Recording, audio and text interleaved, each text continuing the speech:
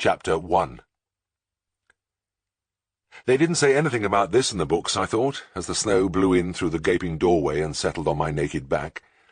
I lay face down on the cobbled floor in a pool of nameless muck, my arm deep inside the straining cow, my feet scrabbling for a toehold between the stones. I was stripped to the waist, and the snow mingled with the dirt and the dry blood on my body. I could see nothing outside the circle of flickering light thrown by the smoky oil lamp which the farmer held over me. No, there wasn't a word in the books about searching for your ropes and instruments in the shadows, about trying to keep clean in a half-bucket of tepid water, about the cobbles digging into your chest, nor about the slow numbing of the arms, the creeping paralysis of the muscles as the fingers tried to work against the cow's powerful, expulsive efforts. There was no mention anywhere of the gradual exhaustion, the feeling of futility, and the little far-off voice of panic. My mind went back to that picture in the obstetrics book.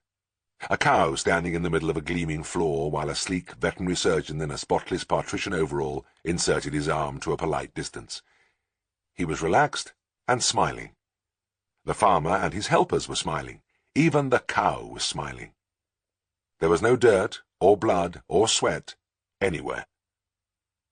The man in the picture had just finished an excellent lunch, and had moved next door to do a bit of carving just for the sheer pleasure of it, as a kind of dessert. He hadn't crawled shivering from his bed at 2 o'clock in the morning, and bumped over 12 miles of frozen snow, staring sleepily ahead till the lonely farm showed in the headlights. He hadn't climbed half a mile of white fellside to the doorless barn where his patient lay. I tried to wriggle my way an extra inch inside the cow.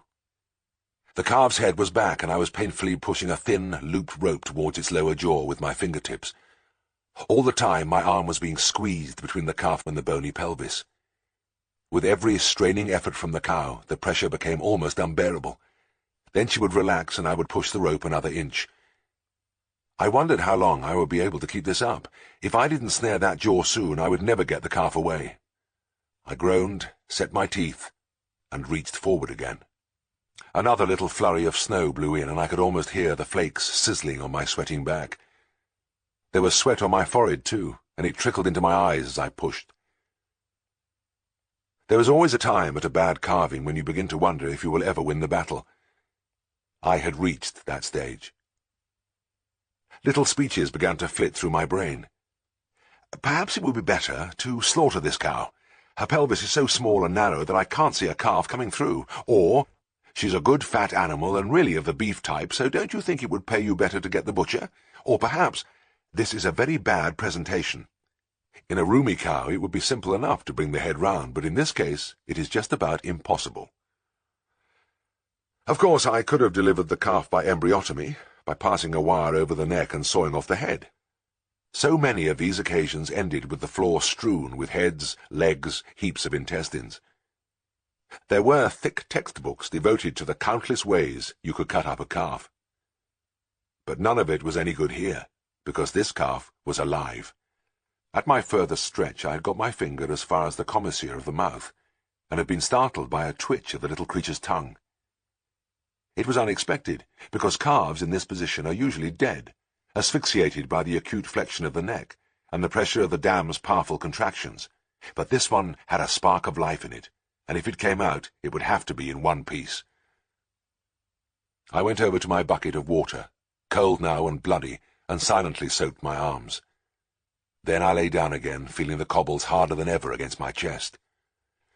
I worked my toes between the stones, shook the sweat from my eyes, and for the 100th time thrust an arm that felt like spaghetti into the cow, alongside the little dry legs of the calf, like sandpaper tearing against my flesh, then to the bend in the neck, and so to the ear, and then agonizingly along the side of the face towards the lower jaw, which had become my major goal in life.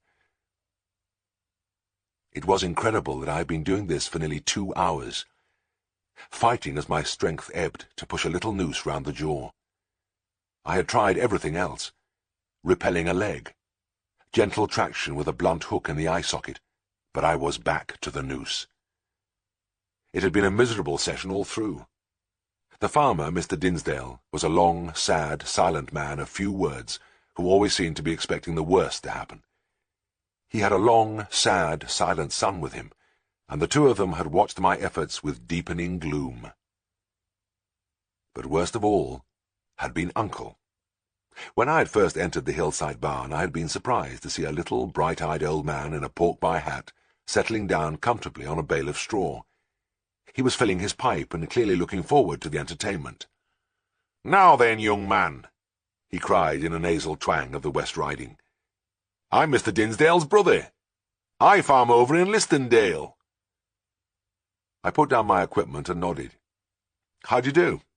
My name is Herriot." The old man looked me over piercingly. "My vet is Mr. Broomfield. Expect you'll have heard of him. Everybody knows him, I reckon. Wonderful man, Mr. Broomfield, especially at calving. Do you know, I've never seen him beat yet." I managed a wan smile. Any other time I would have been delighted to hear how good my colleague was, but somehow not now. Not now. In fact, the words set a mournful little bell tolling inside me. "No, I'm afraid I don't know Mr. Broomfield," I said, taking off my jacket and, more reluctantly, peeling my shirt over my head. "But I haven't been around these parts very long." Uncle was aghast. "You don't know him? Well, you're the only one who doesn't. They think the world of him in Listondale, I can tell you." He lapsed into a shocked silence and applied a match to his pipe. Then he shot a glance at my goose-pimpled torso. "Strips like a boxer, does Mr. Broomfield. Never seen such muscles on a man." A wave of weakness coursed sluggishly over me. I felt suddenly leaden-footed and inadequate. As I began to lay out my ropes and instruments on a clean towel, the old man spoke again. "How long have you been qualified, may I ask?" "Oh, about 7 months."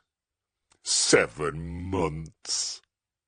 Uncle smiled indulgently, tamped down his tobacco and blew out a cloud of rank blue smoke. "Well, there's not like a bit of experience, I always say. Mr. Broomfield's been doing my work now for over 10 years, and he really knows what he's about. No, you can have all your book learning, give me experience every time." I tipped some antiseptic into the bucket and lathered my arms carefully. I knelt behind the cow. "Mr. Broomfield always puts some special lubricating oils on his arms first," Uncle said, pulling contentedly on his pipe. "He says you get infection of the room if you just use soap and water." I made my first exploration. It was the burdened moment all vets go through when they first put their hand into a cow. Within seconds I would know whether I would be putting on my jacket in 15 minutes or whether I had hours of hard labour ahead of me. I was going to be unlucky this time. It was a nasty presentation. Head back and no room at all. More like being inside an undeveloped heifer than a second calver. And she was bone dry. The waters must have come away from her hours ago.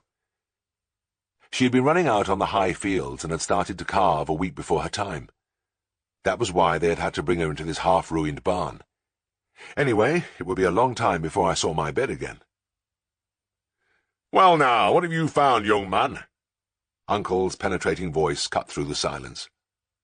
"Head back, eh? You won't have much trouble then. I've seen Mr. Broomfield do 'em like that. He turns calf right round and brings it out back legs first." I'd heard this sort of nonsense before. A short time in practice had taught me that all farmers were experts with other farmers' livestock. When their own animals were in trouble, they tended to rush to the phone for the vet. But with their neighbours, they were confident, knowledgeable, and full of helpful advice. And another phenomenon I had observed was that their advice was usually regarded as more valuable than the vet's. Like now, for instance. Uncle was obviously an accepted sage, and the Dinsdales listened with deference to everything he said. "Another way with a job like this," continued Uncle, "is to get a few strong chaps with ropes and pull the thing out, head back and all." I gasped as I felt my way around. "I'm afraid it's impossible to turn a calf completely round in this small space, and to pull it out without bringing the head round would certainly break the mother's pelvis." The Dinsdales narrowed their eyes. Clearly they thought I was hedging in the face of Uncle's superior knowledge. And now, 2 hours later, defeat was just around the corner. I was just about whacked.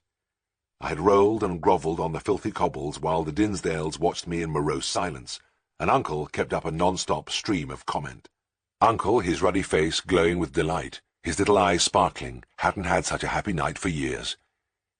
His long trek up the hillside had been repaid 100-fold. His vitality was undiminished.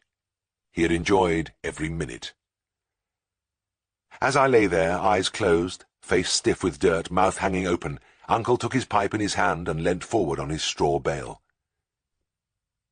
"You're about beat, young man," he said, with deep satisfaction.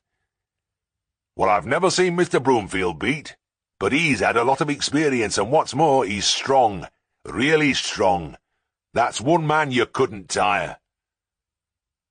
Rage flooded through me like a draught of strong spirit.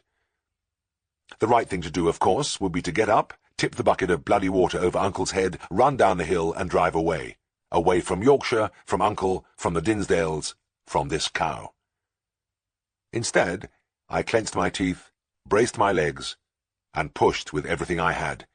And with a sensation of disbelief I felt my noose slide over the sharp little incisor teeth and into the calf's mouth. Gingerly muttering a prayer, I pulled on the thin rope with my left hand and felt the slip knot tighten. I had hold of that lower jaw. At last I could start doing something. "Now hold this rope, Mr. Dinsdale, and just keep a gentle tension on it. I'm going to repel the calf, and if you pull steadily at the same time, the head ought to come round." "What if the rope comes off?" asked Uncle, hopefully. I didn't answer. I put my hand in against the calf's shoulder and began to push against the cow's contractions. I felt the small body moving away from me. "Now, a steady pull, Mr. Dinsdale, without jerking." And to myself, "Oh, God, don't let it slip off." The head was coming round. I could feel the neck straightening against my arm, then the ear touched my elbow. I let go the shoulder and grabbed the little muzzle. Keeping the teeth away from the vaginal wall with my hand, I guided the head till it was resting where it should be on the forelimbs. Quickly I extended the noose till it reached behind the ears. "Now, pull on the head as she strains." "Nay, you should pull on the legs now," cried Uncle. "Pull on the bloody head rope, I tell you!" I bellowed at the top of my voice, and felt immediately better as Uncle retired, offended, to his bale.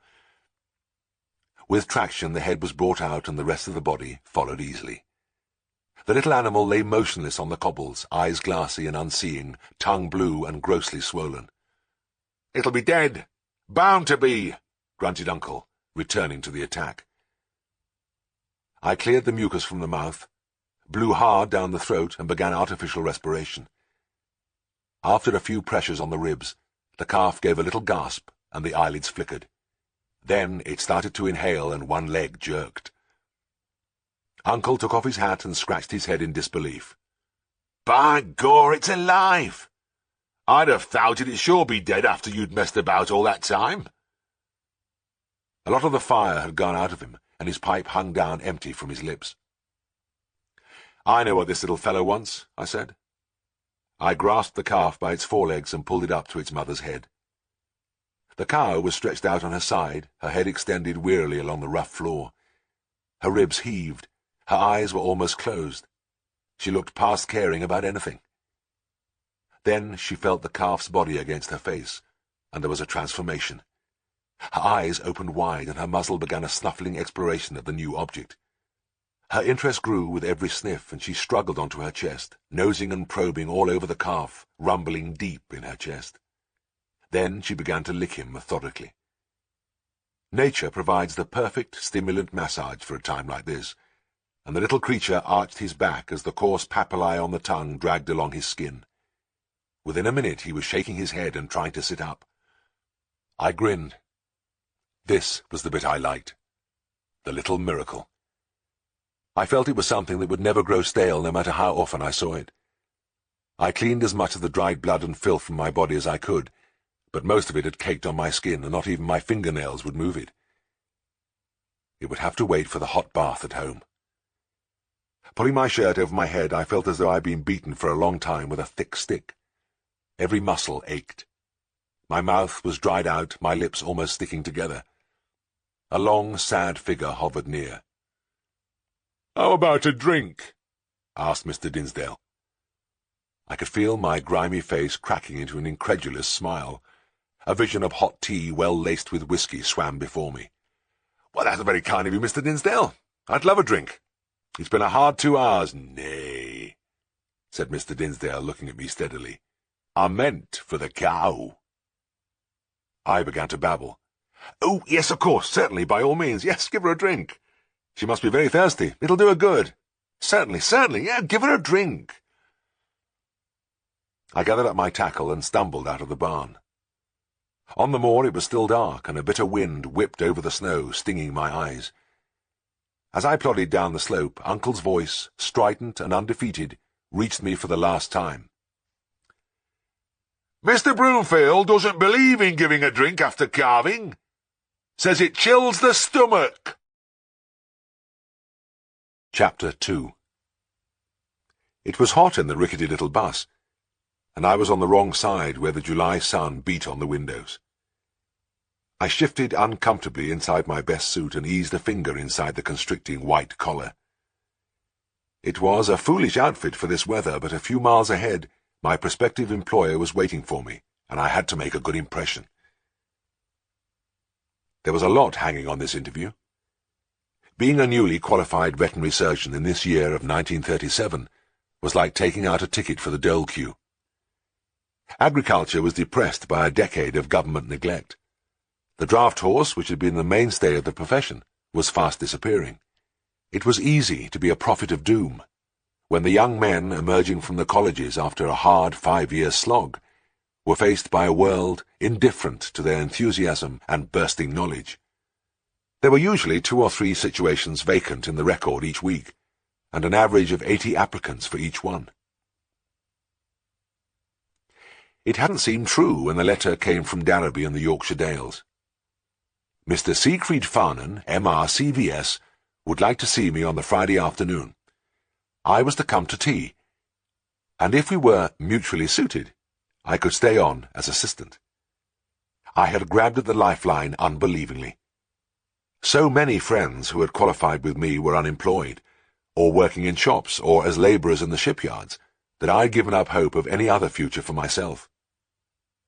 The driver crashed his gears again as he went into another steep bend. We had been climbing steadily now for the last 15 miles or so, moving closer to the distant blue swell of the Pennines. I had never been in Yorkshire before, but the name had always raised a picture of a county as stodgy and unromantic as its pudding. I was prepared for solid worth, dullness, and a total lack of charm, but as the bus groaned its way higher, I began to wonder. The formless heights were resolving into high, grassy hills and wide valleys. In the valley bottoms, rivers twisted among the trees, and solid grey stone farmhouses lay among islands of cultivated land, which pushed bright green promontories up the hillsides into the dark tide of heather which lapped from the summits. I had seen the fences and hedges give way to dry stone walls which bordered the roads, enclosed the fields, and climbed endlessly over the surrounding fells. The walls were everywhere, countless miles of them, tracing their patterns high on the green uplands. But as I neared my destination, the horror stories kept forcing their way into my mind. The tales brought back to college by veterans, hardened and embittered by a few months of practice. Assistants were just little bits of dirt, to be starved and worked into the ground by the principals, who were heartless and vicious to a man. Dave Stevens lighting a cigarette with trembling hand. Never a night off or a half-day. He made me wash the car, dig the garden, mow the lawn, do the family shopping, but when he told me to sweep the chimney, I left. Or Willie Johnston. First job I had to do was pass the stomach tube on a horse. Got it into the trachea instead of the esophagus. Couple of quick pumps, and down went the horse with a hell of a crash. Dead as a hammer. That's when I started these grey hairs. Or that dreadful one they passed around about Fred Pringle. Fred had trockerized a bloated cow, and the farmer had been so impressed by the pent-up gas hissing from the abdomen that Fred had got carried away and applied his cigarette lighter to the cannula. A roaring sheet of flame had swept onto some straw bales and burnt the byre to the ground. Fred had taken up a colonial appointment immediately afterwards. Leeward Islands, wasn't it? Oh, hell, that one couldn't be true. I cursed my fevered imagination and tried to shut out the crackling of the inferno, the terrified bellowing of the cattle as they were led to safety. No, it couldn't be as bad as that. I rubbed my sweating palms on my knees and tried to concentrate on the man I was going to meet. Siegfried Farnen. Strange name for a vet in the Yorkshire Dales. Probably a German who had done his training in this country and decided to set up in practice. And it wouldn't have been Farnen in the beginning. Probably Farinen. Yes, Siegfried Farinen. He was beginning to take shape. Short, fat, roly-poly type with merry eyes and a bubbling laugh. But at the same time I had trouble with the obtruding image of a hulking, cold-eyed, bristle-skulled Teuton, more in keeping with the popular idea of the practice boss. I realized the bus was clattering along a narrow street which opened onto a square where we stopped. Above the window of an unpretentious grocer shop I read, Darrowby Cooperative Society. We had arrived. I got out and stood beside my battered suitcase looking about me. There was something unusual, and I couldn't put my finger on it at first. Then I realized what it was. The silence. The other passengers had dispersed. The driver had switched off his engine, and there was not a sound or a movement anywhere. The only visible sign of life was a group of old men sitting around the clock tower in the centre of the square, but they might have been carved from stone. Darrowby didn't get much space in the guidebooks, but when it was mentioned, it was described as a grey little town on the River Darrow, with a cobbled marketplace and little of interest except its 2 ancient bridges. But when you looked at it, its setting was beautiful. On the pebbly river where the houses clustered thickly and straggled unevenly along the lower slopes of Herne Fell. Everywhere in Darrowby, in the streets, through the windows of the houses, you could see the fell rearing its calm green bulk more than 2,000 feet above the huddled roofs. There was a clarity in the air, a sense of space and airiness, that made me feel I had shed something on the plain 20 miles behind. The confinement of the city, the grime, the smoke, already they seemed to be falling away from me. Trengate was a quiet street leading off the square, and I had my first sight of Scaledale House. I knew it was the right place before I was near enough to read S. Farnen, M.R.C.V.S. on the old-fashioned brass plate, hanging slightly askew on the iron railings. I knew by the ivy which climbed untidily over the mellow brick to the topmost windows. It was what the letter had said, the only house with ivy, and this could be where I would work for the first time as a veterinary surgeon.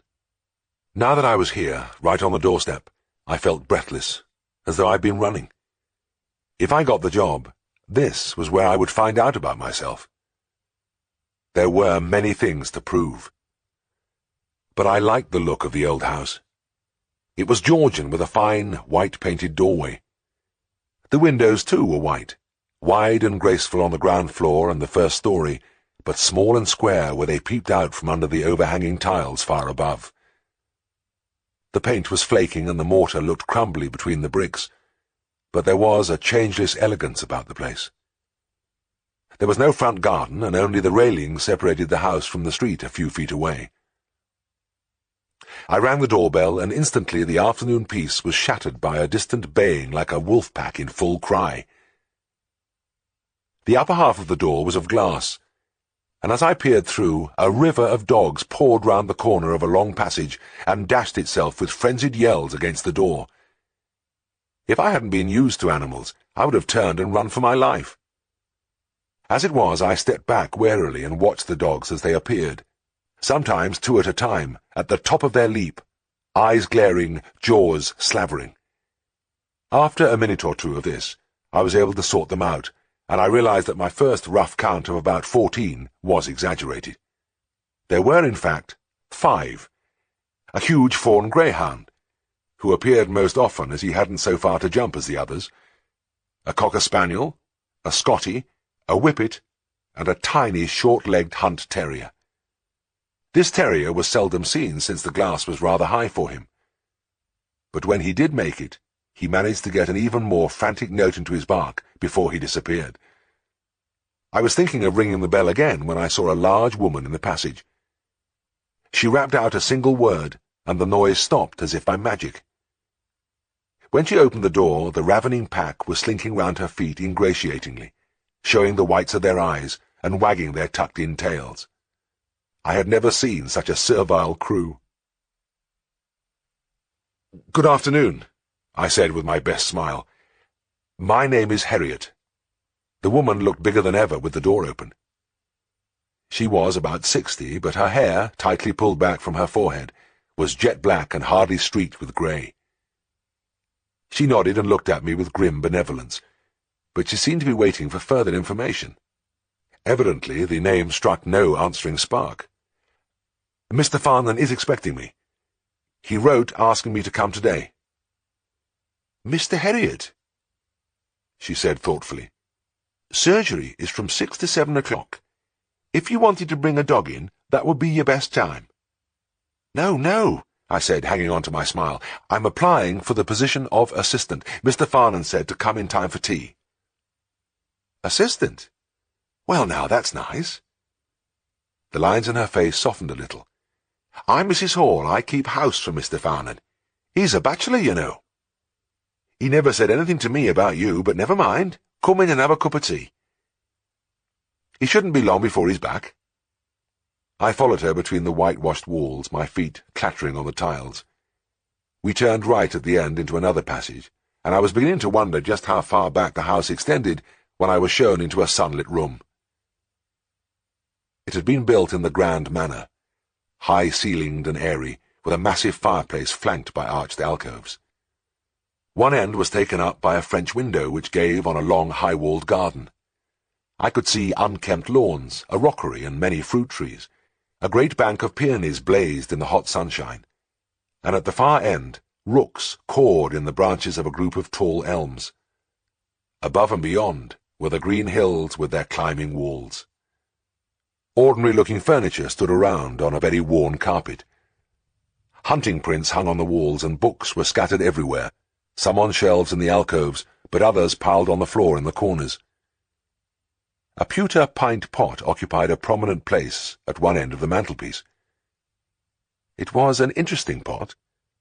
Cheques and banknotes had been stuffed into it till they bulged out of the top and overflowed onto the hearth beneath. I was studying this with astonishment when Mrs. Hall came in with a tea tray. "I suppose Mr. Farnan's out on a case," I said. "No, he's gone through to Broughton to visit his mother. I can't really say when he'll be back." She left me with my tea. The dogs arranged themselves peacefully around the room, and, except for a brief dispute between the Scottie and the Cocker-Spaniel about the occupancy of a deep chair, there was no sign of their previous violent behaviour. They lay regarding me with a friendly boredom, and at the same time fighting a losing battle against sleep. Soon the last nodding head had fallen back, and a chorus of heavy breathing filled the room. But I was unable to relax with them. A feeling of let down gripped me. I had screwed myself up for an interview, and I was left dangling. This was all very odd. Why should anyone write for an assistant, arrange a time to meet him, and then go to visit his mother? Another thing, if I was engaged, I would be living in this house, yet the housekeeper had no instructions to prepare a room for me. In fact, she had never even heard of me. My musings were interrupted by the doorbell ringing, and the dogs, as if touched by a live wire, leapt screaming into the air and launched themselves in a solid mass through the door. I wished they didn't take their duties so seriously. There was no sign of Mrs. Hall, so I went out to the front door, where the dogs were putting everything into their fierce attack. "Shut up!" I shouted, and the din switched itself off. The 5 dogs cringed abjectly around my ankles, almost walking on their knees. The big greyhound got the best effect, by drawing his lips back from his teeth in an apologetic grin. I opened the door and looked into a round, eager face. Its owner, a plump man in Wellington boots, leant confidently against the railings. Hello, Mr. Farnan in?" Not at the moment. Can I help you?" "Aye. Give him a message when he comes in. Tell him Bert Sharp of Barrow Hills has a cow what wants boring out. Boring out. That's right. She's nobbut going on 3 cylinders. 3 cylinders? Aye, and if we don't do something, she'll go wrang in her ewer, won't she? Very probably. Don't want felon, do we? Certainly not. OK, you'll tell him then. Ta-ra. I returned thoughtfully to the sitting-room. It was disconcerting, but I had listened to my first case history without understanding a word of it. I had hardly sat down when the bell rang again. This time I unleashed a frightening yell which froze the dogs when they were still in mid-air. They took the point and returned abashed to their chairs. This time it was a solemn gentleman, with a straightly adjusted cloth cap resting on his ears, a muffler knotted precisely over his Adam's apple, and a clay pipe growing from the exact centre of his mouth. He removed the pipe and spoke with a rich, unexpected accent. "Me name's Mulligan, and I want Mr. Farnan to make up some medicine for me dog." "Oh? What's the trouble with your dog, Mr. Mulligan?" He raised a questioning eyebrow and put a hand to his ear. I tried again with a full-blooded shout. "What's the trouble?"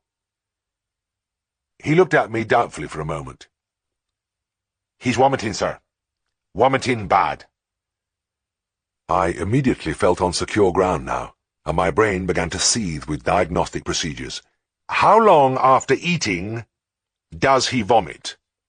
The hand went to the ear again. "What's that?" I leant close to the side of his head, inflated my lungs, and bawled. "When does he vomit? I mean, vomit." Comprehension spread slowly over Mr. Mulligan's face. He gave a gentle smile. "Oh, aye, he's vomiting. Vomiting bad, sir." I didn't feel up to another effort, so I told him I would see to it and asked him to call later. He must have been able to lip-read me because he seemed satisfied and walked away. Back in the sitting-room, I sank into a chair and poured a cup of tea. I had taken one sip when the bell rang again. This time, a wild glare from me was enough to make the dogs cower back in their chairs.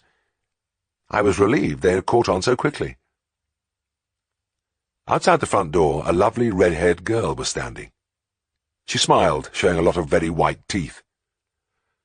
"Good afternoon," she said in a loud, well-bred voice. "I am Diana Brompton. Mr. Farnan is expecting me for tea." I gulped and clung to the door handle. "He's asked you to tea?" The smile became fixed. "Yes, that is correct," she said, spelling the words out carefully.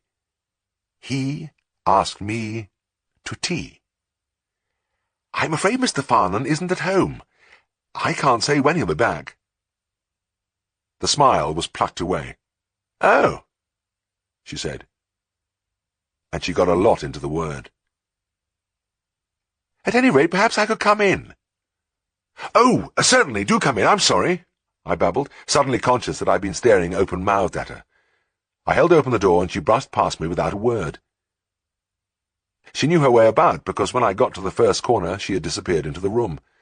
I tiptoed past the door and broke into a gallop which took me along another 30 yards or so of twisting passage to a huge stone-flagged kitchen. Mrs. Hall was pottering about there, and I rushed at her. "There's a young lady here, a Miss Brompton. She's come to tea, too." I had to fight an impulse to pluck at her sleeve. Mrs. Hall's face was expressionless. I thought she might have started to wave her arms about, but she didn't even seem surprised. "You go through and talk to her, and I'll bring a few more cakes," she said. "But what the heck am I going to talk to her about? How long is Mr. Farnan going to be?" "Oh, just chat to her for a bit. I shouldn't think he'll be very long," she said, calmly. Slowly I made my way back to the sitting-room, and when I opened the door the girl turned quickly with the makings of another big smile. She made no attempt to hide her disgust when she saw it was only me. "Mrs. Hall thinks he should be back fairly soon. Perhaps you would join me in a cup of tea while you're waiting." She gave me a quick glance which raked me from my rumpled hair to my scuffed old shoes. I realized suddenly how grimy and sweaty I was after the long journey. Then she shrugged her shoulders and turned away. The dogs regarded her apathetically. A heavy silence blanketed the room. I poured a cup of tea and held it out to her. She ignored me and lit a cigarette. This was going to be tough, but I could only try. I cleared my throat and spoke lightly. I've only just arrived myself. I hope to be the new assistant. This time she didn't trouble to look round. She just said, "Oh," and again the monosyllable carried a tremendous punch. "Lovely part of the world, this," I said, returning to the attack. "Yes." "I'd never been in Yorkshire before, but I like what I've seen." "Oh." "Have you known Mr. Farnham very long?" "Yes." "I believe he's quite young." "About 30. "Yes." "Wonderful weather." "Yes."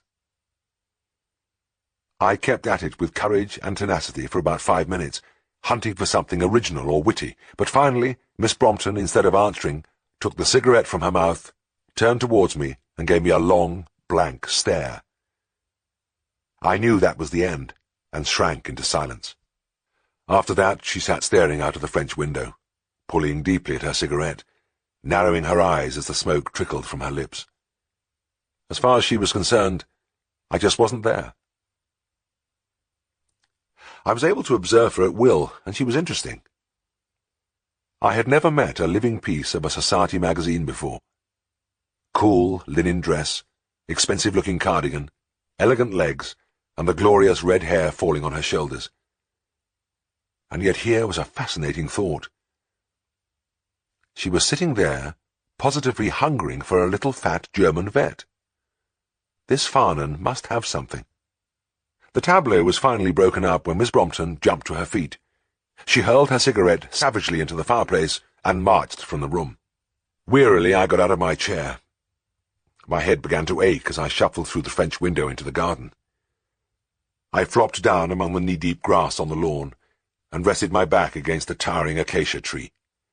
Where the devil was Farnham? Was he really expecting me, or had somebody played a horrible practical joke on me? I felt suddenly cold. I had spent my last few pounds getting here, and if there was some mistake, I was in trouble. But looking around me, I began to feel better. The sunshine beat back from the high old walls. Bees droned among the bright masses of flowers. A gentle breeze stirred the withered blooms of a magnificent wisteria which almost covered the back of the house. There was peace here. I leant my head against the bark and closed my eyes. I could see Herr Farnham, looking just as I had imagined him, standing over me. He wore a shocked expression. "What is this you have done?" he spluttered, his fat jowls quivering with rage. "You come to my house under false pretenses. You insult Fräulein Brompton. You drink my tea. You eat my food. What else you do, hein? Maybe you steal my spoons. You talk about assistant, but I want no assistant. It's best I telephone the police." Herr Farnham seized the phone in a pudgy hand. Even in my dream I wondered how the man could use such a completely corny accent. I heard the thick voice saying, "Hello? Hello?" And I opened my eyes. Somebody was saying hello, but it wasn't Herr Farnham. A tall, thin man was leaning against the wall, his hands in his pockets. Something seemed to be amusing him. As I struggled to my feet, he heaved himself away from the wall and held out his hand. "Sorry you've had to wait. I'm Siegfried Farnham." He was just about the most English-looking man I'd ever seen. Long, humorous, strong-jawed face, small clipped moustache, untidy, sandy hair. He was wearing an old tweed jacket and shapeless flannel trousers. The collar of his checked shirt was frayed and the tie carelessly knotted. He looked as though he didn't spend much time in front of a mirror. Studying him, I began to feel better despite the ache in my neck where it had rested against the tree. I shook my head to get my eyes fully open, and tufts of grass fell from my hair. "There was a Miss Brompton here," I blurted out. "She came to tea. I explained that you'd been called away." Farnan looked thoughtful but not put out. He rubbed his chin slowly. Yes. Well, never mind, but I do apologize for being out when you arrived. I have a shocking memory, and I just forgot. It was the most English voice, too. Farnan gave me a long, searching look, then he grinned. Let's go inside. I want to show you around the place. Chapter 3. The long offshoot behind the house had been the servants' quarters in grander days. Here, everything was dark and narrow and poky, as if in deliberate contrast with the front. Farnan led me to the first of several doors which opened off a passage, where the smell of ether and carbolic hung on the air.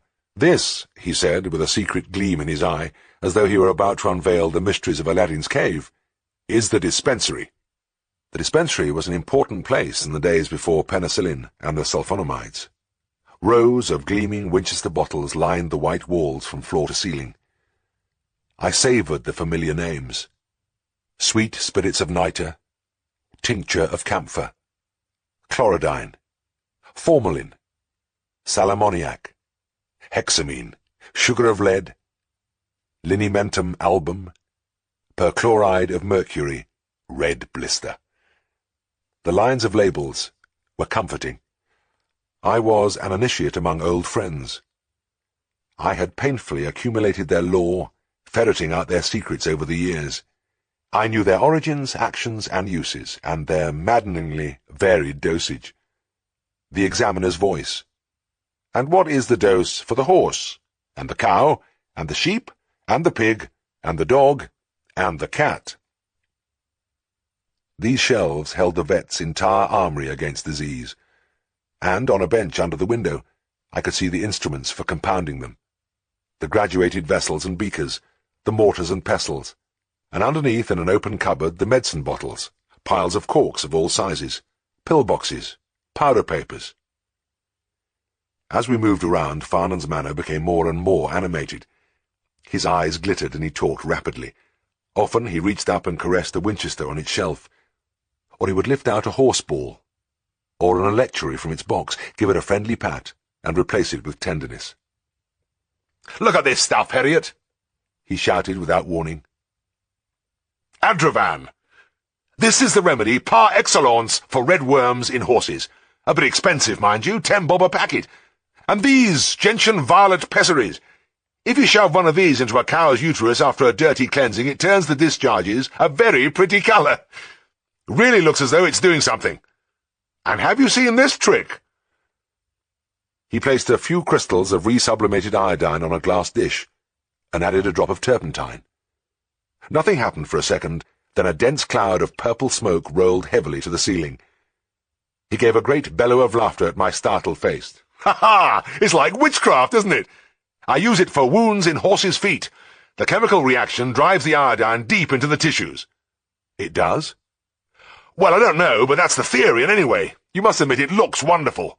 Impresses the toughest client." Some of the bottles on the shelves fell short of the ethical standards I'd learnt in college, like the one labelled Colic Drench, and featuring a floridly drawn picture of a horse rolling in agony. The animal's face was turned outwards and wore an expression of very human anguish. Another bore the legend, Universal Cattle Medicine, in ornate script.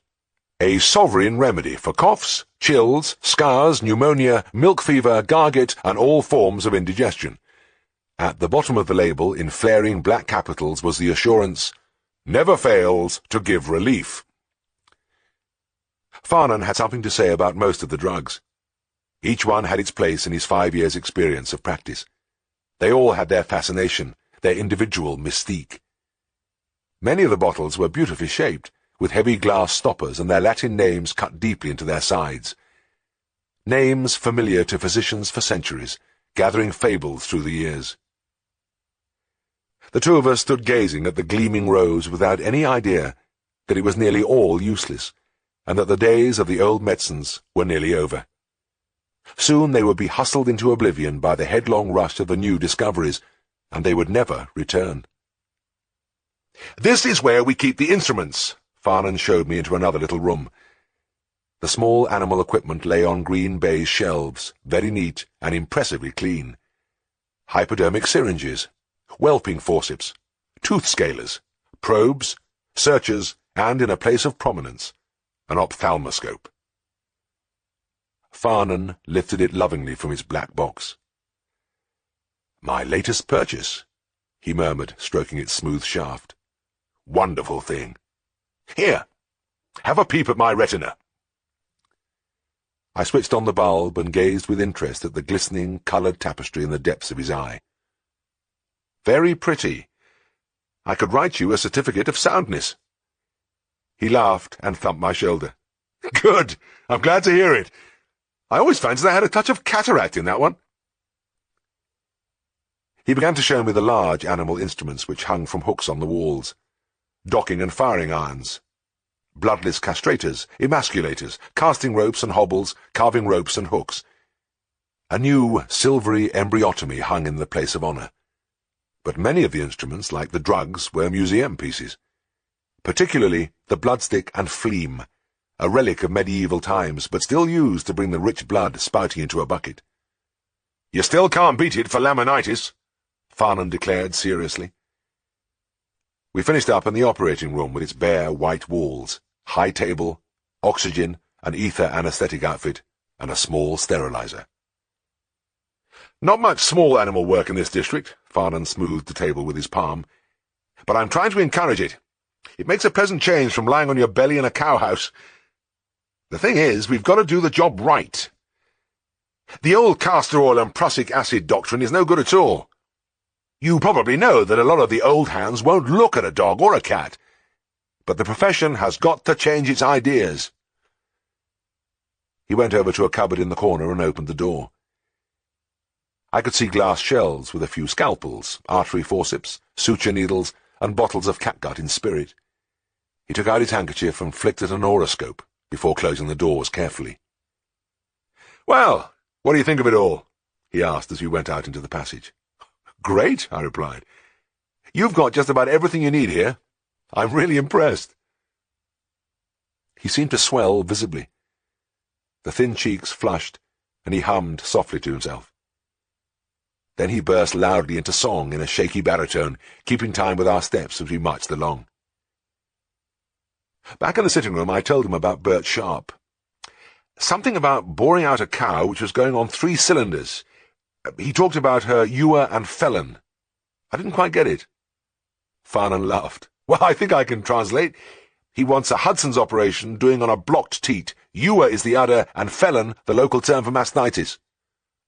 "Well, thanks. Oh, and there was a deaf Irishman, a Mr. Mulligan." "Wait a minute." Farnan held up a hand. "Let me guess. Vomiting?" "Aye, vomiting bad, sir." "Right. I'll put up another pint of bismuth carb for him. I'm in favour of long-range treatment for this dog.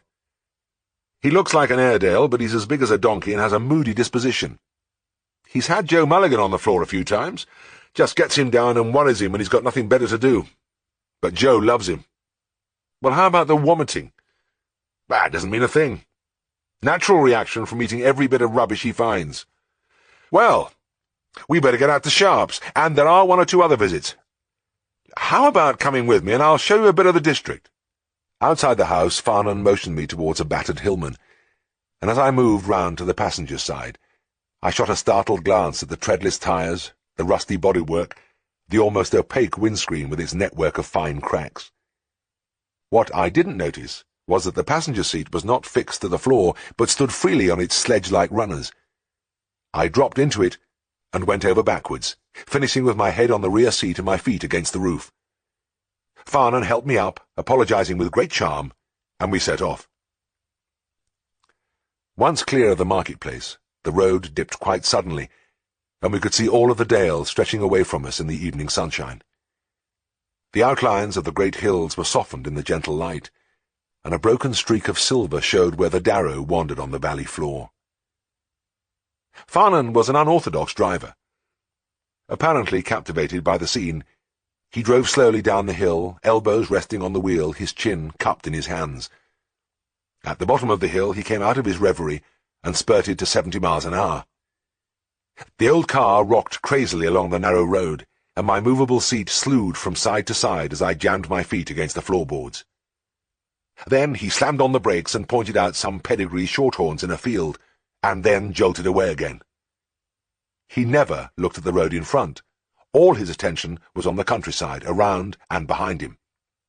It was that last bit that worried me, because he spent a lot of time driving fast and looking over his shoulder at the same time.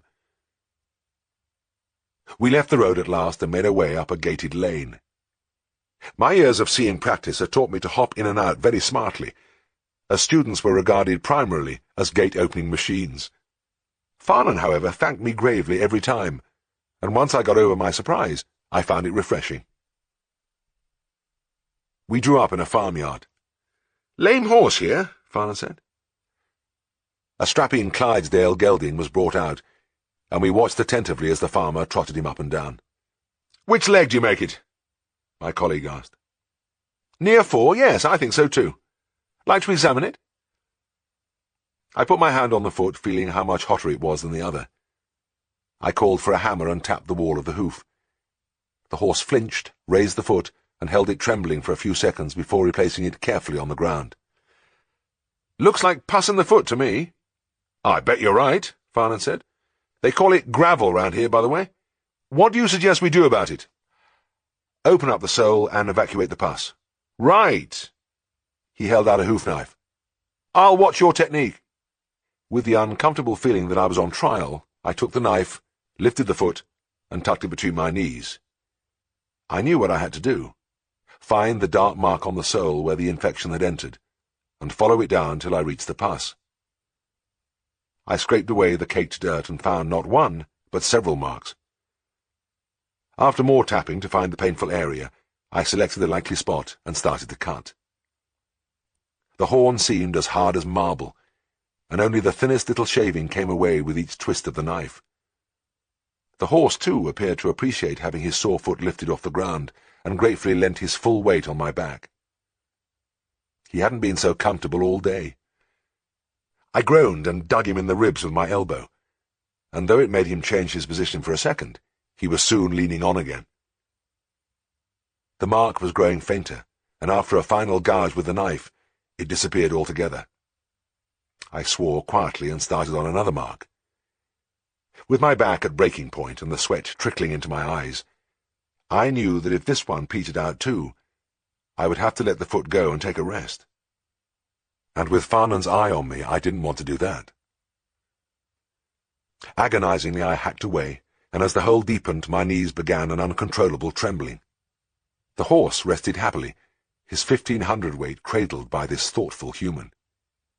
I was wondering how it would look when I finally fell flat on my face, when, under the knife blade, I saw a thin spurt of pus followed by a steady trickle.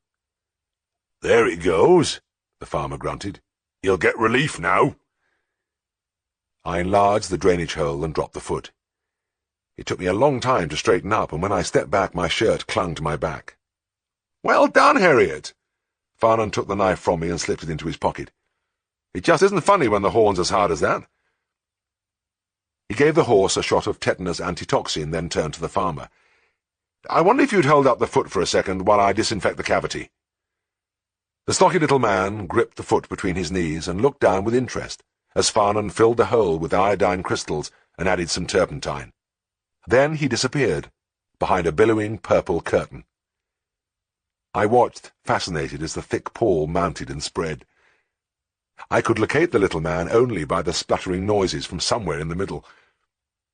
As the smoke began to clear, a pair of round, startled eyes came into view. "By God, Mr. Farnan, I wondered what the hell had happened for a minute," the farmer said between coughs. He looked down again at the blackened hole in the hoof and spoke reverently. "It's wonderful what science can do nowadays." We did 2 more visits, one to a calf with a cut leg, which I stitched, dressed and bandaged, then to the cow with the blocked teat. Mr. Sharp was waiting, still looking eager. He led us into the byre, and Farnan gestured towards the cow. "See what you can make of it." I squatted down and palpated the teat, feeling the mass of thickened tissue halfway up. It would have to be broken down by a Hudson's instrument, and I began to work the thin metal spiral up the teat. 1 second later, I was sitting gasping in the dung channel, with the neat imprint of a cloven hoof on my shirt front just over the solar plexus. It was embarrassing, but there was nothing I could do but sit there fighting for breath, my mouth opening and shutting like a stranded fish. Mr. Sharp held his hand over his mouth, his innate politeness at war with his natural amusement at seeing the vet come to grief. "I'm sorry, young man, but I ought to have told you that this is a very friendly cow. She allus likes to shake hands." Then, overcome by his own wit, he rested his forehead on the cow's back and went into a long paroxysm of silent mirth. I took my time to recover, then rose with dignity from the channel. With Mr. Sharp holding the nose and Farnan lifting up the tail, I managed to get the instrument past the fibrous mass, and by a few downward tugs I cleared the obstruction. But though the precautions cramped the cow's style a little, she still got in several telling blows on my arms and legs. When it was over, the farmer grasped the teat and sent a long white jet frothing on the floor. "Capital! She's going on 4 cylinders now." Chapter 4. "We'll go home a different way." Farnan leant over the driving wheel and wiped the cracked windscreen with his sleeve. "Over the Brenkstone Pass and down Silldale. It's not much further, and I'd like you to see it." We took a steep, winding road climbing higher and still higher, with the hillside falling away sheer to a dark ravine, where a rocky stream rushed headlong to the gentler country below. On the top we got out of the car. In the summer dusk a wild panorama of tumbling fells and peaks rolled away, and lost itself in the crimson and gold ribbons of the western sky. To the east a black mountain overhung us. Huge square-cut boulders littered the lower slopes. I whistled softly as I looked around. This was different from the friendly hill country I'd seen on the approach to Darrowby. Farnan turned towards me. "Yes, one of the wildest spots in England. A fearsome place in winter. I've known this pass to be blocked for weeks on end." I pulled the clean air deeply into my lungs. Nothing stirred in the vastness, but a curlew cried faintly, and I could just hear the distant roar of the torrent 1,000 feet below. It was dark when we got into the car and started the long descent into Silldale. The valley was a shapeless blur, but points of light showed where the lonely farms clung to the hillsides. We came to a silent village, and Farnan applied his brakes violently. I tobogganed effortlessly across the floor on my mobile seat and collided with the windscreen. My head made a ringing sound against the glass, but Farnan didn't seem to notice. "There's a grand little pub here. Let's go in and have a beer." The pub was something new to me. It was simply a large kitchen, square and stone-flagged. An enormous fireplace and an old black cooking range took up one end. A kettle stood on the hearth, and a single large log hissed and crackled, filling the room with its resinous scent. About a dozen men sat on the high-backed settles which lined the walls. In front of them, rows of pint mugs rested on oak tables, which were fissured and twisted with age. There was a silence as we went in. Then somebody said, "Now then, Mr. Farnan." Not enthusiastically, but politely, and this brought some friendly grunts and nods from the company. They were mostly farmers or farm workers taking their pleasure without fuss or excitement. Most were burnt red by the sun, and some of the younger ones were tieless, muscular necks and chests showing through the open shirt fronts. Soft murmurs and clicks rose from a peaceful domino game in the corner. Farnan guided me to a seat, ordered 2 beers, and turned to face me. "Well, you can have this job if you want it. £4 a week and full board, okay?"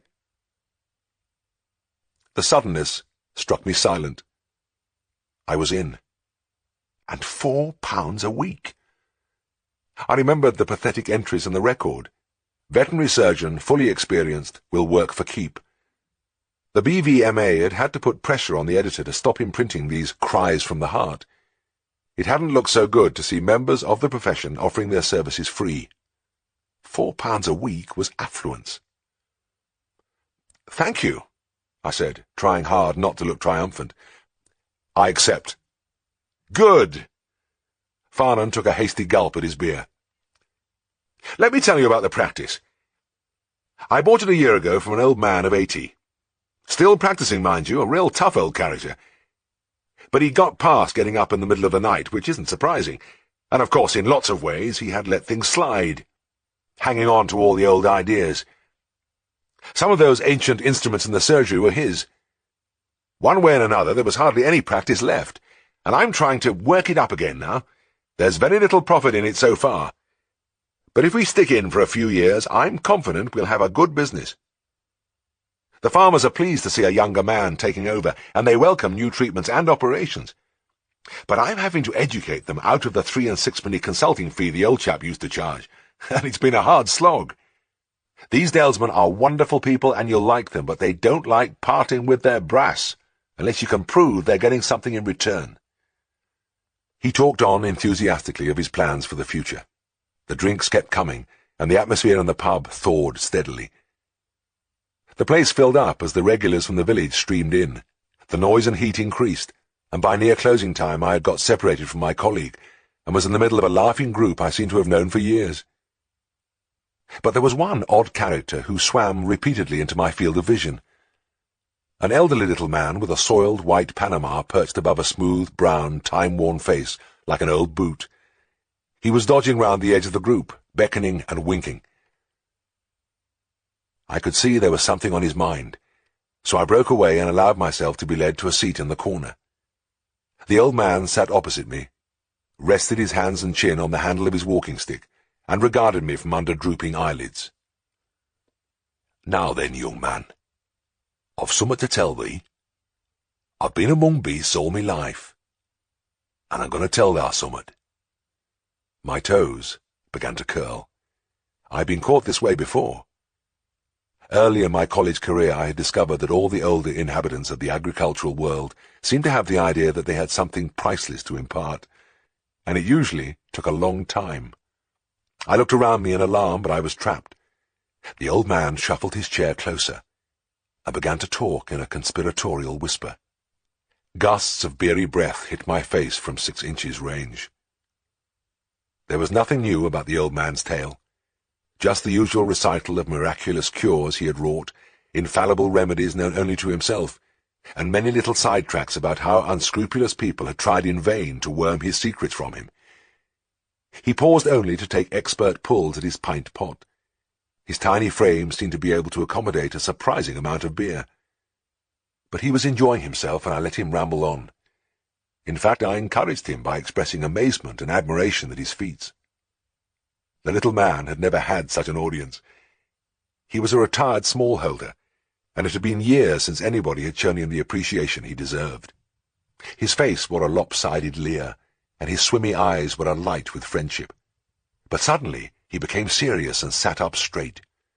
"Now, afore you go, young man, I'm going to tell thee summat nobody knows but me. I could have made a lot of money out of this. Folks have been after me for years to tell 'em, but I never have." He lowered the level in his glass by several inches, then narrowed his eyes to slits. "It's the cure for malanders and salanders in 'osses." I started up in my chair as though the roof had begun to fall in. "You can't mean it," I gasped. "Not malanders and salanders." The old man looked smug. "Ah, but I do mean it.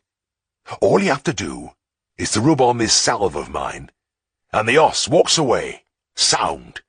He's better by that!"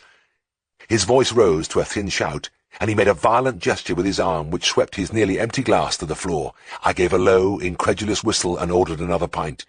"And you're really going to tell me the name of this salve?" I whispered. "I am, young man, but only on one condition. Thou must tell no one. Thou must keep it to thyself. Then nobody'll know but thee and me." He effortlessly tipped half of his fresh pint down his throat. "Just thee and me, lad." "All right, I promise you. I'll not tell a soul. Now, what is this wonderful stuff?" The old man looked furtively round the crowded room. Then he took a deep breath, laid his hand on my shoulder, and put his lips close to my ear. He hiccuped once, solemnly, and spoke in a hoarse whisper. Marshmallow ointment. I grasped his hand and wrung it silently. The old man, deeply moved, spilled most of his final half-pint down his chin. But Farnan was making signals from the door. It was time to go. We surged out with our new friends, making a little island of noise and light in the quiet village street. A tow-haired young fellow in shirt-sleeves opened the car door with natural courtesy, and waving a final good night, I plunged in. This time the seat went over quicker than usual, and I hurtled backwards, coming to rest with my head among some Wellingtons and my knees tucked underneath my chin. A row of surprised faces peered in at me through the back window, but soon willing hands were helping me up, and the trick seat was placed upright on its rockers again. I wondered how long it had been like that, and if my employer had ever thought of having it fixed. We roared off into the darkness, and I looked back at the waving group. I could see the little man, his Panama gleaming like new in the light from the doorway. He was holding his finger to his lips. Chapter 5. The past 5 years had been leading up to one moment, and it hadn't arrived yet. I had been in Darrowby for 24 hours now, and I still hadn't been to a visit on my own. Another day had passed in going round with Farnan. It was a funny thing, but for a man who seemed careless, forgetful, and a few other things, Farnan was frustratingly cautious about launching his new assistant. We had been over into Lidderdale today, and I had met more of the clients. Friendly, polite farmers who received me pleasantly and wished me success. But working under Farnan's supervision was like being back at college, with the professor's eye on me. I felt strongly that my professional career would not start until I, James Herriot, went out and attended a sick animal unaided and unobserved. However, the time couldn't be very far away now. Farnan had gone off to Broughton to see his mother again. A devoted son, I thought wonderingly. And he had said he would be back late, so the old lady must keep unusual hours. But never mind about that. What mattered was that I was in charge. I sat in an armchair with a frayed loose cover and looked out through the French windows at the shadows thrown by the evening sun across the shaggy lawn. I had the feeling that I would be doing a lot of this. I wondered idly what my first call would be. Probably an anticlimax after the years of waiting. Something like a coughing calf or a pig with constipation. And maybe that would be no bad thing, to start with something I could easily put right. I was in the middle of these comfortable musings when the telephone exploded out in the passage. The insistent clamour sounded abnormally loud in the empty house. I lifted the receiver. "Is that Mr. Farnan?" It was a deep voice with a harsh edge to it, not a local accent. Possibly a trace of the southwest. "No, I'm sorry, he's out. This is his assistant." "When will he be back?" Not till late, I'm afraid. Can I do anything for you?" "I don't know whether you can do anything for me or not." The voice took on a hectoring tone. "I'm Mr. Soames, Lord Hulton's farm manager. I have a valuable hunting horse with colic. Do you know anything about colic?" I felt my hackles rising. I am a veterinary surgeon, so I think I should know something about it. There was a long pause, and the voice barked again. "Well, I reckon you'll have to do. In any case, I know the injection the horse wants. Bring some Arecaline with you. Mr. Farnan uses it. And for God's sake, don't be all night getting here. How long will you be?" "I'm leaving now." "Right." I heard the receiver bang down onto its rest. My face felt hot as I walked away from the phone. So my first case wasn't going to be a formality. Colics were tricky things, and I had an aggressive know-all called Soames thrown in for good measure. On the 8-mile journey to the case, I reread from memory the great classic, Calton Week's Common Colics of the Horse. I had gone through it so often in my final year that I could recite stretches of it like poetry. The well-thumbed pages hovered in front of me, phantom-like, as I drove. This would probably be a mild impaction or a bit of spasm. Might have had a change of food or too much rich grass. Yes, that would be it. Most colics were like that. A quick shot of Arecaline and maybe some chlorodyne to relieve the discomfort, and all would be well.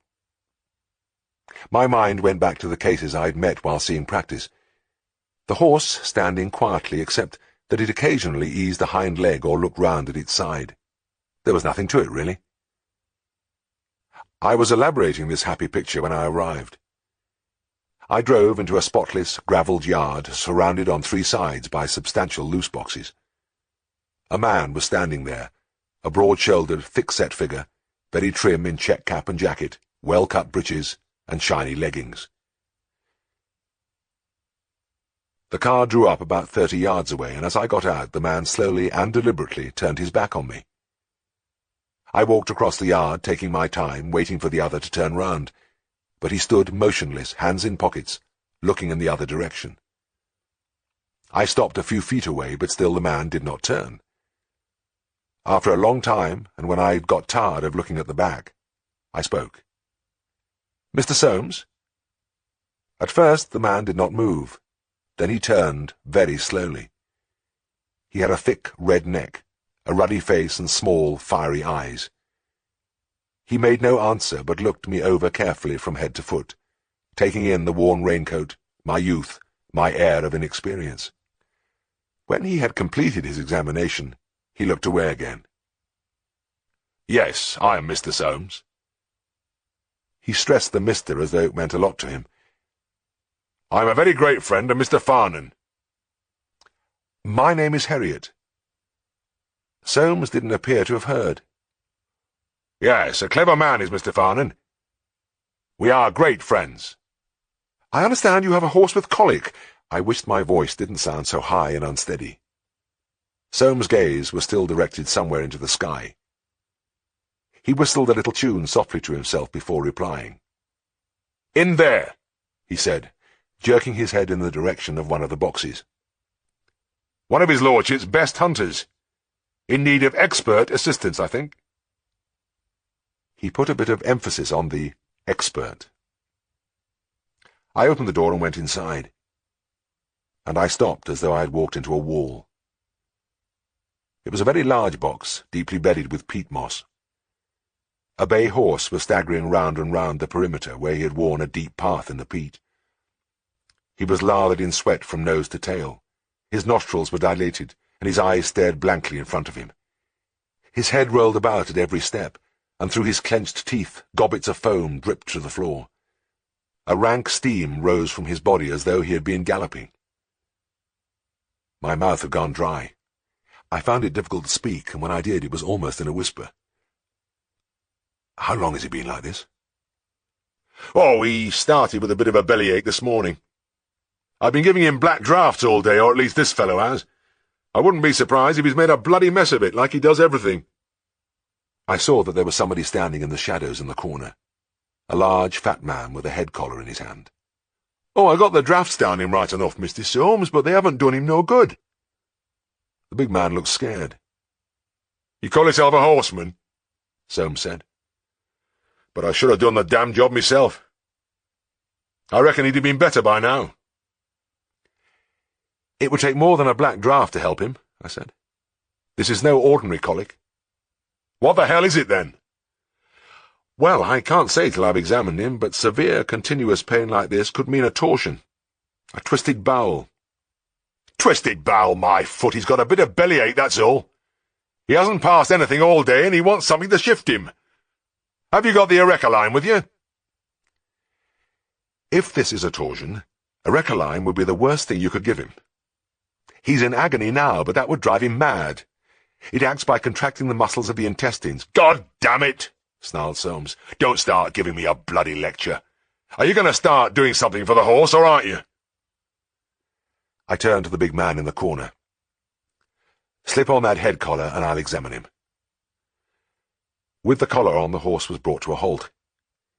He stood there, trembling and groaning as I passed a hand between ribs and elbows, feeling for the pulse. It was as bad as it could be. A racing, thready beat. I everted an eyelid with my fingers. The mucous membrane was a dark brick red. The thermometer showed a temperature of 103. I looked across the box at Soames. "Could I have a bucket of hot water, soap, and a towel, please?" "What the devil for?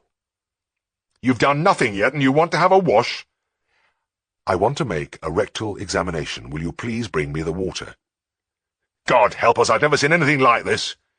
Soames passed a hand wearily over his eyes and then swung round on the big man. Well, come on, don't stand around there. Get him his hot water, and then maybe we'll get something done. When the water came, I soaked my arm and gently inserted it into the animal's rectum. I could feel plainly the displacement of the small intestine on the left side, and a tense, tympanitic mass which should not have been there. As I touched it, the horse shuddered and groaned again. As I washed and dried my arms, my heart pounded. What was I to do? What could I say?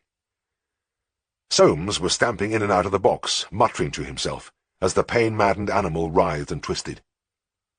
"Hold the bloody thing!" he bellowed at the horseman, who was gripping the head collar. "What the bloody hell are you playing at?" The big man said nothing. He was in no way to blame, but he just stared back stolidly at Soames. I took a deep breath. Everything points to the one thing. I'm convinced this horse has a torsion. All right then, have it your own way. He's got a torsion. Only for God's sake, do something, will you? Are you going to stand in here all night? There's nothing anybody can do. There is no cure for this. The important thing is to put him out of his pain as quickly as possible. Soames screwed up his face. No cure? Put him out of his pain? What rubbish is this you're talking? Just what are you getting at? I took a hold on myself. I suggest you let me put him down immediately. What do you mean? Soames' mouth fell open. I mean that I should shoot him now, straight away. I have a humane killer in the car. Soames looked as if he was going to explode. Shoot him? Are you stark raving mad? Do you know how much that horse is worth? It makes no difference what he's worth, Mr. Soames. He has been going through hell all day and he's dying now. You should have called me out long ago. He might live a few hours more, but the end would be the same. And he's in dreadful pain. Continuous pain. Soames sunk his head in his hands. Oh, God. Why did this have to happen to me? His lordship is on holiday, or I'd call him out to try to make you see some sense. I tell you, if your boss had been here, he'd have given that horse an injection and put him right in half an hour. Look here. Can't we wait till Mr. Farnan gets back tonight? And let him have a look at him. Something in me leapt gladly at the idea. Give a shot of morphine and get a way out of it. Leave the responsibility to somebody else. It would be easy.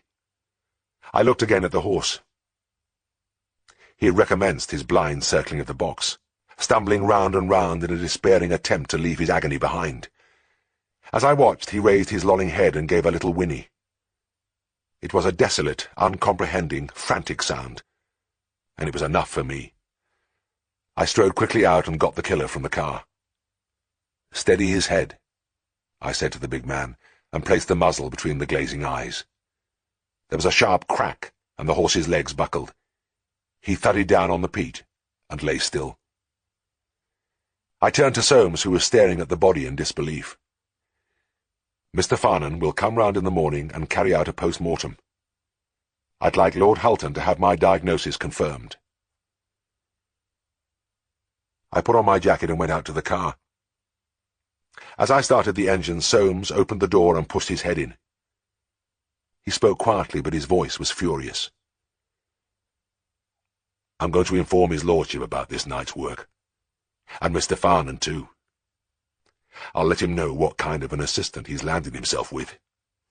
And let me tell you this. You'll be proved wrong at that post-mortem tomorrow. And then I'm going to sue you. He banged the door shut and walked away. Back at the surgery, I decided to wait up for my boss, and I sat there trying to rid myself of the feeling that I had blasted my career before it had got started. Yet, looking back, I knew I couldn't have done anything else. No matter how many times I went over the ground, the conclusion was always the same. It was 1 a.m. before Farnan got back. His evening with his mother had stimulated him. His thin cheeks were flushed, and he smelt pleasantly of gin. I was surprised to see that he was wearing evening dress, and though the dinner jacket was of old-fashioned cut and hung in loose folds on his bony frame, he still managed to look like an ambassador. He listened in silence as I told him about the horse. He was about to comment when the phone rang. "A late one," he whispered. Then, "Oh, it's you, Mr. Soames." He nodded at me and settled down in his chair. He was a long time saying, "Yes," and "No," and "I see." Then he sat up decisively and began to speak. "Thank you for ringing, Mr. Soames, and it seems to me as though Mr. Herriot did the only thing possible in the circumstances. No, I cannot agree. It would have been cruel to leave him. One of our duties is to prevent suffering. Well, I'm sorry you feel like that, but I consider Mr. Herriot to be a highly capable veterinary surgeon. If I had been there, I have no doubt I'd have done the same thing. Good night, Mr. Soames. I'll see you in the morning." I felt so much better that I almost launched into a speech of gratitude, but in the end all I said was thanks. Farnan reached up into the glass-fronted cupboard above the mantelpiece and pulled out a bottle of whisky. He carelessly slopped out half a tumblerful and pushed it at me. He gave himself a similar measure and fell back into the armchair. He took a deep swallow, stared for a few seconds at the amber fluid in the glass, then looked at me with a smile. "Well, you certainly got chucked in at the deep end tonight, my boy. Your first case, and it had to be Soames, too." "Do you know him very well?" "Oh, I know all about him. A nasty piece of work and enough to put anybody off their stroke. Believe me, he's no friend of mine. In fact, rumour has it he's a bit of a crook. They say he's been feathering his nest for a long time at his lordship's expense. He'll slip up one day, I expect." The neat whisky burned a fiery path down to my stomach, but I felt I needed it. I wouldn't like too many sessions like tonight's, but I don't suppose veterinary practice is like that all the time. "Well, not quite," Farnan replied, "but you never know what's in store for you. It's a funny profession, ours, you know. It offers unparalleled opportunities for making a chump of yourself. But I expect a lot depends on your ability. Well, to a certain extent. It helps to be good at the job, of course, but even if you're a positive genius, humiliation and ridicule are lurking just around the corner. I once got an eminent horse specialist along here to do a rig operation, and the horse stopped breathing halfway through. The sight of that man dancing frantically on his patient's ribs taught me a great truth, that I was going to look just as big a fool at fairly regular intervals throughout my career. I laughed. Then I might as well resign myself to it right at the beginning. That's the idea. Animals are unpredictable things, so our whole life is unpredictable.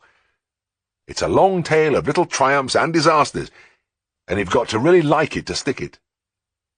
Tonight it was Soames, but another night it'll be something else. One thing, you never get bored. Here, have some more whisky." I drank the whisky, and then some more, and we talked. It seemed no time at all before the dark bulk of the acacia tree began to emerge from the grey light beyond the French window. A blackbird tried a few tentative pipes, and Farnan was regretfully shaking the last drops from the bottle into the glass. He yawned, jerked the knot out of his black tie, and looked at his watch.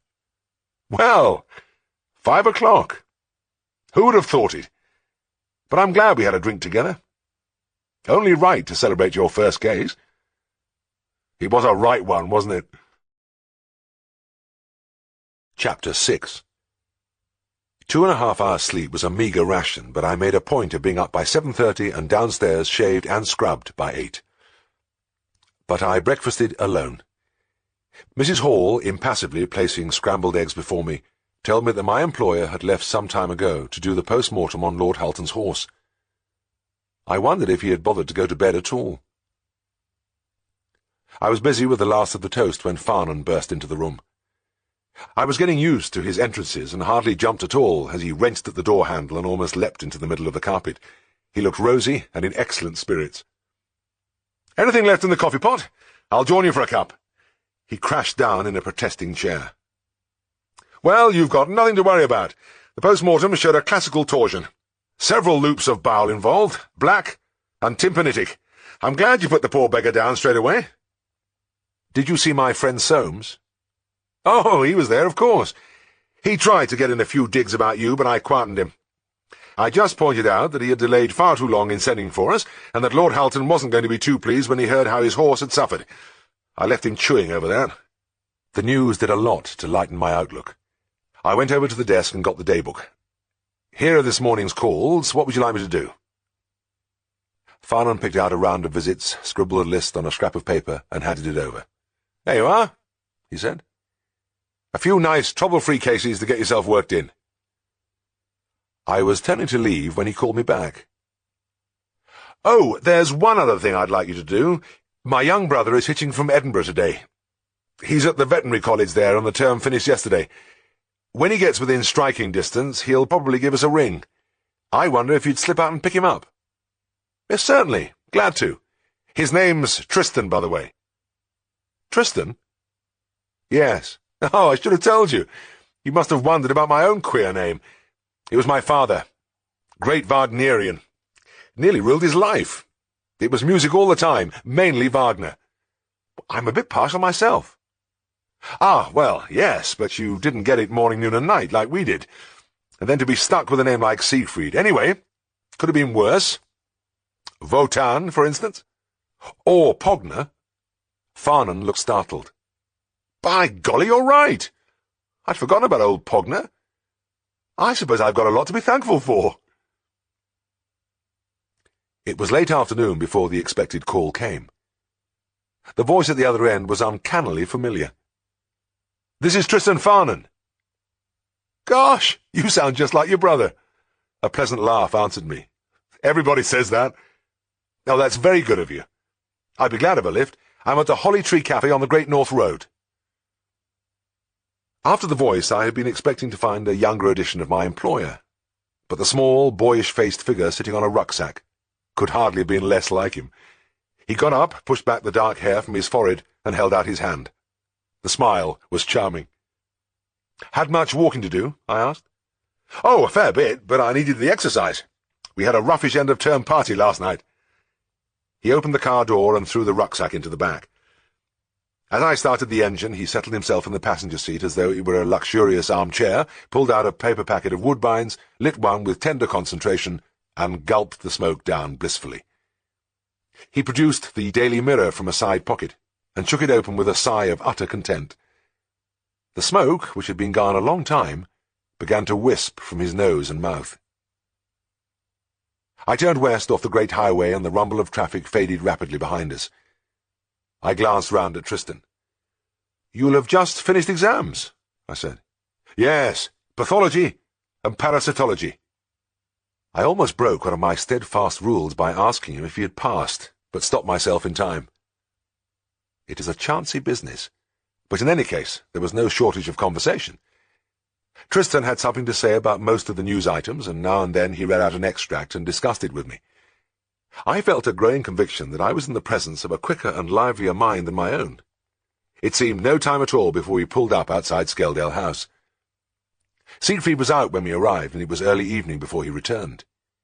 He came in through the French window, gave me a friendly greeting, and threw himself into an armchair. He had begun to talk about one of his cases when Tristan walked in. The atmosphere in the room changed, as though somebody had clicked a switch. Siegfried's smile became sardonic, and he gave his brother a long, appraising look. He grunted a hello, then reached up and began to run his finger along the titles of the books in the alcove. He seemed absorbed in this for a few minutes, and I could feel the tension building up. Tristan's expression had changed remarkably. His face had gone completely deadpan, but his eyes were wary. Siegfried finally located the book he was looking for, took it down from the shelf, and began to leaf through it unhurriedly. Then, without looking up, he said quietly, "Well, how did the exams go?" Tristan swallowed carefully and took a deep breath. "Did all right in parasitology," he replied in a fat monotone. Siegfried didn't appear to have heard. He had found something interesting in his book and settled back to read. He took his time over it, then put the book back on the shelf. He began again the business of going along the titles. Still with his back to his brother, he spoke again in the same soft voice. "How about pathology?" Tristan was on the edge of his chair now, as if ready to make a run for it. His eyes darted from his brother to the bookshelves and back again. "Didn't get it," he said tonelessly. There was no reaction from Siegfried. He kept up his patient search for his book, occasionally pulling a volume out, glancing at it, and replacing it carefully. Then he gave up the hunt, lay back in the chair with his arms dangling almost to the floor, and looked at Tristan. "So, you failed pathology," he said conversationally. I was surprised to hear myself babbling with an edge of hysteria in my voice.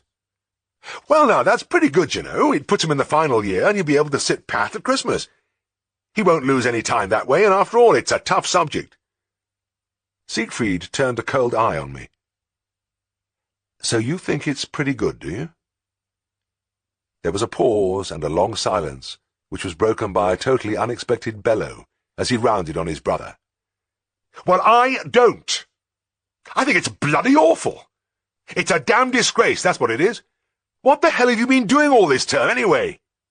Boozing, I should think, chasing women, spending my money, anything but working. And now you've got the bloody nerve to walk in here and tell me you've failed pathology? You're lazy, that's your trouble, isn't it? You're bloody bone idle." He was almost unrecognizable. His face was darkly flushed and his eyes glared. He yelled wildly again at his brother. "But I've had enough this time. I'm sick of you. I'm not going to work my fingers to the bloody bone to keep you up there idling your time away. This is the end. You're sacked, do you hear? Sacked once and for all. So get out of here. I don't want to see you around any more. Go on, get out!" Tristan, who had preserved an air of injured dignity throughout, withdrew quietly. Writhing with embarrassment, I looked at Siegfried. He was showing the strain of the interview. His complexion had gone blotchy. He muttered to himself and drummed his fingers on the arm of the chair. I was aghast at having to witness this break-up, and I was grateful when Siegfried sent me on a call and I was able to get out of the room. It was nearly dark when I got back, and I drove round to the back lane and into the yard at the foot of the garden. The creaking of the garage doors disturbed the rooks and the great elms which overhung the buildings. Far up in the darkness there was a faint fluttering, a muffled cawing, then silence. As I stood listening, I became aware of a figure in the gloom, standing by the yard door, looking down the garden. As the face turned towards me, I saw it was Tristan. Again I felt embarrassed. It was an unfortunate intrusion when the poor fellow had come up here to brood alone. "Sorry about the way things turned out," I said awkwardly. The tip of a cigarette glowed brightly as Tristan took a long pull. No, that's all right. Could have been a lot worse, you know." "Worse? Well, it's bad enough, isn't it?" "What are you going to do?" "Do? What do you mean?" "Well, you've been kicked out, haven't you? I mean, where are you going to sleep tonight?" "Oh, I can see you don't understand," Tristan said. He took his cigarette from his mouth, and I saw the gleam of very white teeth as he smiled. "You needn't worry. I'm sleeping here, and I'll be down to breakfast in the morning." "But how about your brother?" "Siegfried? Oh, he'll have forgotten all about it by then." "Are you sure?" "Dead sure. He's always sacking me, and he always forgets. Anyway, things turned out very well.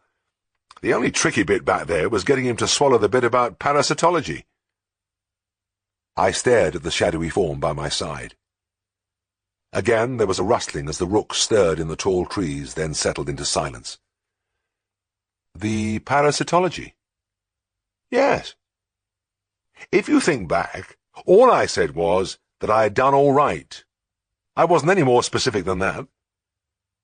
"Then you mean—" Tristan laughed softly and thumped my shoulder. "That's right. I didn't get parasitology. I failed in both. But don't worry. I'll pass them at Christmas." Chapter 7. I huddled deeper in the blankets as the strident bring, bring, bring, bring of the telephone echoed through the old house. It was 3 weeks since Tristan's arrival, and life at Scaledale had settled into a fairly regular pattern. Every day began much the same, with the phone ringing between 7 and 8 o'clock after the farmers had had the first look at their stock. There was only one phone in the house. It rested on a ledge in the tiled passage downstairs. Siegfried had impressed on me that I shouldn't get out of bed for those early calls. He had delegated the job to Tristan. The responsibility would be good for him. Siegfried had been emphatic about it. I listened to the ringing. It went on and on. It seemed to get louder. There was neither sound nor movement from Tristan's room, and I waited for the next move in the daily drama. It came, as always, with a door crashing back on its hinges. Then Siegfried rushed out onto the landing and bounded down the stairs 3 at a time. A long silence followed, and I could picture him shivering in the draughty passage, his bare feet freezing on the tiles as he listened to the farmer's leisurely account of the animal's symptoms. Then the ting of the phone in its rest, and the mad pounding of feet on the stairs as Siegfried made a dash for his brother's room. Next, a wrenching sound as the door was flung open. Then a yell of rage. I detected a note of triumph. It meant Tristan had been caught in bed. A definite victory for Siegfried, and he didn't have many victories. Usually Tristan exploited his quick dressing technique and confronted his brother fully dressed. It gave him a psychological advantage to be knotting his tie when Siegfried was still in pyjamas. But this morning Tristan had overplayed his hand. Trying to snatch the extra few seconds he was caught between the sheets. I listened to the shouts. "Why didn't you answer the bloody phone like I told you? Don't tell me you're deaf as well as idle! Come on, out of it! Out, out!" But I knew Tristan would make a quick comeback. When he was caught in bed, he usually scored a few points by being halfway through his breakfast before his brother came in. Later, I watched Siegfried's face as he entered the dining room and saw Tristan munching his toast happily, his Daily Mirror balanced against the coffee pot. It was as if he had felt a sudden twinge of toothache. It all made for a strained atmosphere, and I was relieved when I was able to escape to collect my things for the morning round. Down the narrow passage with its familiar, exciting smell of ether and carbolic, and out into the high-walled garden which led to the yard where the cars were kept. It was the same every morning, but to me there was always the feeling of surprise. When I stepped out into the sunshine and the scent of flowers, it was as though I was doing it for the first time. The clear air held a breath of the nearby moorland. After being buried in a city for 5 years, it was difficult to take it all in. I never hurried over this part. There could be an urgent case waiting, but I still took my time.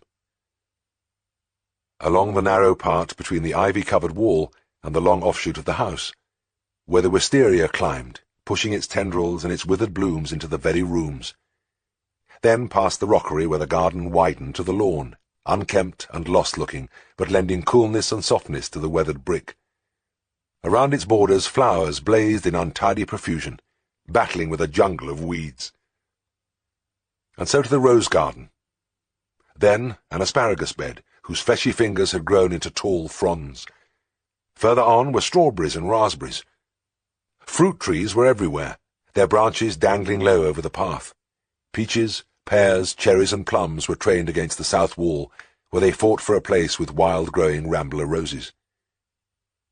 Bees were at work among the flowers, and the song of blackbirds and thrushes competed with the cawing of the rooks high up in the elms. Life was full for me. There were so many things to find out, and a lot I had to prove to myself. The days were quick and challenging, and they pressed on me with their very newness. But it all stopped here in the garden. Everything seemed to have stopped here a long time ago.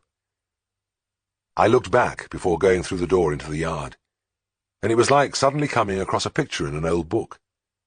The empty, wild garden, and the tall, silent house beyond.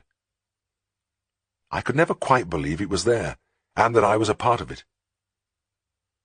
And the feeling was heightened when I went into the yard. It was square and cobbled, and the grass grew in thick tufts between the stones. Buildings took up two sides, the two garages, once coach houses, a stable and saddle room, a loose box, and a pigsty. Against the free wall, a rusty iron pump hung over a stone water trough. Above the stable was a hayloft, and over one of the garages a dovecot. And there was old Boardman. He too seemed to have been left behind from grander days, hobbling round on his lame leg, doing nothing in particular. He grunted good morning from his cubbyhole where he kept a few tools and garden implements. Above his head his reminders of the war looked down, a row of coloured prints of Bruce Bairnsfather cartoons. He had stuck them up when he came home in 1918. And there they were still, dusty and curled at the edges, but still speaking to him, of Kaiser Bill and the shell holes and muddy trenches. Boardman washed the car sometimes, or did a little work in the garden, but he was content to earn £1 or two and get back to his yard. He spent a lot of time in the saddle room, just sitting. Sometimes he looked round the empty hooks where the harness used to hang, and then he would make a rubbing movement with his fist against his palm. He often talked to me of the great days. "I can see tout Doctor now, standing on top step waiting for his caddies to come round. Big, smart-looking fellow he was. Allus wore a top hat and frock coat, and I can remember him when I was a lad, standing there pulling on his gloves and giving his hat a tilt while he waited." Boardman's features seemed to soften, and a light came into his eyes as though he were talking more to himself than to me. "The old house was different then. A housekeeper and 6 servants there were, and everything just so. And a full-time gardener. There weren't a blade of grass out of place in them days, and the flowers all in rows and the trees pruned tidy-like. And this yard, it were tout Doctor's favourite spot. He'd come and look over at door at me, sitting here polishing the harness, and pass time of day quiet-like. He were a real gentleman, but you couldn't cross him. A few specks of dust anywhere down here and he'd go nearly mad. But the war finished it all. Everybody's rushing about now. They don't care about them things now. They've no time at all." He would look round in disbelief at the overgrown cobbles, the peeling garage doors hanging crazily on their hinges, at the empty stable and the pump from which no water flowed. He was always friendly with me in an absent way, but with Siegfried he seemed to step back into his former character, holding himself up smartly and saying, "Very good, sir," and saluting repeatedly with one finger. It was as though he recognized something there, something of the strength and authority of tout Doctor, and reached out eagerly towards the lost days. "Morning, Boardman," I said as I opened the garage door. "How are you today?" "Oh, middling, lad. Just middling." He limped across and watched me get the starting handle and begin the next part of the daily routine. The car allotted to me was a tiny Austin of an almost forgotten vintage, and one of Boardman's voluntary duties was turning it off when it wouldn't start. But this morning, surprisingly, the engine coughed into life after 6 turns. As I drove round the corner of the back lane, I had the feeling, as I did every morning, that this was where things really got started. The problems and pressures of my job were waiting for me out there, and at the moment I seemed to have plenty. I had arrived in the Dales, I felt, at a bad time. The farmers, after a generation of neglect, had seen the coming of a prophet, the wonderful new vet, Mr. Farnan. He appeared like a comet, trailing his new ideas in his wake. He was able, energetic, and charming, and they received him as a maiden would her lover. And now, at the height of the honeymoon, I had to push my way into the act, and I just wasn't wanted. I was beginning to get used to the questions. "Where's Mr. Farnan?" "Is he ill or something?" "I expected Mr. Farnan." It was a bit daunting to watch their faces fall when they saw me walking onto their farms. Usually they looked past me hopefully, and some even went and peered into the car to see if the man they really wanted was hiding in there. And it was uphill work examining an animal when its owner was chafing in the background, wishing with all his heart that I was somebody else. But I had to admit that they were fair. I got no effusive welcomes, and when I started to tell them what I thought about the case, they listened with open skepticism. But I found that if I got my jacket off and really worked at the job, they began to thaw a little. And they were hospitable. Even though they were disappointed at having me, they asked me into their homes. "Come in and have a bit of dinner," was a phrase I heard nearly every day. Sometimes I was glad to accept, and I ate some memorable meals with them. Often, too, they would slip half a dozen eggs or a pound of butter into the car as I was leaving. This hospitality was traditional in the Dales, and I knew they would probably do the same for any visitor. But it showed the core of friendliness which lay under the often unsmiling surface of these people, and it helped. I was beginning to learn about the farmers, and what I found, I liked. They had a toughness and a philosophical attitude which was new to me. Misfortunes, which would make the city dweller want to bang his head against the wall, were shrugged off with, "Ah, well, these things happen." It looked like being another hot day, and I wound down the car windows as far as they would go. I was on my way to do a tuberculin test. The national scheme was beginning to make its first impact in the Dales, and the more progressive farmers were asking for survey tests. And this was no ordinary herd. Mr. Copfield's Galloway cattle were famous in their way. Siegfried had told me about them. "The toughest lot in this practice. There's 85 of them, and none has ever been tied up. In fact, they've scarcely been touched by hand. They live out on the fells, they calve and rear their calves outside. It isn't often anybody goes near them, so they're practically wild animals." "What do you do when there's anything wrong with them?" I'd asked. "Well, you have to depend on Frank and George. They're the two Copfield sons. They've been reared with those cattle since they were babies. Started tackling the little calves as soon as they could walk, then worked up to the big ones. They're about as tough as the Galloways." Copfield's place was one of the bleak ones. Looking across the sparse pastures to the bald heights with their spreading smudges of heather, it was easy to see why the farmer had chosen a breed hardier than the local shorthorns. But this morning the grim outlines were softened by the sunshine, and there was a desert peace in the endless greens and browns. Frank and George were not as I expected. The durable men who helped me in my daily jobs tended to be dark and lean with stringy muscles, but the Copfields were golden-haired and smooth-skinned. They were good-looking young men about my own age, and their massive necks and wide spread of shoulder made their heads look small.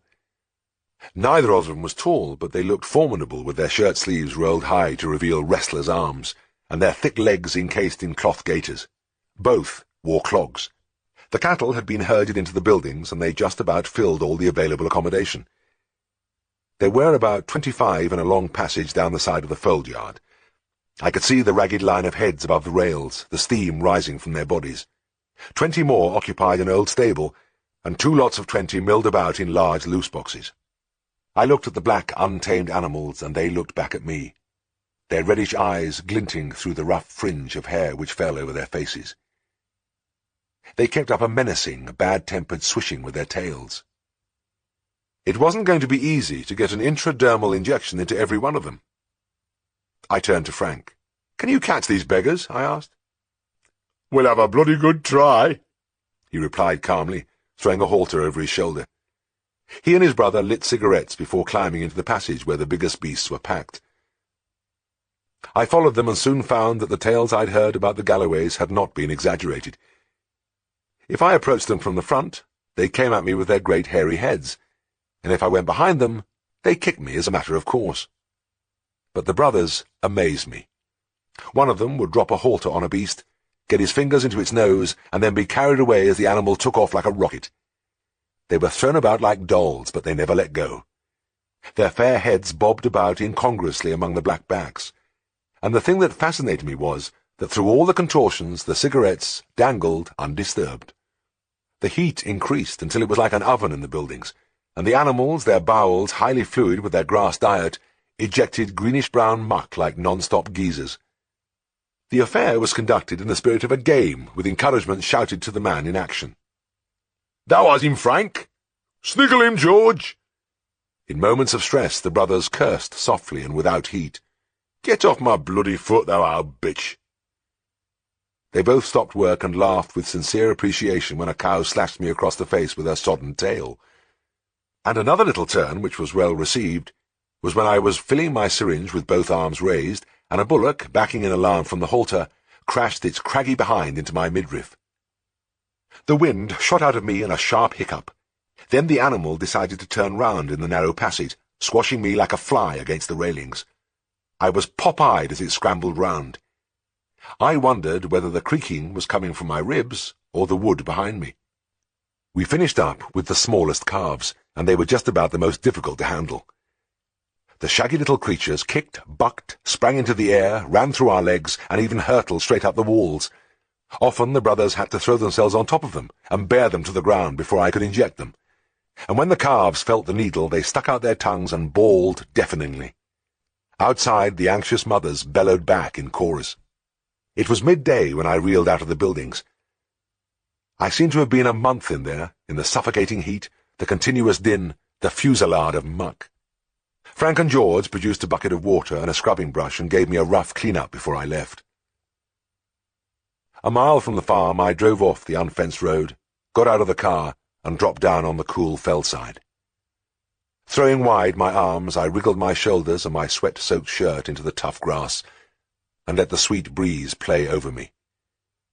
With the sun on my face, I looked through half-closed eyes at the hazy blue sky. My ribs ached, and I could feel the bruises of a dozen kicks on my legs. I knew I didn't smell so good either. I closed my eyes and grinned at the ridiculous thought that I had been conducting a diagnostic investigation for tuberculosis back there. A strange way to carry out a scientific procedure. A strange way, in fact, to earn a living. But then I might have been in an office with the windows tight shut against the petrol fumes and the traffic noise, the desk light shining on the columns of figures, my bowler hat hanging on the wall. Lazily I opened my eyes again, and watched the cloud shadow riding over the face of the green hill across the valley. No, I wasn't complaining. Chapter 8. I hardly noticed the passage of the weeks as I rattled along the moorland roads on my daily rounds. But the district was beginning to take shape, the people to emerge as separate personalities. Most days, I had a puncture. The tyres were through to the canvas on all wheels. It surprised me that they took me anywhere at all. One of the few refinements on the car was a rusty sunshine roof. It grated dismally when I slid it back, but most of the time I kept it open, and the windows too, and I drove in my shirt-sleeves with the delicious air swirling about me. On wet days it didn't help much to close the roof because the rain dripped through the joints and formed pools on my lap and the passenger seat. I developed great skill in zigzagging round puddles. To drive through was a mistake, as the muddy water fountained up through the gaps in the floorboards. But it was a fine summer, and long days in the open gave me a tan which rivaled the farmer's. Even mending a puncture was no penance on the high, unfenced roads, with the wheeling curlews for company and the wind bringing the scents of flowers and trees up from the valleys. And I could find other excuses to get out and sit on the crisp grass and look out over the airy roof of Yorkshire. It was like taking time out of life. Time to get things into perspective and assess my progress. Everything was so different that it confused me. This countryside, after years of city streets, the sense of release from exams and study, the job with its daily challenge. And then there was my boss. Siegfried Farnan charged round the practice with fierce energy from dawn till dark, and I often wondered what drove him on. It wasn't money, because he treated that with scant respect. When the bills were paid, the cash went into the pint pot on the mantelpiece, and he grabbed handfuls when he wanted it. I never saw him take out a wallet, but his pockets bulged with loose silver and balled-up notes. When he pulled out a thermometer, they flew around him in a cloud. After a week or two of headlong rush, he would disappear. Maybe for the evening, maybe overnight, and often without saying where he was going. Mrs. Hall would serve a meal for two, but when she saw I was eating alone, she would remove the food without comment. He dashed off the list of calls each morning with such speed that I was quite often sent hurrying off to the wrong farm, or to do the wrong thing. When I told him later of my embarrassment, he would laugh heartily. There was one time when he got involved himself. I had just taken a call from a Mr. Heaton of Bronsett about doing a post-mortem on a dead sheep. "I'd like you to come with me, James," Siegfried said. "Things are quiet this morning, and I believe they teach you blokes a pretty hot post-mortem procedure. I want to see you in action." We drove into the village of Bronsett, and Siegfried swung the car left into a gated lane. "Where are you going?" I said. "Heaton's is at the other end of the village." "But you said Seaton's." "No, I assure you. Look, James, I was right by you when you were talking to the man. I distinctly heard you say the name." I opened my mouth to argue further, but the car was hurtling down the lane, and Siegfried's jaw was jutting. I decided to let him find out for himself. We arrived outside the farmhouse with a screaming of brakes. Siegfried had left his seat and was rummaging in the boot before the car had stopped shuddering. "Oh, hell!" he shouted. "No post-mortem knife, never mind. I'll borrow something from the house." He slammed down the lid and bustled over to the door. The farmer's wife answered, and Siegfried beamed on her. "Good morning to you, Mrs. Seaton. Have you a carving knife?" The good lady raised her eyebrows. "What was that you said?" "A carving knife, Mrs. Seaton. A carving knife, and a good sharp one, please." "You want a carving knife?" "Yes, that's right. A carving knife," Siegfried cried, his scanty store of patience beginning to run out. "And I wonder if you'd mind hurrying. I haven't much time." The bewildered woman withdrew to the kitchen, and I could hear whispering and muttering. Children's heads peeped out at intervals to get a quick look at Siegfried stamping irritably on the step.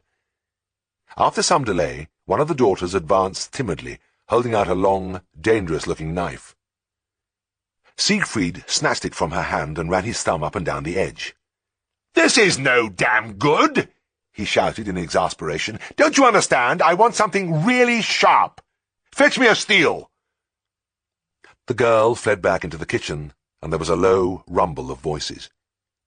It was some minutes before another young girl was pushed round the door. She inched her way up to Siegfried, gave him the steel at arm's length, and dashed back to safety. Siegfried prided himself on his skill at sharpening a knife. It was something he enjoyed doing. As he stropped the knife on the steel, he warmed to his work and finally burst into song. There was no sound from the kitchen, only the ring of steel on steel backed by the tuneless singing.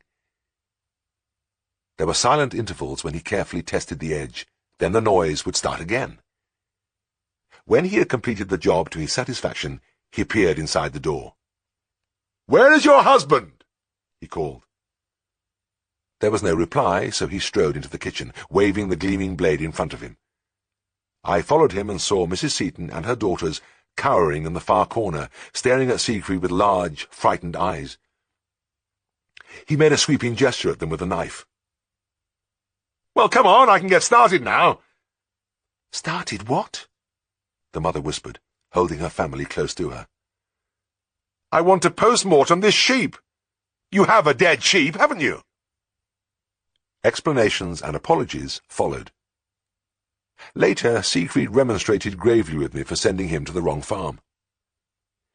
"You'd have to be a bit more careful in future, James," he said seriously.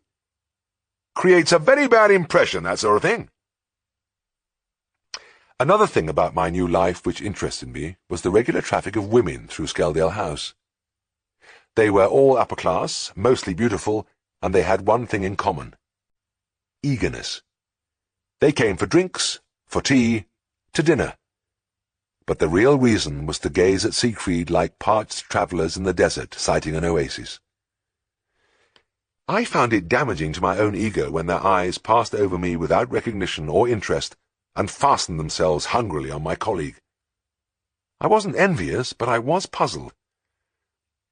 I used to study him furtively, trying to fathom the secret of his appeal. Looking at the worn jacket hanging from the thin shoulders, the frayed shirt collar and anonymous tie, I had to conclude that clothes had nothing to do with it.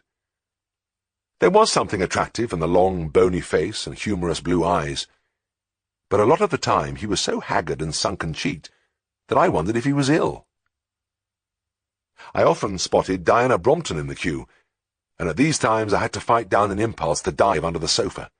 She was difficult to recognize as the brassy beauty of that afternoon, as she looked up meltingly at Siegfried, hanging on his words, giggling like a schoolgirl.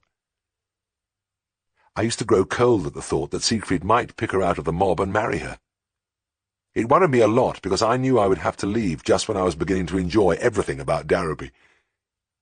But Siegfried showed no sign of marrying any of them, and the procession continued hopefully. I finally got used to it and stopped worrying. I got used, too, to my employer's violent changes of front. There was one morning when Siegfried came down to breakfast rubbing a hand wearily over red-rimmed eyes. "Out at 4 a.m., he groaned, buttering his toast listlessly.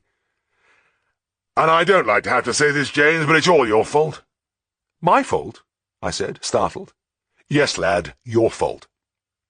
This was a cow with a mild impaction of the rumen. The farmer had been mucking about with it himself, for days. A pint of linseed oil one day, a bit of bicarb and ginger the next, and at 4 o'clock in the morning he decides it is time to call the vet. When I pointed out he could have waited a few hours more, he said Mr. Herriot told him never to hesitate to ring. He'd come round at any hour of the day or night." He tapped the top of his egg as though the effort was almost too much for him. "Well, it's all very well being conscientious and all that, but if a thing has waited several days, it can wait till morning. You're spoiling these chaps, James, and I'm getting the backwash of it. I'm sick of tired of being dragged out of bed for trifles." "Look, I'm truly sorry, Siegfried. I honestly had no wish to do that to you. Maybe it's just my inexperience. Look, if I didn't go out, I'd be worried the animal might die. If I left it till morning and it died, how would I feel?" "That's all right," snapped Siegfried. "There's nothing like a dead animal to bring them to their senses. They'll call us out a bit earlier next time." I absorbed this bit of advice and tried to act on it. A week later, Siegfried said he wanted a word with me. "James, I know you won't mind my saying this, but old Sumner was complaining to me today. He says he rang you the other night and you refused to come out to his cow. He's a good client, you know, and a very nice fellow, but he was quite shirty about it. We don't want to lose a chap like that." "But it was just a chronic mastitis," I said. "A bit of thickening in the milk, that's all. He's been dosing it himself for nearly a week with some quack remedy. The cow was eating all right, so I thought it'd be quite safe to leave it till next day." Siegfried put a hand on my shoulder, and an excessively patient look spread over his face. I steeled myself. I didn't mind his impatience. I was used to it and could stand it. But the patience was hard to take. "James," he said in a gentle voice, "there is one fundamental rule in our job which transcends all others, and I'll tell you what it is. You must attend. That is it, and it ought to be written on your soul in letters of fire." He raised a portentous forefinger. "You must attend. Always remember that, James. It is the basis of everything. No matter what the circumstances, whether it be wet or fine, night or day, if a client calls you out, you must go, and go cheerfully. You say this didn't sound like an urgent case. Well, after all, you have only the owner's description to guide you, and he is not equipped with the knowledge to decide whether it is urgent or not. No, lad, you have to go. Even if they've been treating the animal themselves, it may have taken a turn for the worse. And don't forget," wagging the finger solemnly, "the animal may die." "But I thought you said there was nothing like a dead animal to bring them to their senses," I said, querulously. "What's that?" barked Siegfried, utterly astonished. "Never heard such rubbish. Let's have no more of it. Just remember, you must attend." Sometimes he would give me advice on how to live. As when he found me hunched over the phone, which I had just crashed down. I was staring at the wall, swearing softly to myself. Siegfried smiled whimsically. "Now, what is it, James?" "I have just had a torrid 10 minutes with Ralston. You remember that outbreak of calf pneumonia? Well, I spent hours with those calves, poured expensive drugs into them. There wasn't a single death, and now he's complaining about his bill. Not a word of thanks. Oh, hell, there's no justice." Siegfried walked over and put his arm round my shoulders. He was wearing his patient look again. "My dear chap," he cooed. "Just look at you. Red in the face, all tensed up. You mustn't let yourself get upset like this. You must try to relax. Why do you think professional men are cracking up all over the country with coronaries and ulcers? Just because they allow themselves to get all steamed up over piffling little things like you're doing now. Yes, I know these things are annoying, but you've got to take them in your stride. Keep calm, James. Calm. It just isn't worth it. I mean, it will all be the same in 100 years." He delivered the sermon with a serene smile, patting my shoulder reassuringly like a psychiatrist soothing a violent patient. I was writing a label on a jar of red blister a few days later when Siegfried catapulted into the room. He must have kicked the door open because it flew back viciously against the rubber stop and rebounded almost into his face. He rushed over to the desk where I was sitting and began to pound on it with the flat of his hand. His eyes glared wildly from a flushed face. "I've just come from that bloody swine Holt," he shouted.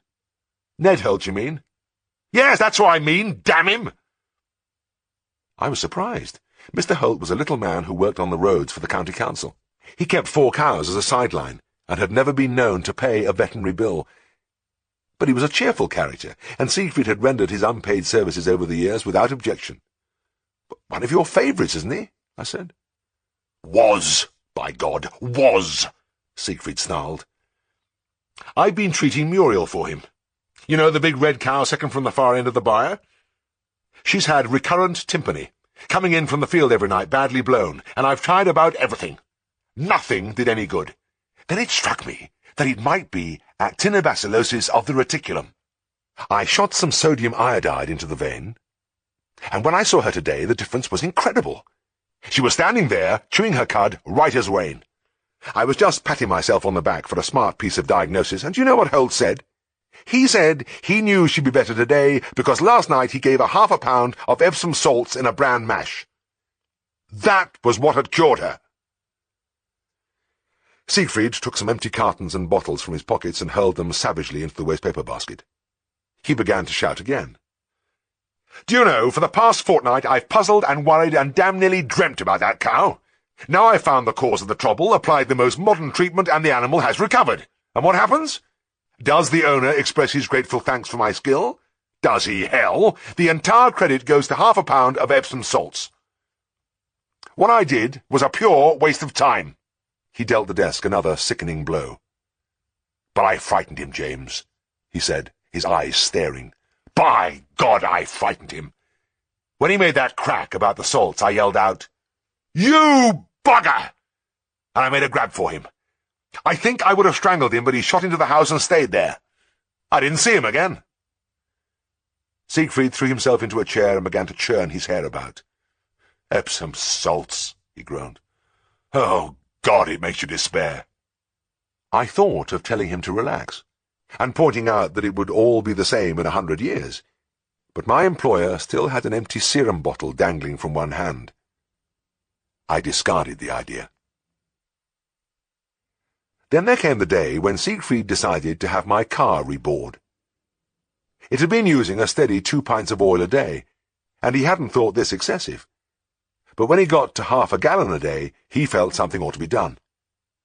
What probably decided him was a farmer on market day saying he always knew when the young vet was coming because he could see the cloud of blue smoke miles away. When the tiny Austin came back from the garage, Siegfried fussed around it like an old hen. "Come over here, James," he called. "I want to talk to you." I saw he was looking patient again, and braced myself. "James," he said, pacing round the battered vehicle, whisking specks from the paintwork. "You see this car?" I nodded. "Well, it has been rebored, James. Rebored at great expense, and that's what I want to talk to you about. You now have in your possession what amounts to a new car." With an effort he unfastened the catch, and the bonnet creaked open in a shower of rust and dirt. He pointed down at the engine, black and oily, with the unrelated pieces of flex and rubber tubing hanging around it like garlands. "You have a piece of fine mechanism here, and I want you to treat it with respect. I've seen you belting along like a maniac, and it won't do. You've got to nurse this machine for the next 2,000 or 3,000 miles. 30 miles an hour is quite fast enough. I think it's a crime the way some people abuse a new engine. They should be locked up. So remember, lad, no flogging or I'll be down on you." He closed the bonnet with care, gave the cracked windscreen a polish with the cuff of his coat, and left. These strong words made such an impression on me that I crawled around the visits all day almost at walking pace. The same night I was getting ready for bed when Siegfried came in. He had 2 farm lads with him, and they both wore silly grins. A powerful smell of beer filled the room. Siegfried spoke with dignity, slurring his words only slightly. "James, I met these gentlemen in the Black Bull this evening. We have had several excellent games of dominoes, but, unfortunately, they've missed the last bus. Will you kindly bring the Austin round, and I will run them home?" I drove the car to the front of the house, and the farm lads piled in, one in the front, the other in the back. I looked at Siegfried lowering himself unsteadily into the driving seat, and decided to go along. I got into the back. The 2 young men lived in a farm far up on the North Moors, and, 3 miles out of town, we left the main road, and our headlights picked up a strip of track twisting along the dark hillside. Siegfried was in a hurry. He kept his foot on the boards. The note of the engine rose to a tortured scream, and the little car hurtled on into the blackness. Hanging on grimly, I leant forward so that I could shout into my employer's ear. "Remember, this is the car which has just been rebored," I bellowed above the din. Siegfried looked round with an indulgent smile. Yes, I remember, James. What are you fussing about?" As he spoke, the car shot off the road and bounded over the grass at 60 miles an hour. We all bounced around like corks till he found his way back. Unperturbed, he carried on at the same speed. The silly grins had left the lads' faces, and they sat rigid in their seats. Nobody said anything. The passengers were unloaded at a silent farmhouse, and the return journey began. Since it was downhill all the way, Siegfried found he could go even faster. The car leapt and bumped over the uneven surface with its engine whining. We made several brief but tense visits to the surrounding moors, but we got home.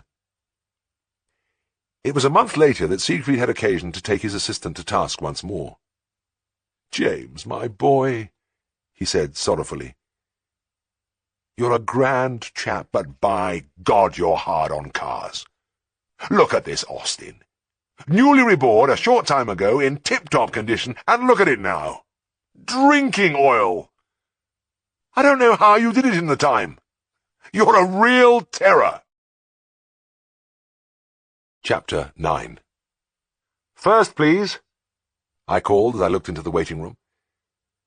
There was an old lady with a cat in a cardboard box, 2 small boys trying to keep hold of a rabbit, and somebody I didn't recognize at first. Then I remembered. It was Soames. When it was his turn, he came into the surgery, but he was a vastly different character from the one I knew. He wore an ingratiating smile. His head bobbed up and down as he spoke. He radiated anxiety to please.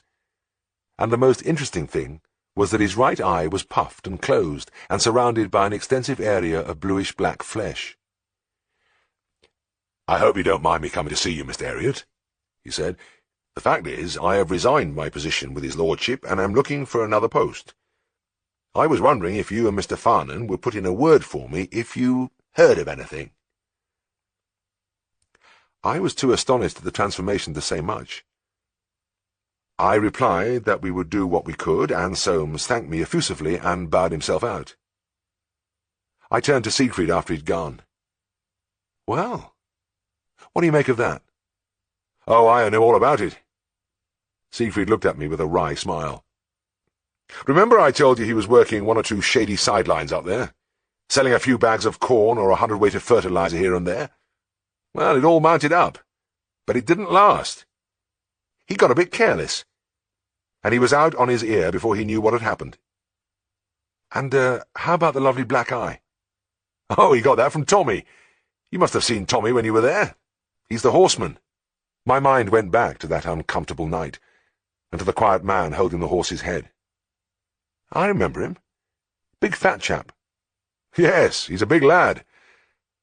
And I'd hate to have him punch me in the eye." Soames gave him a hell of a life, and as soon as Tommy heard about the sacking, he paid a visit just to settle the score.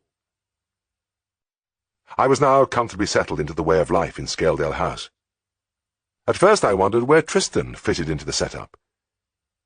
Was he supposed to be seeing practice, having a holiday, working, or what?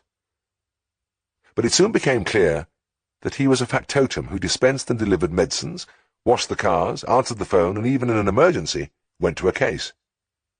At least, that was how Siegfried saw him, and he had a repertoire of tricks aimed at keeping him on his toes. Like returning unexpectedly, or bursting into a room, in the hope of catching him doing nothing.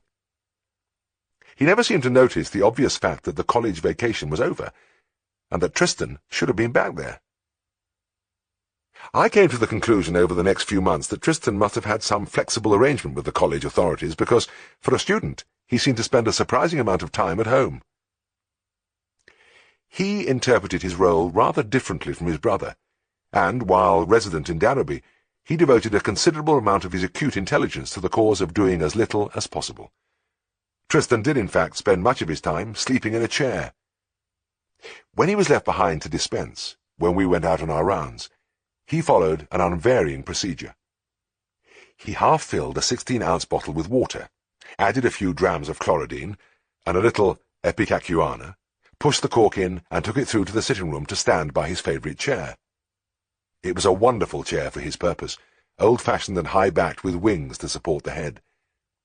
He would get out his Daily Mirror, light a woodbine, and settle down till sleep overcame him. If Siegfried rushed in on him, he grabbed the bottle and started to shake it madly, inspecting the contents at intervals. Then he went through to the dispensary, filled up the bottle, and labelled it. It was a sound, workable system, but it had one big snag. He never knew whether it was Siegfried or not when the door opened, and often I walked in and found him half lying in his chair, staring up with startled, sleep-blurred eyes while he agitated his bottle. Most evenings found him sitting on a high stool at the bar counter of the Drover's Arms, conversing effortlessly with the barmaid. At other times he would be out with one of the young nurses from the local hospital, which he seemed to regard as an agency to provide him with female company. All in all, he managed to lead a fairly full life. Saturday night, 10:30 p.m., and I was writing up my visits when the phone rang. I swore, crossed my fingers, and lifted the receiver. "Hello, Herriot speaking." "Oh, it's you, is it?" growled a dour voice in broadest Yorkshire. "Well, I want Mr. Farnan." "I'm sorry, Mr. Farnan is out. Can I help you?" "Well, I hope so, but I'd far rather have your boss. This is Sims of Beale Close." "Oh, no, please, no, not Beale Close on a Saturday night, miles up in the hills at the end of a rough lane with about 8 gates. "Yes, Mr. Sims, and what is the trouble?" "I'll tell you. There is some trouble and all. I have a grand big show-horse here, all of 17 hands. He's cut himself badly in the hind leg just above the hock. I want him stitched immediately." Glory be. Above the hock. What a charming place to have to stitch a horse. Unless he's very quiet, this is going to be a real picnic. "How big is the wound, Mr. Sims?" "Big? It's a girt big thing about a foot long and bleeding like hell. And this hoss is as wick as an eel. Could kick a fly's eye out. I can't get near him nohow. Goes straight up wall when he sees anybody, by God, I tell you. I had him to blacksmith the other day, and the fellow was dead scared of him. Twilting girt hoss he is." Damn you, Mr. Sims. Damn Beale Close, and damn your twilting girt hoss. "Well, I'll be along straight away. Try and have some men handy just in case we have to throw him." "Throw him? Throw him? You'd never throw this hoss. He'd kill you first. Anyways, I have no men here, so you'll have to manage on your own. And old Mr. Farnham wouldn't want a lot of men to help him." Oh, lovely. Lovely. This is going to be one for the diary. "Very well, I'm leaving now, Mr. Sims." "Oh, I nearly forgot. Me road got washed away in the floods yesterday. You'd have to walk the last 1.5 miles. So get a move on and don't keep me waiting all night." This is just a bit much. Look here, Mr. Sims, I don't like your tone. I said I would leave now, and I will get there just as soon as I can. You don't like my tone, eh? Well, I don't like useless young apprentices practising on me good stock, so I don't want no cheek from you. You know nowt about damn job any road. That finally does it. Now just listen to me, Sims. If it wasn't for the sake of the horse, I'd refuse to come out at all. Who do you think you are, anyway? If you ever try to speak to me like that again— Now, Jim, get a grip on yourself. Take it easy, old boy. You'll burst a blood vessel if you go on like this. Who the devil— Jim. Calm yourself now. That temper of yours, you know. You really have to watch it. Tristan? Where the hell are you speaking from? The kiosk outside the Drovers, 5 pints inside me, feeling a bit puckish. Thought I'd give you a ring. By God, I'll murder you one of these days if you don't stop this game. It's putting years on me. Now and again isn't so bad, but this is the 3rd time this week. But this was by far the best, Jim. It was really wonderful. When you started drawing yourself up to your full height, it nearly killed me. Oh, God, I wish you could have heard yourself. He trailed off into helpless laughter. And then my feeble attempts at retaliation, creeping, trembling into some lonely phone box. Is that young Mr. Fanning? In a guttural croak. Well, this is Tilson of Highwoods. I want you to come out here immediately. I have a terrible case of— Excuse me for interrupting, Jim, but is there something the matter with your tonsils? Oh, good. Well, go on with what you were saying, old lad. Sounds very interesting. There was only one time when I was not on the receiving end. It was Tuesday, my half-day, and at 11:30 a.m. a call came in. An eversion of the uterus in a cow. This is the tough job in country practice, and I felt the usual chill. It happens when the cow, after calving, continues to strain, until it pushes the entire uterus out, and it hangs down as far as the animal's hocks. It is a vast organ and desperately difficult to replace, mainly because the cow, having once got rid of it, doesn't want it back. And in a straightforward contest between man and beast, the odds were very much on the cow. The old practitioners, in an effort to even things up a bit, used to sting the cow up by his hind legs, and the more inventive among them came up with all sorts of contraptions like the uterine valise, which was supposed to squeeze the organ into smaller bulk. But the result was usually the same: hours of back-breaking work. The introduction of the epidural anesthetic made everything easier, by removing sensation from the uterus and preventing the cow from straining. But for all that, the words, "calf bed out," coming over the line, were guaranteed to wipe the smile off any vet's face. I decided to take Tristan in case I needed a few pounds of extra push. He came along, but showed little enthusiasm for the idea. He showed still less when he saw the patient, a very fat shorthorn lying quite unconcerned in her stall. Behind her, a bloody mass of uterus, afterbirth muck and straw spilled over into the channel. She wasn't at all keen to get up, but after we'd done a bit of shouting and pushing at her shoulders, she rose to her feet, looking bored. The epidural space was difficult to find among the rolls of fat, and I wasn't sure if I had injected all the anesthetic into the right place. I removed the afterbirth, cleaned the uterus and placed it on a clean sheet held by the farmer and his brother. They were frail men, and it was all they could do to keep the sheet level. I wouldn't be able to count on them to help much. I nodded to Tristan. We stripped off our shirts, tied clean sacks round our waists, and gathered the uterus in our arms. It was badly engorged and swollen, and it took us just an hour to get it back. There was a long spell at the beginning when we made no progress at all, and the whole idea of pushing the enormous organ through a small hole seemed ludicrous, like trying to thread a needle with a sausage. Then there was a few minutes when we thought we were doing famously, only to find we were feeding the thing down through a tear in the sheet. Siegfried once told me he had spent half a morning trying to stuff a uterus up a cow's rectum. What really worried him, he said, was that he nearly succeeded. And at the end, when hope was fading, there was the blissful moment when the whole thing began to slip inside and incredibly disappeared from sight. Somewhere halfway through, we both took a breather at the same time and stood panting, our faces almost touching. Tristan's cheeks were prettily patterned where a spouting artery had sprayed him. I was able to look deep into his eyes, and I read there a deep distaste for the whole business. Lathering myself in the bucket and feeling the ache in my shoulders and back, I looked over at Tristan. He was pulling his shirt over his head as though it cost him the last of his strength. The cow, chewing contentedly at a mouthful of hay, had come best out of the affair. Out in the car, Tristan groaned. "I'm sure that sort of thing isn't good for me. I feel as though I've been run over by a steamroller. Hell, what a life this is at times." After lunch, I rose from the table. "I'm off to Broughton now, Tris, and I think I'd better mention that you may not have seen the last of that cow. These bad cases sometimes recur, and there's a chance that that little lot may come out again.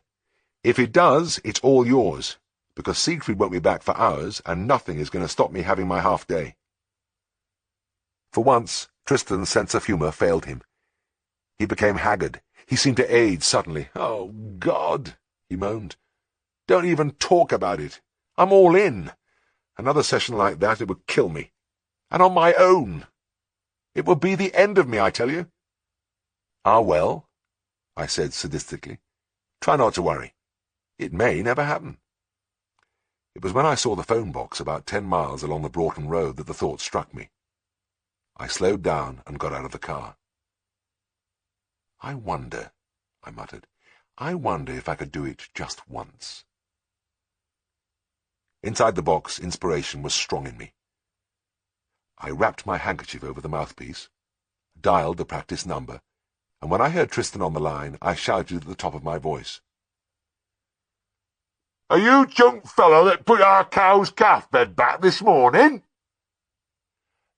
"Yes, I'm one of them." Tension sprang into Tristan's voice. "Why? Is there something wrong?" "Aye, there is something wrong," I bawled. "She's putting it out again." "Out again? Out again? All of it?" He was almost screaming. "Aye, it's a terrible mess. Pouring blood and about twice size it was this morning. You'll have some job with her." There was a long silence, and I wondered if he'd fainted. Then I heard him again, hoarse but resolute. "Very well, I'll come straight away." There was another pause, then he spoke again, almost in a whisper. "Is it out? Completely?" I broke down then. There was a wistful quality about the words which defeated me, a hint of wild hope that the farmer may have been exaggerating, and that there might only be a tiny piece peeping out. I began to laugh. I would have liked to toy with my victim a little longer, but it was impossible. I laughed louder and took my handkerchief from the mouthpiece so Tristan could hear me. I listened for a few seconds to the frenzied swearing at the other end, then gently replaced the receiver. It would probably never happen again, but it was sweet. Very sweet.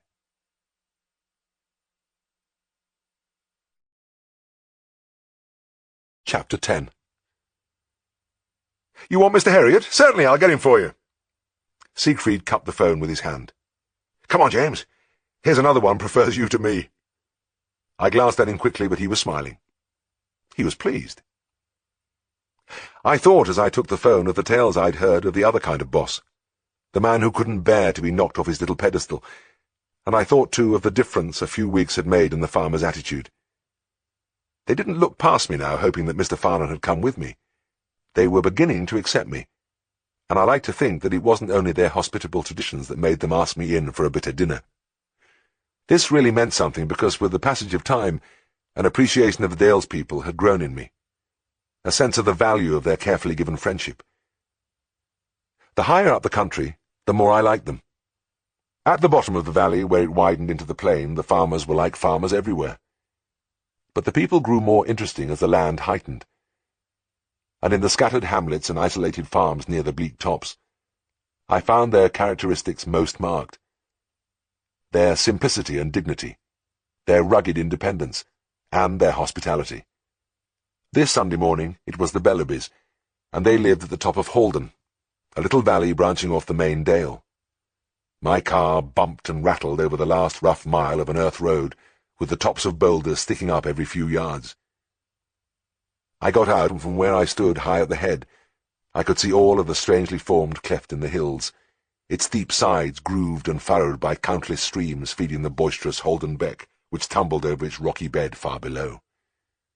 Down there were trees and some cultivated fields, but immediately behind me the wild country came crowding in on the bowl where the farmhouse lay. Holston Pike, Alstang, Burnside. The huge fells with their barbarous names were very near. Up here the trappings of civilization seemed far away. The farm buildings had been built massively of stone hundreds of years ago with the simple object of sheltering the animals. Those ancient masons were untroubled by regulations about the light and ventilation, and the cow byre was gloomy, thick-walled, almost windowless. The floor was broken and pitted, and rotting wooden partitions separated the cows from each other. I went in, groping my way until my eyes grew accustomed to the dim light. There was nobody there, but a roan cow had a label tied to its tail. Since this was a common way of communicating with the vet, I lifted the tail and read, "Felon, back quarters." I pushed the cow over and began to examine the back teats. I was drawing out the stringy, discoloured milk when a voice addressed me from the doorway. "Oh, it's you, Mr. Herriot. I'm right glad you've come to see us this morning. You could do us such a great favour if you would." I looked up and saw Ruth Bellaby, a fine-looking woman in her late 30s. She was the go-ahead member of the family and had an intelligent, questing mind. She was a great believer in self-improvement for the Dales people. "Well, I'll be glad to help you if I can, Miss Bellaby. What is it you'd like me to do?" "Well, Mr. Herriot, you know they are putting on the Messiah at Darrowby Church this afternoon, and we did badly want to go, but it's such a job getting the pony and trap ready, and it's so slow. If you could give us a lift down in your car, I know we'd be able to get a ride back. It would be such a help." "Of course I'll run you down," I replied. "I'll be delighted to do it. I'm going myself, as a matter of fact. You don't get many chances to hear good music in Darrowby." It was good to have a chance to help these kindly people. I'd always marvelled at the Bellabys. They seemed to me to be survivors from another age, and their world had a timeless quality. They were never in a hurry. They rose when it was light, went to bed when they were tired, ate when they were hungry, and seldom looked at a clock. Ruth led the way over to the house. "There's just Mother and Dad and me going. Bob's not interested, I'm afraid." I was slightly taken aback when I entered the house. The family were just sitting down to Sunday dinner, and were still in their working clothes. I stole a look at my watch. 11:45, and the performance started at 2 p.m. Oh well, I probably had plenty of time. "Come on, young man," said little Mr. Bellaby. "Sit down and have a bit of dinner." It was always a bit tricky refusing these invitations without causing offence, but I pointed out that my own meal would be ready when I got back, and it would be hard on Mrs. Hall if it were wasted. They were quick to appreciate this argument, and settled down round the scrubbed kitchen table. Mrs. Bellaby served a large, round Yorkshire pudding to each of them, and poured a pool of gravy into it from a quart-size enamel jug. I'd had a hard morning, and the delicious scent that rose from the gravy as it ran over the golden slabs was a sweet torture. But I consoled myself with the thought that the fact of my sitting there would make them hurry. The pudding was consumed in leisurely silence. Then Bob, an amiable, thick-set youth in his 20s, pushed out his empty plate. He did not say anything, but his mother planked down another pudding on the plate and plied the gravy jug again. His parents and sister watched him benevolently as he methodically demolished the thick, doughy mass. Next, a tremendous roast appeared from the oven, and Mr. Bellaby hacked and sawed at it till they all had a heap of thick slices on their plates. Then mountains of mashed potatoes were served from something that looked like a washing-up bowl. Chopped turnip followed, and the family went into action again. There was no sign of haste. They ate calmly and quietly without any small talk. Bob had an extra helping of mashed potatoes. The Bellabys were relaxed and happy, but I couldn't say the same about myself. Hunger was tearing fiercely at me, and the minutes on my watch were ticking away relentlessly. There was a decent interval before Mrs. Bellaby went over to the old fire oven in the corner, opened the door, and pulled forth a great flat baking tin of steaming apple pie. She then proceeded to carve off about a square foot for each of them, and deluged it with something like a pint of custard from another towering enamel jug. The family set to as though they were just beginning the meal, and once more a busy silence fell on the group. Bob cleared his plate in effortless style and pushed it wordlessly into the middle of the table. His mother was ready with another great rectangle of pie and another copious libation of custard. It was going to be a close thing, I thought, but this surely must be the end.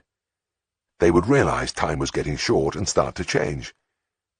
But to my consternation, Mrs. Bellaby moved slowly over to the fire and put the kettle on, while her husband and Bob pushed their chairs back and stretched out their legs. They both wore corduroy breeches with the lacing undone, and on their feet were enormous hobnailed boots. Bob, after a search through his pockets, brought out a battered packet of cigarettes, and lay back in a happy coma as his mother put a cup of tea in front of him. Mr. Bellaby produced a clasp knife and began to cut up some plug tobacco for his pipe. As they rearranged themselves round the table and began to slowly sip the hot tea, I found I had started to exhibit all the classical symptoms of tension: pounding pulse, tightly clenched jaws, and the beginnings of a headache. After a second cup of tea, there were signs of activity. Mr. Bellaby rose with a groan, scratched his shirt front, and stretched luxuriously. "Well, young man, we'll just have a bit of a wash and get changed. Bob'll stay and talk to you. He's not coming with us." There was a lot of splashing and spluttering in the big stone sink at the far end of the kitchen as they made their ablutions. Then they disappeared upstairs. I was greatly relieved to find that he didn't take them long to change. Mr. Bellaby was down very soon, transformed in appearance by a stiff and shiny suit of navy blue serge, with a faint greenish tinge. His wife and daughter followed soon in a blaze of flowered cotton. "Ah, well now, here we are. All ready, eh?" There was a note of hysteria in my heartiness. "Right then, off we go. After you, ladies." But Ruth did not move. She was pulling on a pair of white gloves and looking at her brother sprawled in his chair. "You know, Bob, you're naught but a disgrace," she burst out. "Here we are, going off to hear this lovely music, and you're lying there in your muck, not caring. You've no interest in culture at all. You care no more about bettering yourself than one of them bullocks out there." Bob stirred uneasily under the sudden attack, but there was more to come. Ruth stamped her foot. "Oh, really, it makes my blood boil to look at you. And I know we won't be right out at door before you're asleep. Aye, snoring there all afternoon like a pig." She swung round on Mrs. Bellaby. "Mother, I've made up my mind. I'm not going to leave him snoring here. He's got to come with us." I felt the sweat start on my brow. I began to babble. "But don't you think perhaps, might be just a little late. Starts at 2 o'clock. My lunch—" But my words were utterly lost. Ruth had the bit properly between her teeth. "Get up out of there, Bob. Get up this minute and get dressed." She shut her mouth tightly and thrust out her lower jaw. She was too much for Bob. Although an impressive eater, he didn't seem to have much mind of his own. He mumbled sulkily and shuffled over to the sink. He took off his shirt, and they all sat down and watched as he lathered his torso with a large block of white Windsor and sluiced his head and neck by working the pump handle by the side of the sink. The family regarded him happily, pleased that he was coming with them, and content in the knowledge that it would be good for him. Ruth watched his splashings with the light of love in her eyes. She kept looking over to me as if to say, "Isn't this grand?" For my part, I was only just stopping myself from tearing out my hair in great handfuls. A compulsion to leap up and pace the floor, to scream at the top of my voice, showing that I was nearing the end of my tether. I fought this feeling by closing my eyes, and I must have kept them closed for a long time, because when I opened them, Bob was standing by my side in a suit exactly like his father's. I could never remember much about that ride to Derby. I had only a vague recollection of the car hurtling down the stony track at 40 miles an hour, of myself staring straight ahead with protruding eyes, and the family, tightly packed but cheerful, thoroughly enjoying the ride. Even the imperturbable Mrs. Hall was a little tight-lipped, as I shot into the house at 10 to 2 and out again at 2 after bolting her good food. I was late for the Messiah. The music had started as I crept into the church, and I ran a gauntlet of disapproving stares. Out of the corner of my eye I saw the Bellabys sitting very upright, all in a row. It seemed to me that they looked disapproving too. Chapter 11. I looked down at the slip of paper where I'd written my visit. Dean, 3 Thompson's Yard, old dog ill. There were a lot of these yards in Darrowby. They were, in fact, tiny streets like pictures from a Dickens novel. Some of them opened off the marketplace, and many more were scattered behind the main thoroughfares in the old part of the town.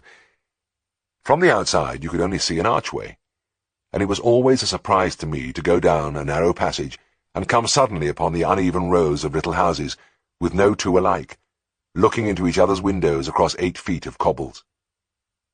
In front of some of the houses a strip of garden had been dug out, and marigolds and nasturtiums straggled over the rough stones. But at the far end the houses were in a tumble-down condition, and some were abandoned with their windows boarded up. Number 3 was down at this end, and looked as though it wouldn't be able to hold out much longer. The flakes of paint quivered on the rotten wood of the door as I knocked.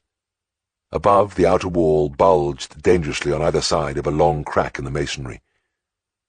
A small, white-haired man answered. His face, pinched and lined, was enlivened by a pair of cheerful eyes. He wore a much-darned woolen cardigan, patched trousers, and slippers. "I've come to see your dog," I said, and the old man smiled. "Oh, I'm glad you've come, sir," he said. "I'm getting a bit worried about the old chap. Come inside, please." He led me into the tiny living room. "I'm alone now, sir. Lost my missus over a year ago. She used to think the world of the old dog." The grim evidence of poverty was everywhere. In the worn-out lino, the fireless hearth, the dank, musty smell of the place. The wallpaper hung away from the damp patches, and on the table the old man's solitary dinner was laid. A fragment of bacon, a few fried potatoes, and a cup of tea. This was life on the old age pension. In the corner on a blanket lay my patient, a crossbred Labrador. He must have been a big, powerful dog in his time, but the signs of age showed in the white hairs round his muzzle, and the pale opacity in the depth of his eyes. He lay quietly and looked at me without hostility. "Well, getting on a bit, isn't he, Mr. Dean?" "Aye, he is that. Nearly 14, but he's been like a pup galloping about until these last few weeks. Wonderful dog for his age as old Bob, and he's never offered to bite anybody in his life. Children can do anything with him. He's my only friend now. I hope you'll soon be able to put him right." "Is he off his food, Mr. Dean?" "Yes, clean off. And that's a strange thing, because by gum he could eat. He always sat by me and put his head on my knee at meal times, but he hasn't been doing it lately." I looked at the dog with growing uneasiness. The abdomen was grossly distended, and I could read the telltale symptoms of pain. The catch in the respirations, the retracted commissures of the lips, the anxious, preoccupied expression in the eyes. When his master spoke, the tail thumped twice on the blankets, and a momentary interest showed in the white old eyes. But it quickly disappeared, and the blank inward look returned. I passed my hand carefully over the dog's abdomen. Ascites was pronounced, and the dropsical fluid had gathered till the pressure was intense. "Come on, old chap," I said. "Let's see if we can roll you over." The dog made no resistance as I eased him slowly onto his other side. But, just as the movement was completed, he whimpered and looked round. The cause of the trouble was now only too easy to find. I palpated gently. Through the thin muscle of the flank I could feel a hard, corrugated mass. Certainly a splenic or hepatic carcinoma, enormous and completely inoperable.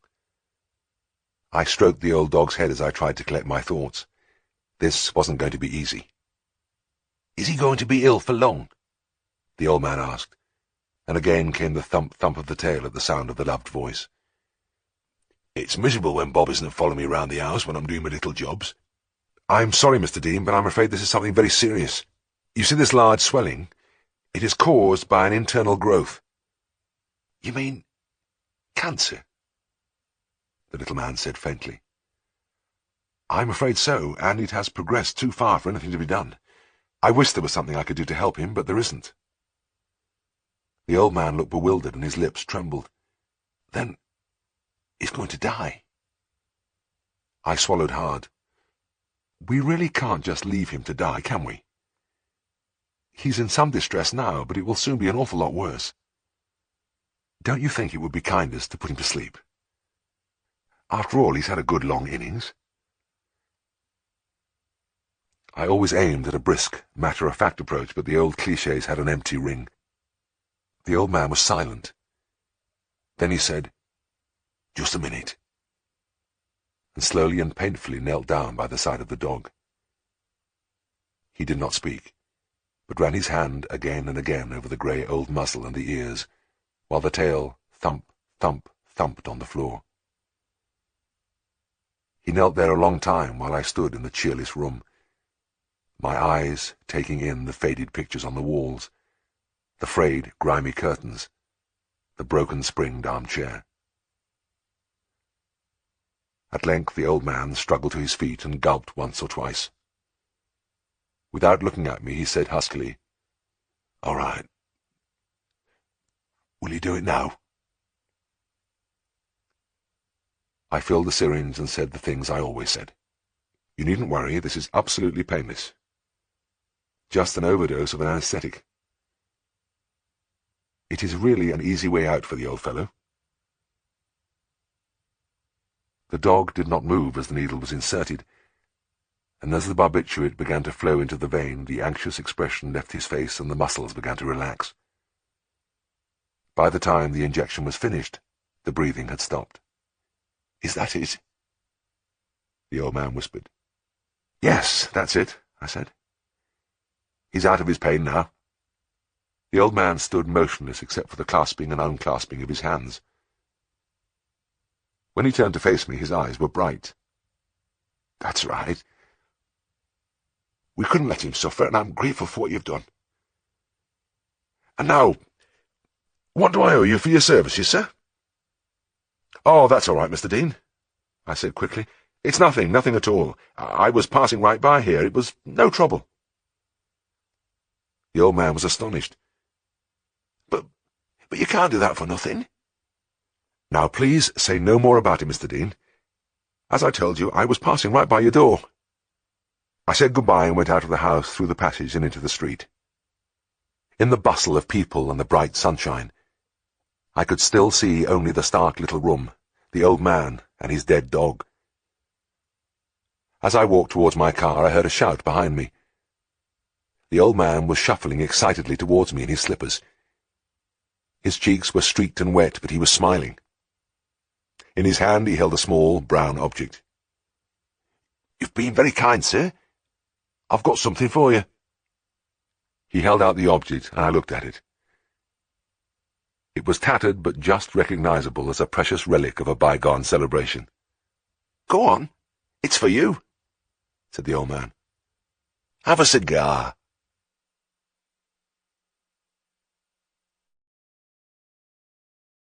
Chapter 12. It was unfortunate that Siegfried ever had the idea of delegating the bookkeeping to his brother, because Skeldale House had been passing through a period of peace, and I found it soothing. For nearly a fortnight there had hardly been a raised voice or an angry word, except for one unpleasant interlude, when Siegfried had come in and found his brother cycling along the passage. Tristan found all the rage and shouting quite incomprehensible. He had been given the job of setting the table, and it was a long way from kitchen to dining room. It seemed the most natural thing in the world to bring his bike in. Autumn had come with a sharpness in the air, and at night the log fire burned bright in the big room, sending shadows flickering over the graceful alcoves and up to the high carved ceiling. It was always a good time when the work of the day was through and the three of us lay back in the shabby armchairs and stretched our feet out to the blaze. Tristan was occupied with the Daily Telegraph crossword, which he did every night. Siegfried was reading, and I was dozing. It embarrassed me to be drawn into the crossword. Siegfried could usually make a contribution after a minute's thought, but Tristan could have the whole thing worked out while I wrestled with the first clue. The carpet round our feet was hidden by the dogs, all 5 of them, draped over each other in heavy-breathing layers, and adding to the atmosphere of camaraderie and content. It seemed to me that a chill breath struck through the comfort of the room as Siegfried spoke. "Market day tomorrow, and the bills have just gone out. They'll be queuing up to give us their money, so I want you, Tristan, to devote the entire day to taking it from them. James and I are going to be very busy, so you'll be in sole charge. All you have to do is take their checks, give them a receipt, and enter their names in the receipt book. Now, do you think you can manage that without making a bloody hash of it?" I winced. It was the first discordant note for a long time, and it struck deep. "I think I might just about cope with that," Tristan replied, haughtily. "Good. Let's get to bed, then." But next day it was easy to see that the assignment was right up Tristan's street. Stationed behind the desk, he took in the money in handfuls, and all the time he talked. But he did not talk at random. Each character got a personal approach. With the upright Methodist, it was the weather, the price of cows, and the activities of the village institute. The raffish type, with his cap on one side, exhaling fumes of market ale, got the latest stories which Tristan kept on the backs of envelopes, but with the ladies he rose to his greatest heights. They were on his side from the first because of his innocent, boyish face, and when he turned the full blast of his charm on them, their surrender was complete. I was amazed at the giggles which came from behind the door. I was pleased the lad was doing well. Nothing was going wrong this time.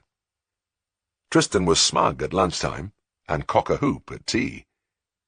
Siegfried, too, was satisfied with the day's takings, which his brother presented to him in the form of a column of neat figures accurately totalled at the bottom.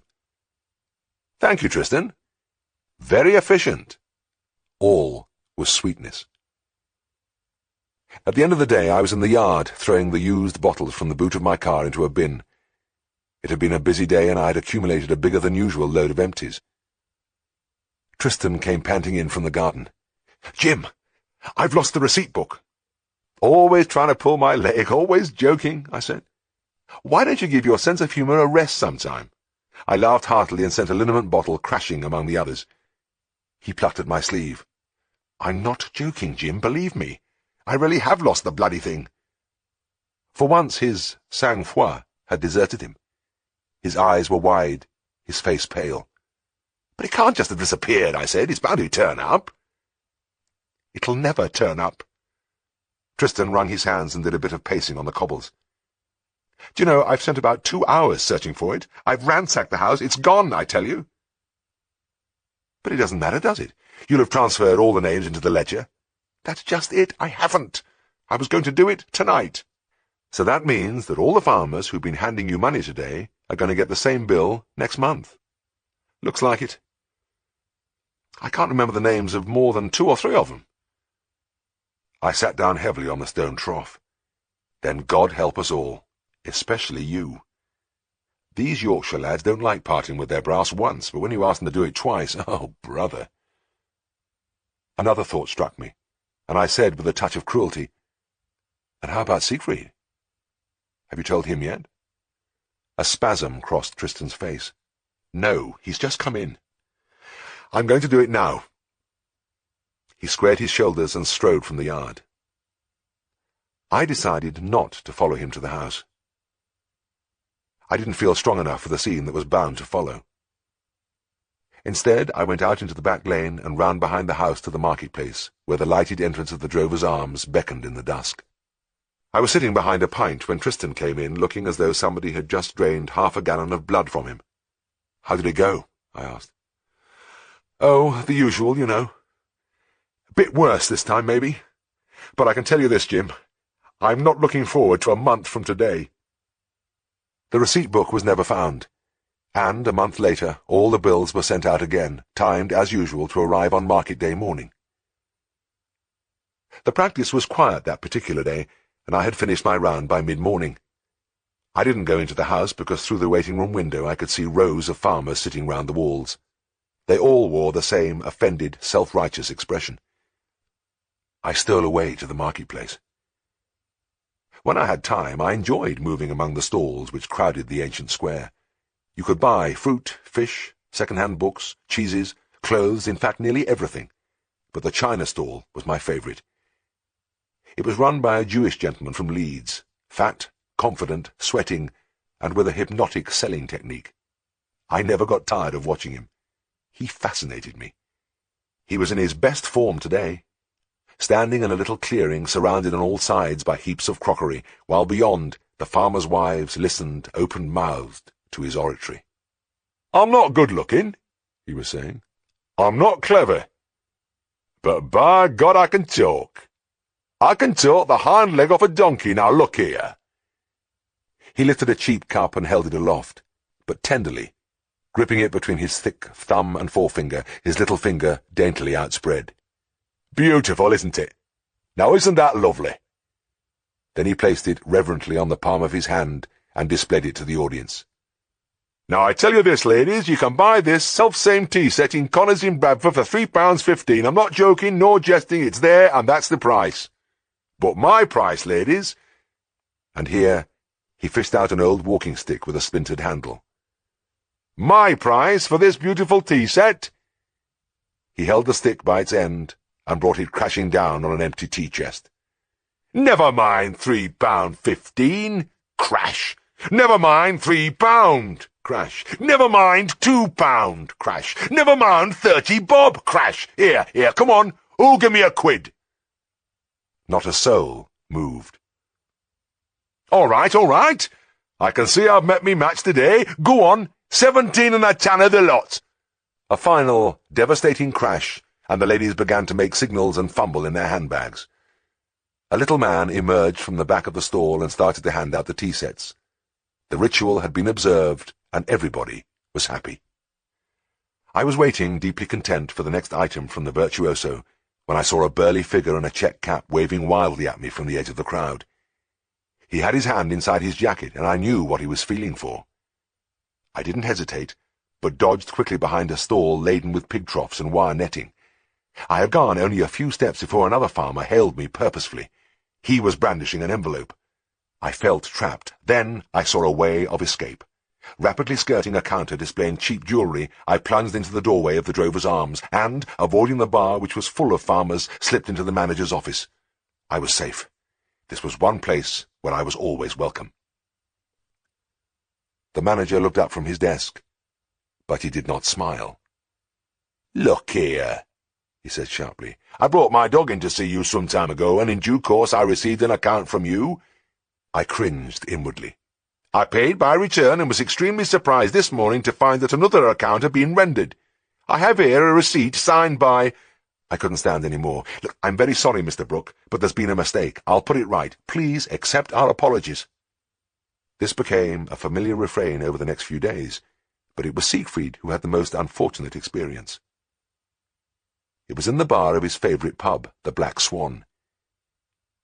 He was approached by Billy Breckenridge, a friendly, jocular little character, one of Darby's worthies.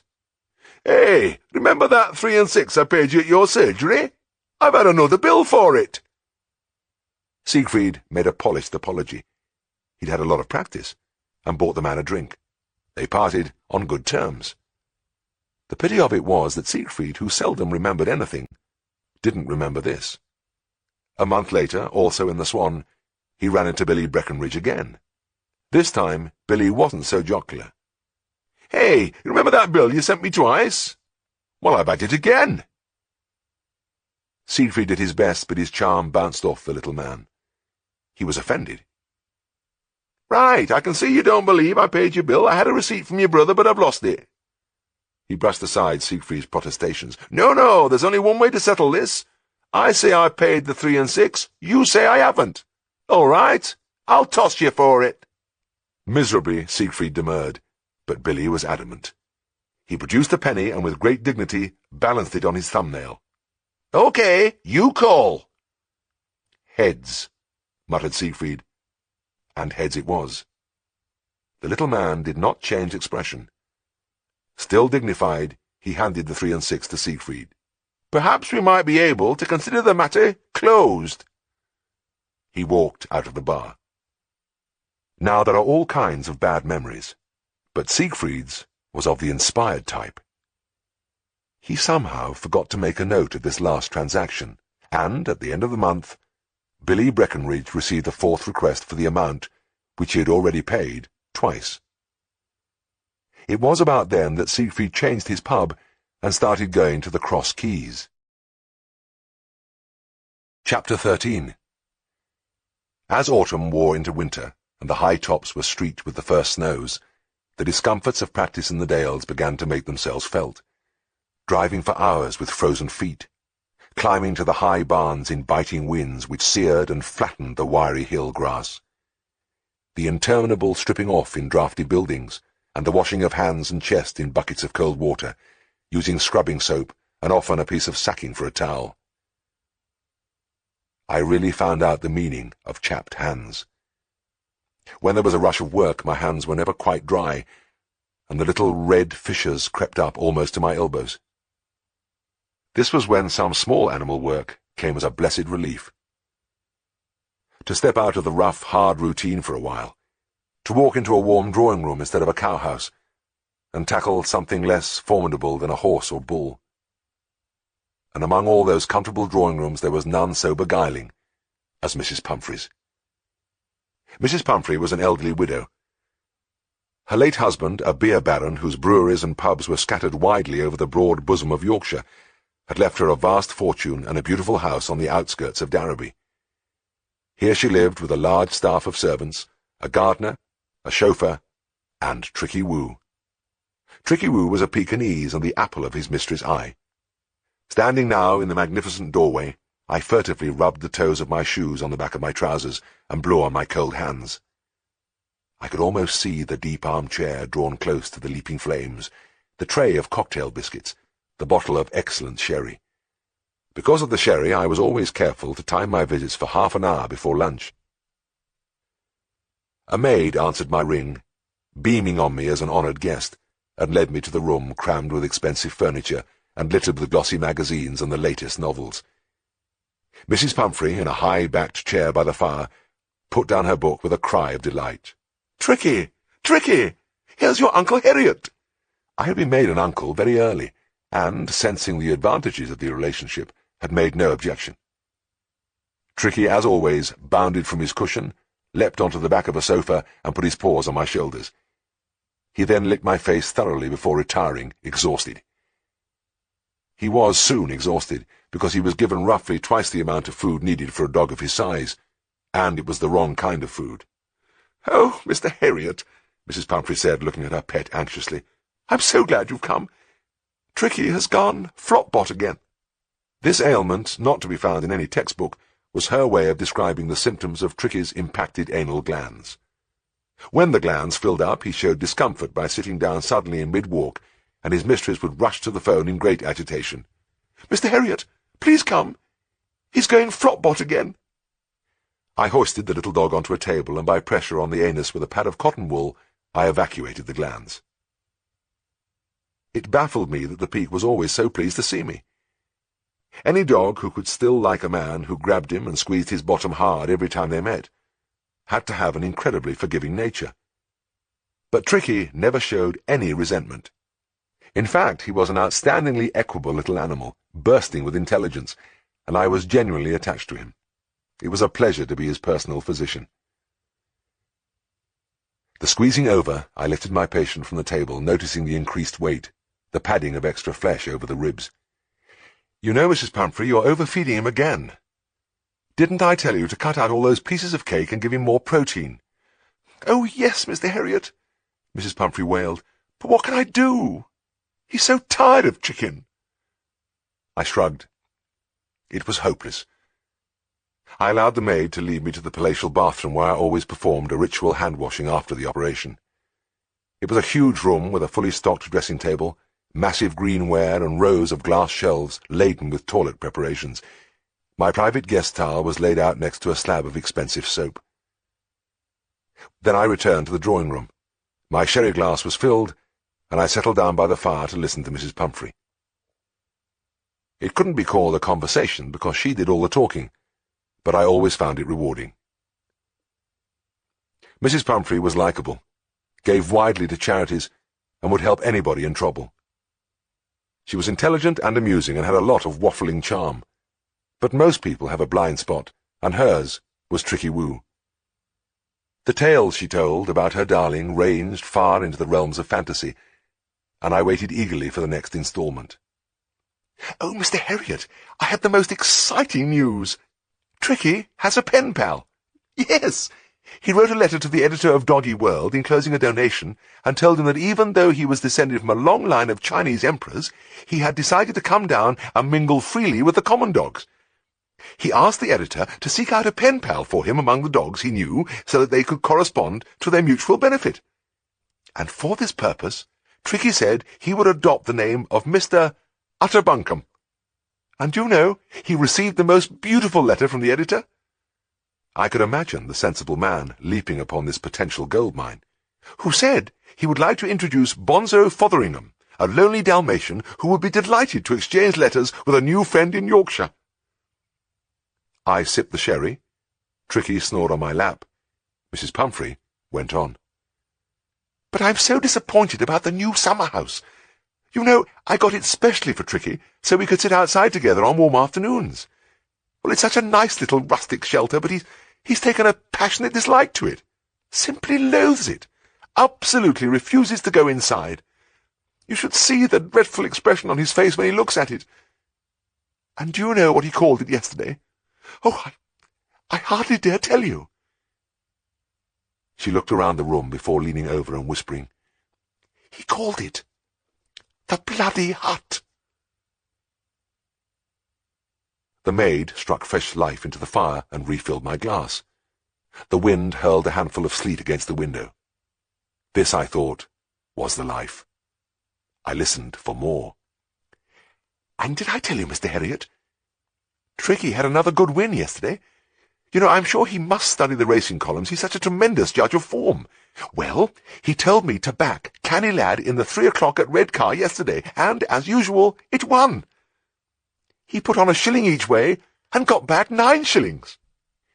These bets were always placed in the name of Tricky Woo, and I thought with compassion of the reactions of the local bookies. The Darrowby turf accountants were a harassed and fugitive body of men. A board would appear at the end of some alley urging the population to invest with Joe Downs and enjoy perfect security. Joe would live for a few months on a knife edge while he pitted his wits against the knowledgeable citizens, but the end was always the same. A few favourites would win in a row and Joe would be gone in the night, taking his board with him. Once I'd asked a local inhabitant about the sudden departure of one of these luckless nomads. He replied unemotionally, "Oh, we broke him." Losing a regular flow of shillings to a dog must have been a heavy cross for these unfortunate men to bear. "I had such a frightening experience last week," Mrs. Pumphrey continued. "I was sure I would have to call you out. Poor little Tricky, he went completely crack-a-dog." I mentally lined this up with Flopbot among the new canine diseases and asked for more information. "Well, it was awful. I was terrified. The gardener was throwing rings for Tricky. You know, he does this for half an hour every day." I had witnessed this spectacle several times. Hodgkin, a dour, bent old Yorkshireman who looked as though he hated all dogs and Tricky in particular, had to go out on the lawn every day and throw little rubber rings over and over again. Tricky bounded after them and brought them back, barking madly till the process was repeated. The bitter lines on the old man's face deepened as the game progressed. His lips moved continually, but it was impossible to hear what he was saying. Mrs. Pumphrey went on. "Well, he was playing his game, and he does adore it so, when suddenly, without warning, he went crack-a-dog. He forgot all about his rings and began to run round in circles, barking and yelping in such a strange way. Then he fell over on his side and lay like a little dead thing. Do you know, Mr. Herriot, I really thought he was dead, he lay so perfectly still, and what hurt me most was that Hodgkin began to laugh. He has been with me for 24 years, and I have never even seen him smile, and yet, when he looked down at that still form, he broke into a queer, high-pitched cackle. Oh, it was horrid. I was just about to rush to the telephone when Tricky got up and walked away, but he seemed perfectly normal." Hysteria, I thought, brought on by wrong feeding and overexcitement. I put down my glass and fixed Mrs. Pumphrey with a severe glare. "Now look, this is just what I was talking about. If you persist in feeding all that fancy rubbish to Tricky, You are going to ruin his health. You really must get him onto a sensible dog diet of 1 or at the most 2 small meals a day of meat and brown bread or a little biscuit, and nothing in between." Mrs. Pumphrey shrank into her chair, a picture of abject guilt. "Oh, please don't speak to me like that. I do try to give him the right things, but it is so difficult. When he begs for his little titbits, I can't refuse him." She dabbed her eyes with a handkerchief, but I was unrelenting. "All right, Mrs. Pumphrey. It's up to you, but I warn you that if you go on as you are doing, Tricky will go crack-a-dog more and more often." I left the cosy haven with reluctance, pausing on the gravel drive to look back at Mrs. Pumphrey waving, and Tricky, as always, standing against the window, his wide-mouthed face apparently in the middle of a hearty laugh. Driving home, I mused on the many advantages of being Tricky's uncle. When he went to the seaside, he sent me boxes of oak-smoked kippers, and when the tomatoes ripened in his greenhouse, he sent me a pound or 2 every week. Tins of tobacco arrived regularly, sometimes with a photograph carrying a loving inscription. But it was when the Christmas hamper arrived from Fortnum & Mason's that I decided that I was on a really good thing which should be helped along a bit. Hitherto I had merely rung up and thanked Mrs. Pumphrey for the gifts, and she had been rather cool, pointing out that it was Tricky who had sent the things, and he was the one who should be thanked. With the arrival of the hamper, it came to me blindingly that I had been guilty of a grave error of tactics. I set myself to compose a letter to Tricky. Avoiding Siegfried's sardonic eye, I thanked my doggy nephew for his Christmas gifts, and for all his generosity in the past. I expressed my sincere hopes that the festive fare had not upset his delicate digestion, and suggested that if he did experience any discomfort, he should have recourse to the black powder his uncle always prescribed. A vague feeling of professional shame was easily swamped by floating visions of kippers, tomatoes, and hampers. I addressed the envelope to Master Tricky Pumphrey, Barlby Grange, and slipped it into the post-box with only a slight feeling of guilt. On my next visit, Mrs. Pumphrey drew me to one side. "Mr. Herriot," she whispered, "Tricky adored your charming letter, and he will keep it always, but he was very put out about one thing. You addressed it to Master Tricky, and he does insist upon Mr. He was dreadfully affronted at first, quite beside himself, but when he saw it was from you, he soon recovered his good temper. I can't think why he should have these little prejudices. Perhaps it's because he is an only dog. I do think an only dog develops more prejudices than one from a large family, Entering Skeldale House was like returning to a colder world. Siegfried bumped into me in the passage. "Ah, who have we here? Why, I do believe it's dear Uncle Herriot. And what have you been doing, Uncle? Slaving away at Barlby Grange, I expect? Poor fellow, you must be tired out. Do you really think it's worth it? Working your fingers to the bone for another hamper?" Chapter 14. Looking back, I can scarcely believe we used to spend all those hours in making up medicines. But our drugs didn't come to us in proprietary packages, and before we could get out on the road we had to fill our cars with a wide variety of carefully compounded and largely useless remedies. When Siegfried came upon me that morning, I was holding a 12-ounce bottle at eye level while I poured syrup of coquilana into it. Tristan was moodily mixing stomach powders with a mortar and pestle, and he stepped up his speed of stroke when he saw his brother's eye on him. He was surrounded by packets of the powder, and further along the bench were orderly piles of pessaries, which he had made by filling cellophane cylinders with boric acid. Tristan looked industrious. His elbow jogged furiously as he ground away at the Ammon carb and nux vomica. Siegfried smiled benevolently. I smiled too. I felt the strain badly when the brothers were at variance, but I could see that this was going to be one of the happy mornings. There had been a distinct improvement in the atmosphere since Christmas, when Tristan had slipped casually back to college and apparently without doing any work had resat and passed his exams. And there was something else about my boss today. He seemed to glow with inner satisfaction, as though he knew for certain that something good was on the way.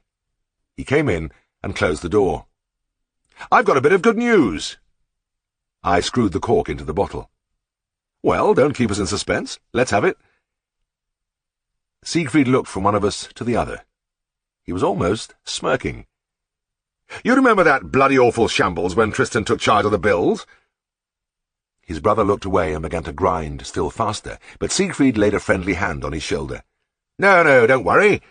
I'm not going to ask you to do it again. In fact, you'll never have to do it again, because from now on the job will be done by an expert." He paused and cleared his throat. "We're going to have a secretary." As we stared blankly at him, he went on. "Yes, I picked her myself, and I consider she's perfect." "Well, what's she like?" I asked. Siegfried pursed his lips. "Well, it's difficult to describe her, but just think. What do we want here? We don't want some flighty young thing hanging about the place. We don't want a pretty little blonde sitting behind that desk powdering her nose and making eyes at everybody." "We don't?" Tristan interrupted, plainly puzzled. "No, we don't." Siegfried rounded on him. "She'd be daydreaming about her boyfriends half the time, and just when we've got her trained to our ways, she'd be running off to get married." Tristan still looked unconvinced, and it seemed to exasperate his brother. Siegfried's face reddened. "And there's another thing. How could we have an attractive young girl in here with somebody like you in the house? You'd never leave her alone." Tristan was nettled. "Well, how about you?" "I'm talking about you, not me," Siegfried roared. I closed my eyes. The peace hadn't lasted long.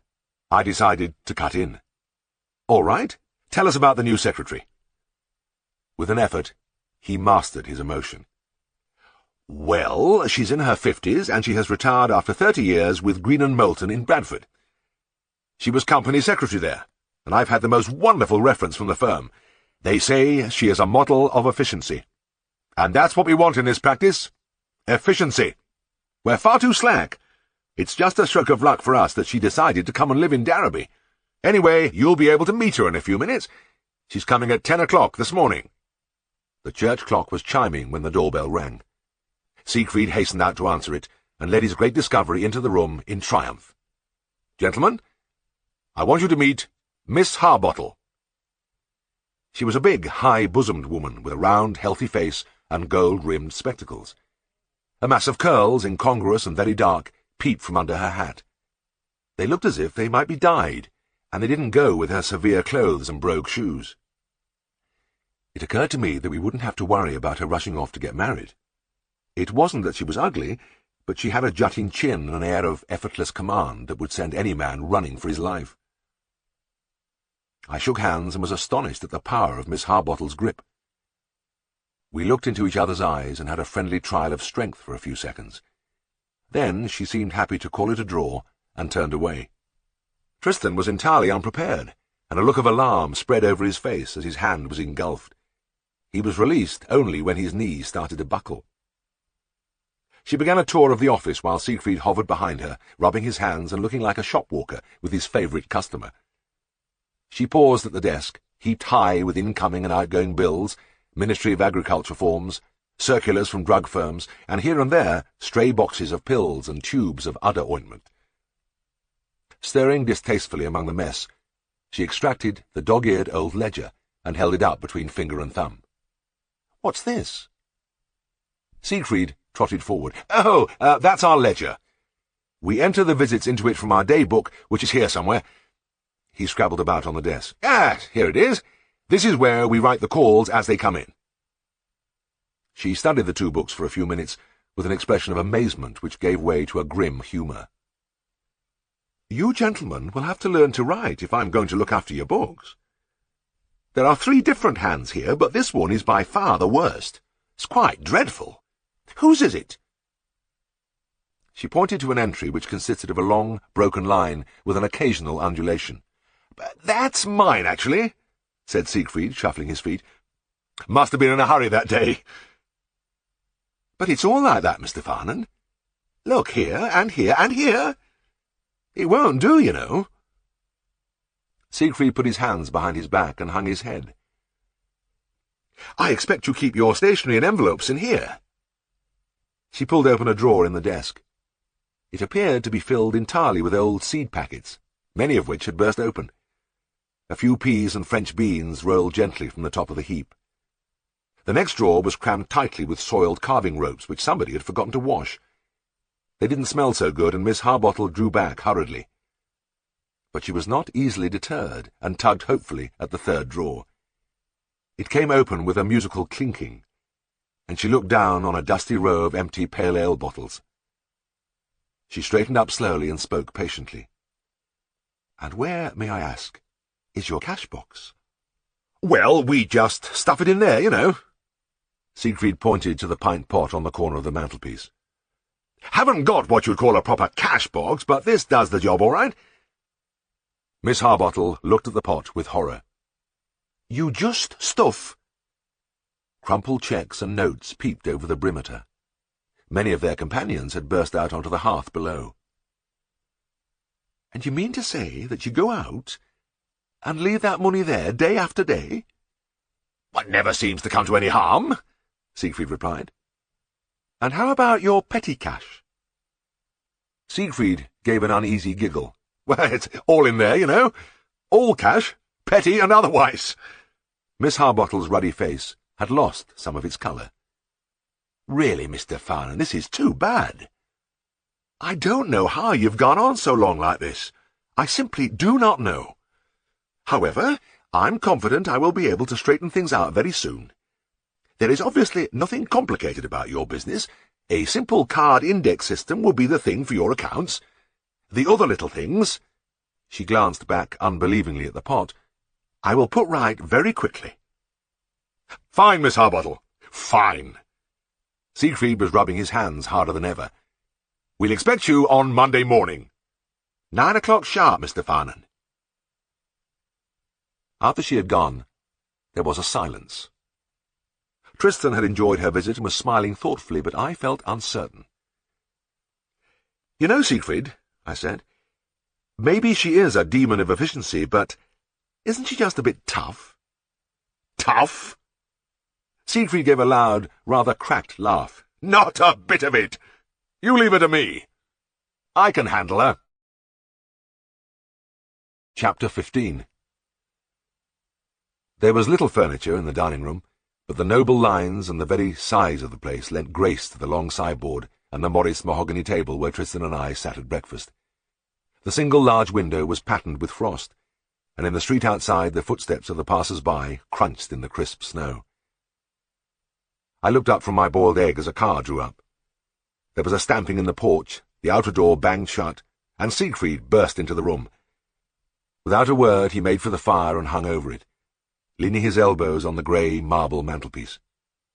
He was muffled almost to the eyes in greatcoat and scarf, but what you could see of his face was purplish blue.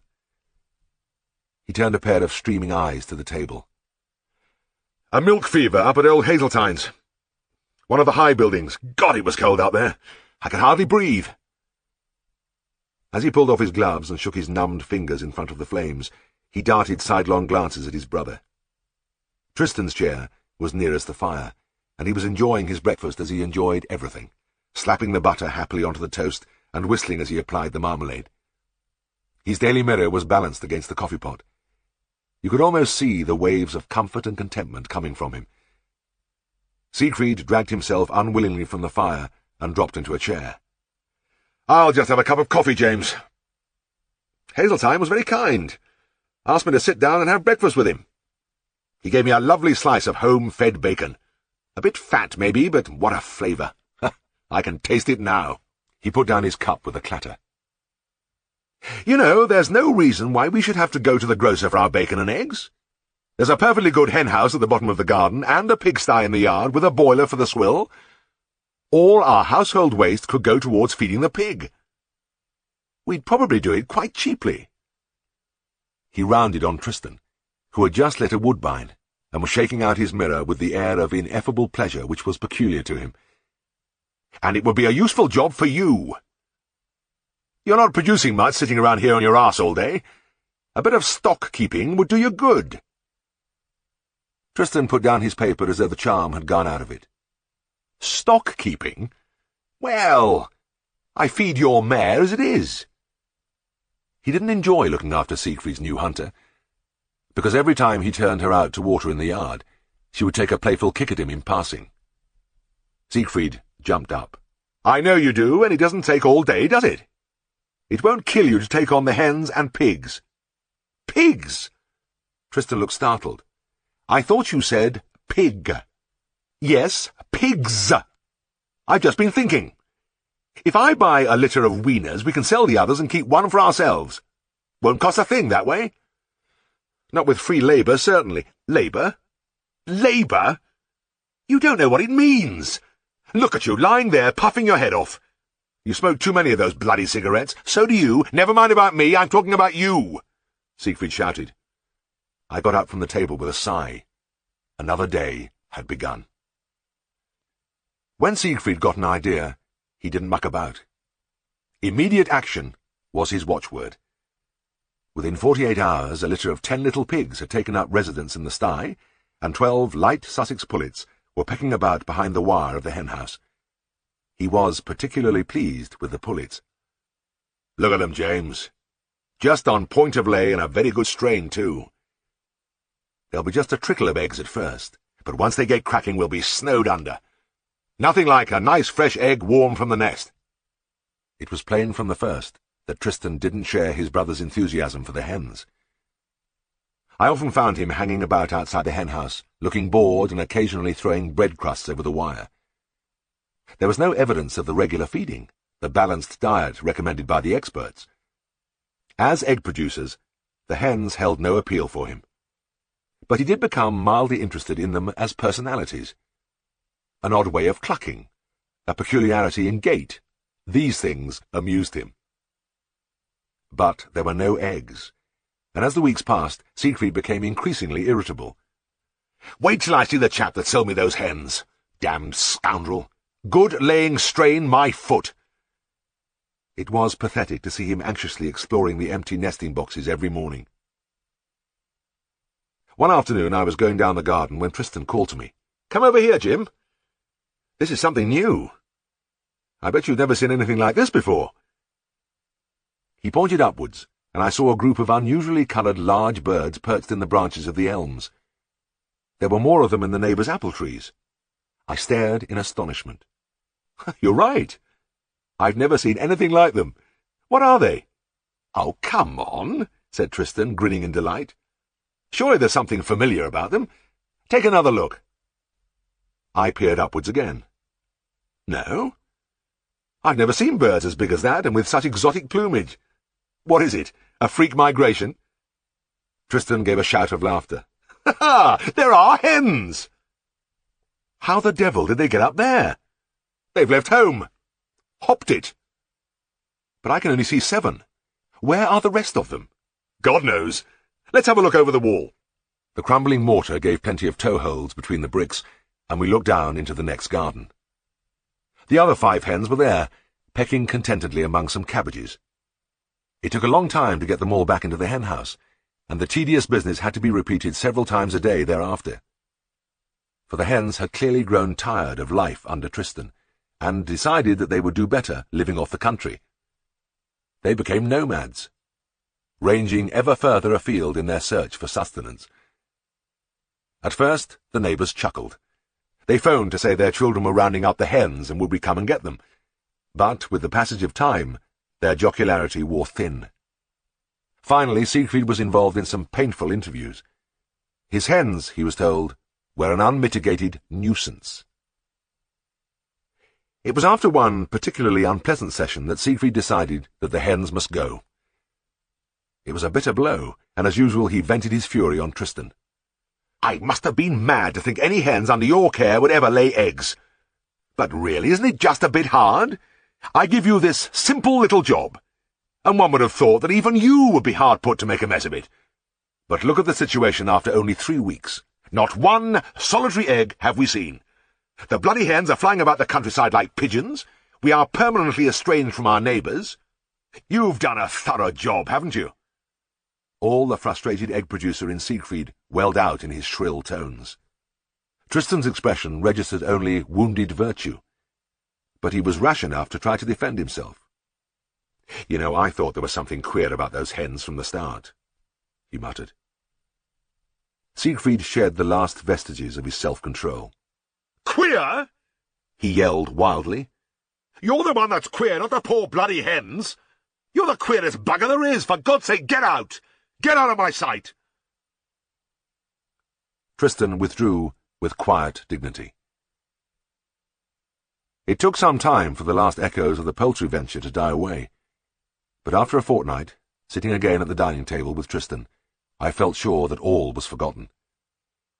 So that it was with a strange sense of the workings of fate that I saw Siegfried stride into the room and lean menacingly over his brother. "You remember those hens, I suppose?" he said, almost in a whisper. "You'll recall that I gave them away to Mrs. Dale, that old-age pensioner down Brown's Yard. Well, I've just been speaking to her. She's delighted with them, gives them a hot mash night and morning, and she's collecting 10 eggs a day." His voice rose almost to a scream. 10 eggs! Do you hear? 10 eggs! I hurriedly swallowed the last of my tea and excused myself. I trotted along the passage out of the back door and up the garden to my car. On the way I passed the empty henhouse. It had a forlorn look. It was a long way to the dining room, but I could still hear Siegfried. Chapter 16. "Jim, come over here and take a look at these little beggars." Tristan laughed excitedly as he leant over the door of the pigsty. I walked across the yard. "What is it?" "Well, I've just given them their swill, and it's a bit hot. Look at them." The little pigs were seizing the food, dropping it, and walking suspiciously round it. Then they would creep up, touch the hot potatoes with their muzzles, and leap back in alarm. There was none of the usual mealtime slobbering, just a puzzled grunting. Right from the start, Tristan had found the pigs more interesting than the hens, which was a good thing, because he had to retrieve himself after the poultry disaster. He spent a lot of time in the yard, sometimes feeding or mucking out, but more often resting his elbows on the door, watching his charges. As with the hens, he was more interested in their characters than their ability to produce pork or bacon. After he poured the swill into the long trough, he always watched, entranced, while the pigs made their first rush. Soon, in the desperate gobbling, there would be signs of uneasiness. The tiny animals would begin to glance sideways till their urge to find out what their mates were enjoying so much became unbearable. They would start to change position frantically, climbing over each other's backs and falling into the swill. Old Boardman was a willing collaborator, but mainly in an advisory capacity. Like all countrymen, he considered he knew all about the husbandry and diseases of animals, and it turned out pigs were his speciality. There were long conferences in the dark room under the Bairnsfather cartoons, and the old man grew animated over his descriptions of the vast, beautiful animals he had reared in that very sty. Tristan listened with respect, because he had solid proof of Boardman's expertise in the way he handled the old brick boiler. Tristan could like the thing, but he went out if he turned his back on it. But it was docile in Boardman's hands. I often saw Tristan listening wonderingly to the steady blub-blub while the old man rambled on, and the delicious scent of cooking pig potatoes drifted over them both. But no animal converts food more quickly into flesh than a pig, and as the weeks passed, the little pink creatures changed with alarming speed into 10 solid, no-nonsense porkers. Their characters deteriorated too. They lost all their charm. Mealtime stopped being fun and became a battle, with the odds growing heavier against Tristan all the time. I could see that it brought a lot of colour into old Boardman's life, and he always dropped whatever he was doing when he saw Tristan scooping the swill from the boiler. He obviously enjoyed watching the daily contest from his seat on the stone trough. Tristan bracing himself, listening to the pigs squealing at the rattle of the bucket, giving a few fearsome shouts to encourage himself, then shooting the bolt and plunging among the grunting, jostling animals, broad, greedy snouts forcing into the bucket, sharp feet grinding his toes, heavy bodies thrusting against his legs. I couldn't help smiling when I remembered the light-hearted game it used to be. There was no laughter now. Tristan finally took to brandishing a heavy stick at the pigs before he dared to go in. Once inside, his only hope of staying on his feet was to clear a little space by beating on the backs. It was on a market day, when the pigs had almost reached bacon weight, that I came upon Tristan sprawled in his favourite chair. But there was something unusual about him. He wasn't asleep, no medicine bottle, no woodbines, no Daily Mirror. His arms hung limply over the sides of the chair, his eyes were half closed, and sweat glistened on his forehead. "Jim," he whispered, "I've had the most hellish afternoon I've ever had in my life." I was alarmed at his appearance. "What's happened?" "The pigs," he croaked. "They escaped today." "Escaped? How the devil could they do that?" Tristan tugged at his hair. "It was when I was feeding the mare. I gave her a hay, and I thought I might as well feed the pigs at the same time. You know what they've been like lately. Well, today, they went berserk. Soon as I opened the door, they charged out in a solid block, sent me up in the air, bucket and all, then ran over the top of me." He shuddered and looked up at me wide-eyed. "I'll tell you this, Jim. When I was lying there on the cobbles, covered with swill and that lot trampling on me, I thought it was all over. But they didn't savage me. They belted out through the yard door at full gallop. The yard door was open then. Too true it was. I would just choose this one day to leave it open." Tristan sat up and wrung his hands. "Well, you know, I thought it was all right at first. You see, they slowed down when they got into the lane and trotted quietly round into the front street, with Bourbon and I hard on their heels. Well, they formed a group there. Didn't seem to know where to go next. I was sure we were going to be able to head them off, but just then one of them caught sight of itself in Robson's shop window." He gave a remarkable impression of a pig staring at its reflection for a few moments, then leaping back with a startled grunt. "Well, that did it, Jim. The bloody animal panicked and shot off into the marketplace at about 50 miles an hour, with the rest after it." I gasped. 10 large pigs loose among the packed stalls and market day crowds was difficult even to imagine. "Oh, God, you should have seen it." Tristan fell back wearily into his chair. "Women and kids screaming, the stall holders and police and everybody else cursing me. There was a terrific traffic jam, too. Miles of cars tooting like hell, while the policeman on point duty concentrated on browbeating me." He wiped his brow. "You know that fast-talking merchant on the china stall? Well, today I saw him at a loss for words. He was balancing a cup on his palm and in full cry when one of the pigs got its 4 feet onto his stall and stared him straight in the face. He stopped as if he'd been shot. Any other time it would have been funny, but I thought the perishing animal was going to wreck the stall. The counter was beginning to rock when the pig changed its mind and made off." "What's the position now?" I asked. "Have you got them back?" "I've got 9 of them back," Tristan replied, leaning back and closing his eyes. "With the help of almost the entire male population of the district, I've got 9 of them back. The 10th was last seen heading north at a good pace. God knows where it is now. Oh, I didn't tell you. One of them got into the post office. Spent quite some time in there." He put his hands over his face. "I'm for it this time, Jim. I'll be in the hands of the law after this lot. There's no doubt about it." I leant over and slapped his leg. "Oh, I shouldn't worry. I don't suppose there's been any serious damage done." Tristan replied with a groan. "But there's something else." When I finally closed the door after getting the pigs back in their sty, I was on the verge of collapse. I was leaning against the wall, gasping for breath, when I saw the mare had gone. Yes, gone. I'd gone straight out after the pigs and forgot to close her box. I don't know where she is. Bourbon said he'd look around. I haven't the strength. Tristan lit a trembling woodbine.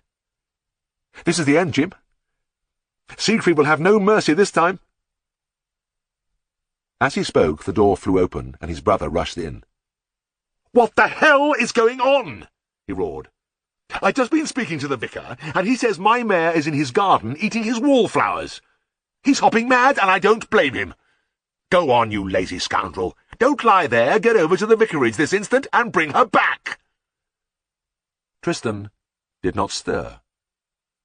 He lay inert, looking up at his brother. His lips moved feebly. "No," he said. "What's that?" Siegfried shouted incredulously. "Get out of that chair immediately. Go and get that mare." "No," replied Tristan. I felt a chill of horror. This sort of mutiny was unprecedented. Siegfried had gone very red in the face, and I steeled myself for an eruption. But it was Tristan who spoke. "If you want your mare, you can get her yourself." His voice was quiet, with no note of defiance. He had the air of a man to whom the future is of no account. Even Siegfried could see that this was one time when Tristan had had enough. After glaring down at his brother for a few seconds, he turned and walked. He got the mare himself. Nothing more was said about the incident, but the pigs were moved hurriedly to the bacon factory and were never replaced. The stock-keeping project was at an end. Chapter 18. I could look back now on 6 months of hard, practical experience. I had treated cows, horses, pigs, dogs, and cats 7 days a week, in the morning, afternoon, evening, and through the hours when the world was asleep. I had carved cows and farrowed sows till my arms ached and the skin peeled off. I had been knocked down, trampled on, and sprayed liberally with every kind of muck. I had seen a fair cross-section of the diseases of animals. And yet, a little voice had begun to niggle at the back of my mind. It said, I knew nothing. Nothing at all. This was strange, because those 6 months had been built upon 5 years of theory, a slow, painful assimilation of thousands of facts, and a careful storage of fragments of knowledge, like a squirrel with its nuts. Beginning with the study of plants and the lowest forms of life, working up to dissection in the anatomy lab, and physiology, and the vast soulless territory of materia medica. Then pathology, which tore down the curtain of ignorance and let me look for the first time into the deep secrets. And parasitology, the teeming otherworld of the worms and fleas and mange mites. Finally, medicine and surgery, the crystallization of my learning and its application to the everyday troubles of animals. And there were many others, like physics, chemistry, hygiene. They didn't seem to have missed a thing. Why, then, should I feel I knew nothing? Why had I begun to feel like an astronomer looking through a telescope at an unknown galaxy? This sensation that I was only groping about on the fringes of limitless space was depressing. It was a funny thing, because everybody else seemed to know all about sick animals. The chap who held a cow's tail, the neighbour from the next farm, men in pubs, jobbing gardeners, they all knew, and were free and confident with their advice. I tried to think back over my life. Was there any time when I had felt this supreme faith in my own knowledge? And then I remembered. I was back in Scotland. I was 17, and I was walking under the arch of the veterinary college into Montrose Street. I had been a student for 3 days, but not until this afternoon had I felt the thrill of fulfillment. Messing about with botany and zoology was all right, but this afternoon had been the real thing. I had had my first lecture in animal husbandry. The subject had been the points of the horse. Professor Grant had hung up a life-size picture of a horse and had gone over it from nose to tail, indicating the withers, the stifle, the hock, the pole, and all the other rich equine terms.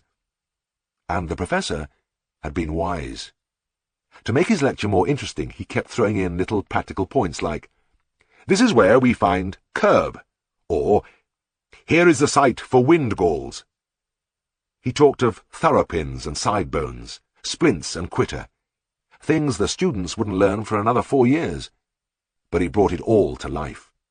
The words were still spinning in my head as I walked slowly down the sloping street. This was what I had come for. I felt as though I had undergone an initiation and become a member of an exclusive club. I really knew about horses. And I was wearing a brand-new riding mac, with all sorts of extra straps and buckles which slapped against my legs as I turned the corner of the hill into busy Newton Road. I could hardly believe my luck when I saw the horse. It was standing outside the library, below Queen's Cross, like something left over from another age. It drooped dispiritedly between the shafts of a coal cart, which stood like an island in an eddying stream of cars and buses. Pedestrians hurried by uncaring, but I had the feeling that fortune was smiling on me. A horse. Not just a picture, but a real, genuine horse. Stray words from the lecture floated up into my mind.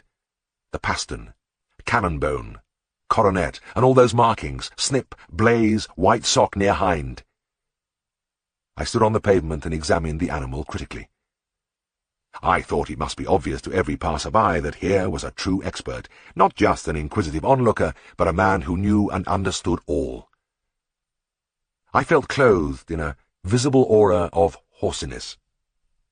I took a few steps up and down, hands deep in the pockets of the new riding mac, eyes probing for possible shoeing faults or curbs or bog spavins.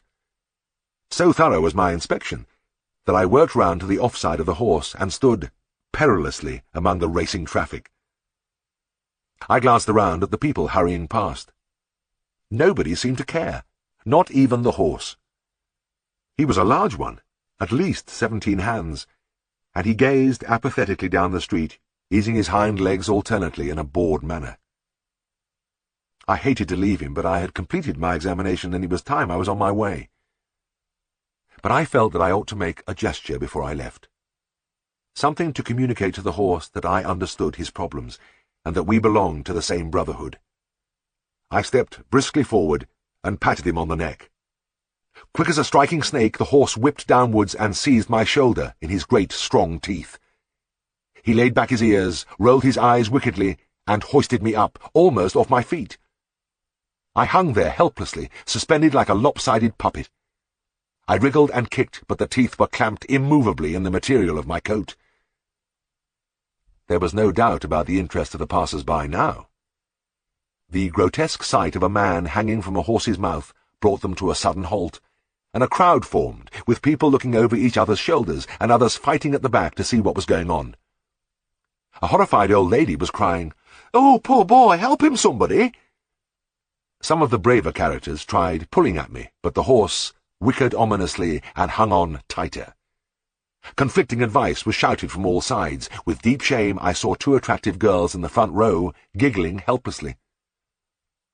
Appalled at the absurdity of my position, I began to thrash about wildly. My shirt collar tightened round my throat. A stream of the horse's saliva trickled down the front of my mac. I could feel myself choking, and was giving up hope when a man pushed his way through the crowd. He was very small. Angry eyes glared from a face blackened by coal dust. 2 empty sacks were draped over an arm. "What the hell's this?" he shouted. A dozen replies babbled in the air. "Can you no leave the bloody horse alone?" he yelled into my face. I made no reply, being pop-eyed, half-throttled, and in no mood for conversation. The coalman turned his fury on the horse. "Drop him, you big bastard! Go on, let go! Drop him!" Getting no response, he dug the animal viciously in the belly with his thumb. The horse took the point at once and released me like an obedient dog dropping a bone. I fell on my knees and ruminated in the gutter for a while, till I could breathe more easily. As from a great distance I could still hear the little man shouting at me.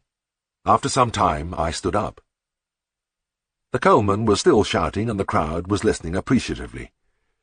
"What do you think you're playing at? Keep your hands off my bloody horse! Get the police to you!" I looked down at my new Mac. The shoulder was chewed to a sodden mass. I felt I must escape and began to edge my way through the crowd. Some of the faces were concerned, but most were grinning. Once clear, I started to walk away rapidly, and as I turned the corner the last faint cry from the coalman reached me. "Dinna meddle with things ye ken nothing about!"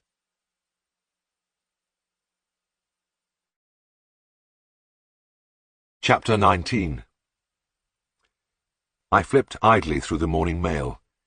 The usual stack of bills, circulars, brightly coloured advertisements for new drugs. After a few months the novelty had worn off and I hardly bothered to read them. I had almost reached the bottom of the pile when I came on something different.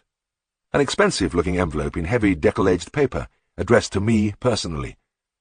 I ripped it open and pulled out a gilt-coloured card, which I scanned quickly. I felt my face redden as I slipped the card into an inside pocket. Siegfried finished ticking off the visits and looked up.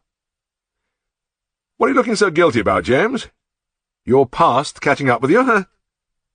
What is it, anyway? A letter from an outraged mother?" "Go on, then," I said sheepishly, pulling out the card and handing it to him. "Have a good laugh. I suppose you'd find out anyway." Siegfried's face was expressionless as he read the card aloud. "Tricky requests the pleasure of Uncle Herriot's company on Friday, February the 5th. Drinks and dancing." He looked up and spoke seriously. "Now, isn't that nice?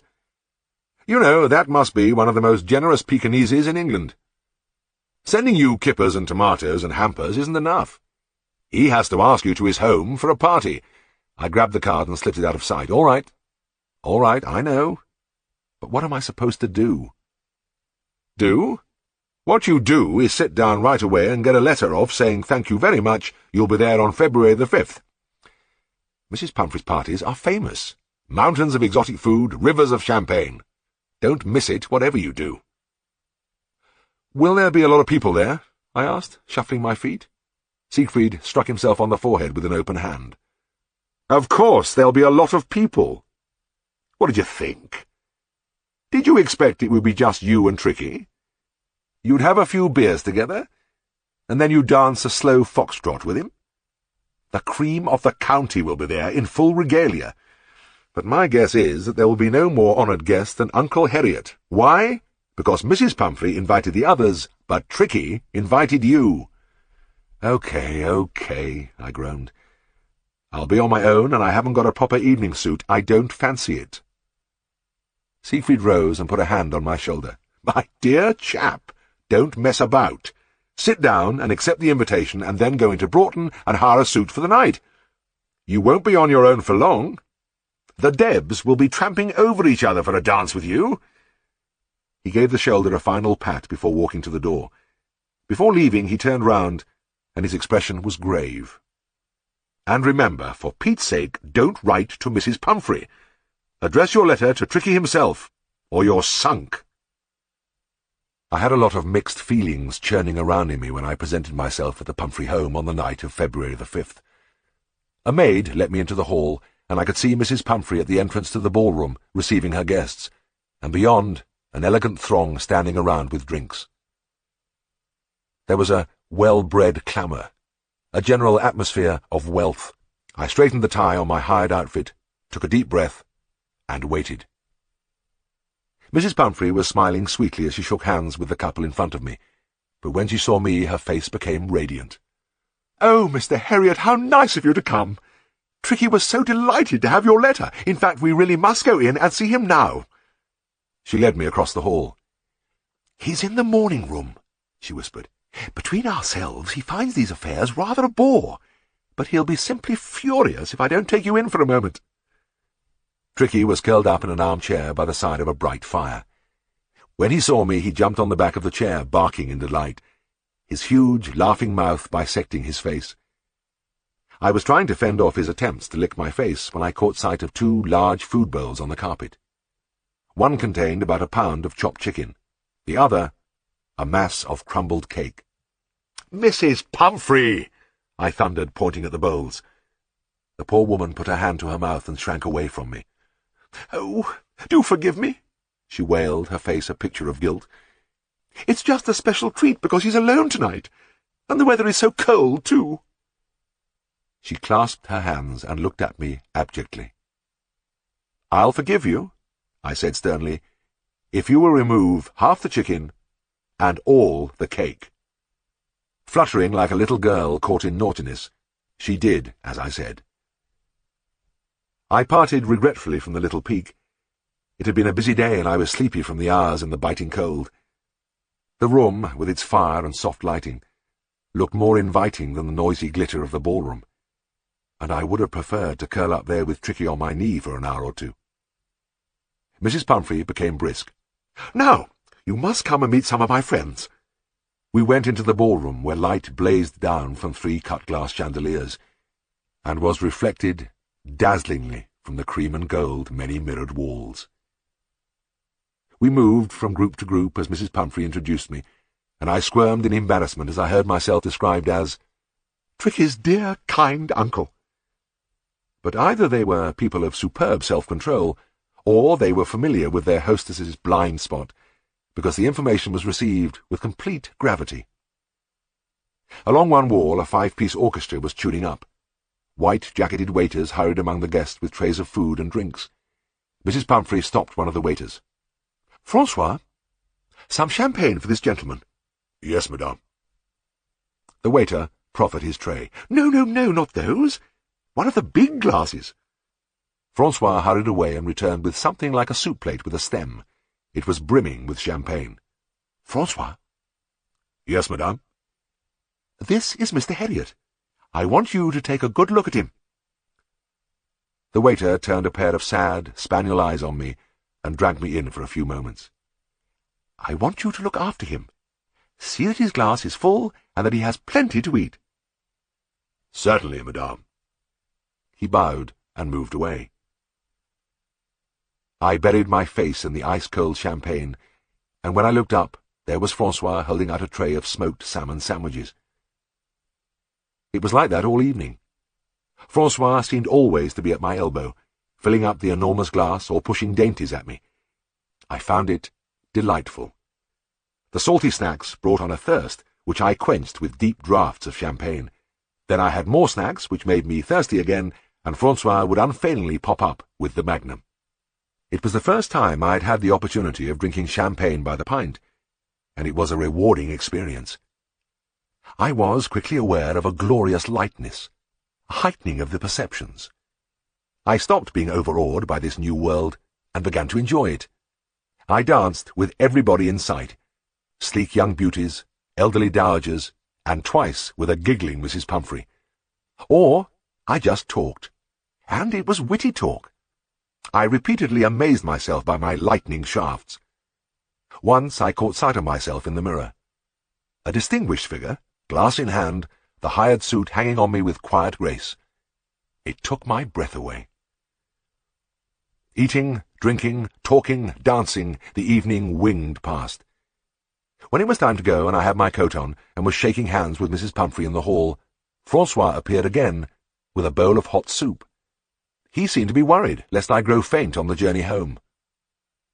After the soup, Mrs. Pumphrey said, "And now you must come and say good night to Tricky. He'll never forgive you if you don't." We went into his room, and the little dog yawned from the depths of the armchair and wagged his tail. Mrs. Pumphrey put her hand on my sleeve. "While you're here, I wonder if you would be so kind as to examine his claws. I've been so worried in case they might be growing too long." I lifted up the paws one by one and scrutinized the claws while Tricky lazily licked my hands. "No, you needn't worry. They're perfectly all right." "Thank you so much. I'm so grateful to you. Now you must wash your hands." In the familiar bathroom with the sea-green basins and the enamelled fishes on the walls and the dressing table and the bottles on the glass shelves, I looked around as the steaming water ran from the tap. There was my own towel by the basin and the usual new slab of soap. Soap that lathered in an instant and gave off an expensive scent. It was the final touch of balm on a gracious evening.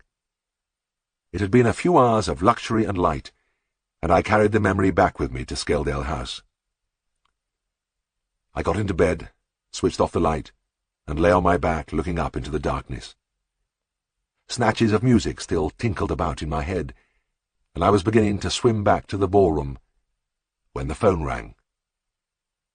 "This is Atkinson of Beck Cottage," a faraway voice said. "I have a sow here that can't get pegged. She's been on all night. Will you come?" I looked at the clock as I put down the receiver. It was 2 a.m. I felt numbed. A farrowing right on top of the champagne and the smoked salmon and those little biscuits with the black heaps of caviar, and at Beck Cottage, one of the most primitive small holdings in the district. It wasn't fair. Sleepily, I took off my pyjamas and pulled on my shirt. As I reached for the stiff, worn corduroys I used for work, I tried not to look at the hired suit hanging on the corner of the wardrobe. I groped my way down the long garden to the garage. In the darkness of the yard I closed my eyes, and the great chandeliers blazed again, The mirrors flashed, and the music played. It was only 2 miles out to Beck Cottage. It lay in a hollow, and in the winter the place was a sea of mud. I left my car and squelched through the blackness to the door of the house. My knock was unanswered, and I moved across to the cluster of buildings opposite and opened the half door into the byre.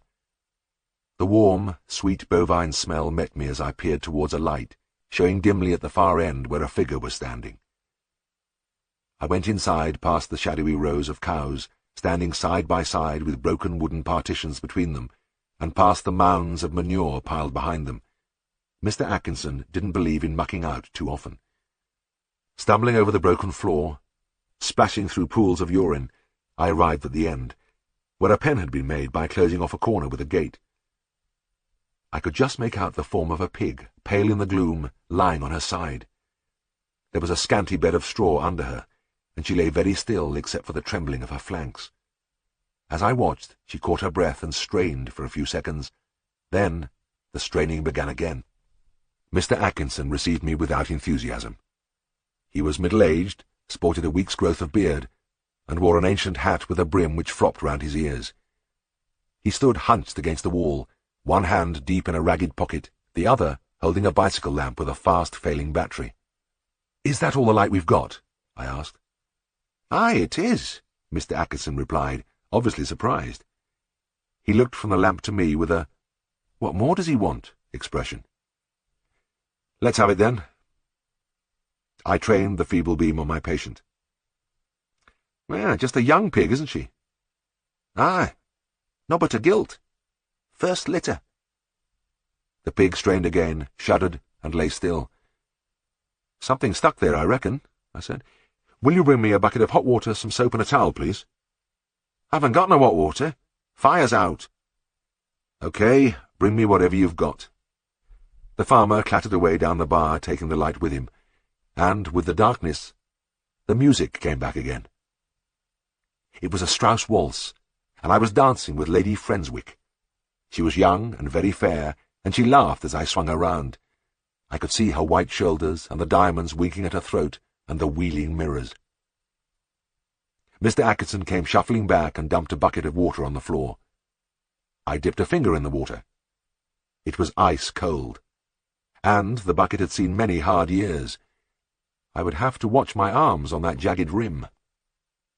Quickly stripping off jacket and shirt, I sucked in my breath as a villainous draught blew through a crack onto my back. "Soap, please," I said through clenched teeth. "In bucket." I plunged an arm into the water, shivered, and felt my way round till I found a roundish object about the size of a golf ball. I pulled it out and examined it. It was hard and smooth and speckled like a pebble from the seashore, and, optimistically, I began to rub it between my hands and up my arms, waiting for the lather to form. But the soap was impervious. It yielded nothing. I discarded the idea of asking for another piece in case this would be construed as another complaint. Instead, I borrowed the light and tracked down the byre into the yard, the mud sucking at my Wellingtons, goose pimples rearing on my chest. I searched around in the car boot, listening to my teeth chattering, till I came on a jar of antiseptic lubricating cream. Back in the pen, I smeared the cream on my arm, knelt behind the pig, and gently inserted my hand into the vagina. I moved my hand forward, and as wrist and elbow disappeared inside the pig, I was forced to roll over on my side. The stones were cold and wet, but I forgot my discomfort when my fingers touched something. It was a tiny tail. Almost a transverse presentation. Biggish piglet, stuck like a cork in a bottle. Using one finger, I worked the hind legs back until I was able to grasp them, and draw the piglet out. This is the one that's been causing the trouble. He's dead, I'm afraid, been squashed in there too long. But there could be some live ones still inside. I'll have another feel. I greased my arm and got down again. Just inside the os uteri, almost at arm's length, I found another piglet, and I was feeling at the face when a set of minute but very sharp teeth sank into my finger. I yelped and looked up at the farmer from my stony bed. Well, this one's alive anyway. I'll soon have him out. But the piglet had other ideas. He showed no desire to leave his warm haven, and every time I got hold of his slippery little foot between my fingers, he jerked it away. After a minute or two of this game, I felt a cramping in my arm. I relaxed and lay back, my head resting on the cobbles, my arm still inside the pig. I closed my eyes, and immediately I was back in the ballroom, in the warmth and the brilliant light. I was holding out my immense glass while Francois poured from the magnum. Then I was dancing, close to the orchestra this time, and the leader, beating time with one hand, turned round and smiled into my face. Smiled and bowed as though he had been looking for me all his life. I smiled back, but the bandleader's face dissolved, and there was only Mr. Atkinson looking down at me, expressionlessly, his unshaven jaw and shaggy eyebrows thrown into sinister relief by the light striking up from the bicycle lamp. I shook myself and raised my cheek from the floor. This wouldn't do. Falling asleep on the job? Either I was very tired, or there was still some champagne in me. I reached again, and grasped the foot firmly between two fingers, and this time, despite his struggles, the piglet was hauled out into the world. Once arrived, he seemed to accept the situation, and tottered round philosophically to his mother's udder. "Well, she's not helping at all," I said. "Been on so long that she's exhausted. I'm going to give her an injection." Another numbing expedition through the mud to the car, a shot of petruitin into the gilt's thigh, and within minutes the action began with powerful contractions of the uterus. There was no obstruction now, and soon a wriggling pink piglet was deposited in the straw. Then quite quickly another, and another. "Coming off the assembly line now, all right?" I said. Mr. Atkinson grunted. 8 piglets had been born, and the light from the lamp had almost given out when a dark mass of afterbirth welled from the gilt's vulva. I rubbed my cold arms. "Well, I should say that's the lot now." I felt suddenly chilled. I couldn't say how long I'd been standing there looking at the wonder that never grew stale. The little pigs struggling onto their legs and making their way unguided to the long double row of teats, the mother with her first family easing herself over to expose as much as possible of her udder to the hungry mouths. Better get dressed quickly. I had another try at the marble-like soap, but it defeated me as easily as the first time. I wondered how long it had been in the family. Down my right side, my cheek and ribs were caked with dirt and mucus. I did my best to scrape off some with my fingernails, then I swilled myself down with the cold water from the bucket. "Have you a towel there?" I gasped. Mr. Atkinson wordlessly handed me a sack. Its edges were stiff with old manure, and it smelled musty from the meal it had long since contained. I took it and began to rub my chest, and as the sour grains of the meal powdered my skin, the last bubbles of champagne left me, drifted out through the gaps in the tiles, and burst sadly in the darkness beyond. I dragged my shirt over my gritty back, feeling a sense of coming back to my own world. I buttoned my coat, picked up the syringe and the bottle of petruitin, and climbed out of the pen. I had a last look before I left. The bicycle lamp was shedding its final faint glow, and I had to lean over the gate to see the row of little pigs sucking busily, utterly absorbed. The gilt carefully shifted her position and grunted. It was a grunt of deep content. Yes, I was back. And it was all right. I drove through the mud and up the hill, where I had to get out to open a gate, and the wind, with the cold, clean smell of the frosty grass in it, caught at my face. I stood for a while looking across the dark fields, thinking of the night which was ending now. My mind went back to my school days, and an old gentleman talking to the class about careers. He had said, "If you decide to become a veterinary surgeon, you will never grow rich, but you will have a life of endless interest and variety." I laughed aloud in the darkness, and as I got into the car I was still chuckling. That old chap certainly wasn't kidding. Variety. That was it. Variety. Chapter 20. As I checked my list of calls, it occurred to me that this time Siegfried didn't look so much like a schoolboy as he faced Miss Harbottle. For one thing, he hadn't marched straight in and stood in front of the desk. That was disastrous, and he always looked beaten before he started. Instead, he had veered off over the last few yards till he stood with his back to the window. This way she had to turn her head slightly to face him, and besides, he had the light at his back. He thrust his hands into his pockets and leant back against the window frame. He was wearing his patient look. His eyes were kind, and his face was illumined by an almost saintly smile. Miss Harbottle's eyes narrowed. "I just wanted a word with you, Miss Harbottle. One or two little points I'd like to discuss. First, about your petty cash box. It's a nice box, and I think you are quite right to institute it, but I think you would be the first to agree that the main function of a cash box is to have cash in it." He gave a light laugh. Last night I had a few dogs in the surgery, and the owners wanted to pay on the spot. I had no change, and went for some to your box. It was quite empty. I had to say I would send them a bill, and that isn't good business, is it, Miss Harbottle? It doesn't look good, so I really must ask you to keep some cash in your cash box."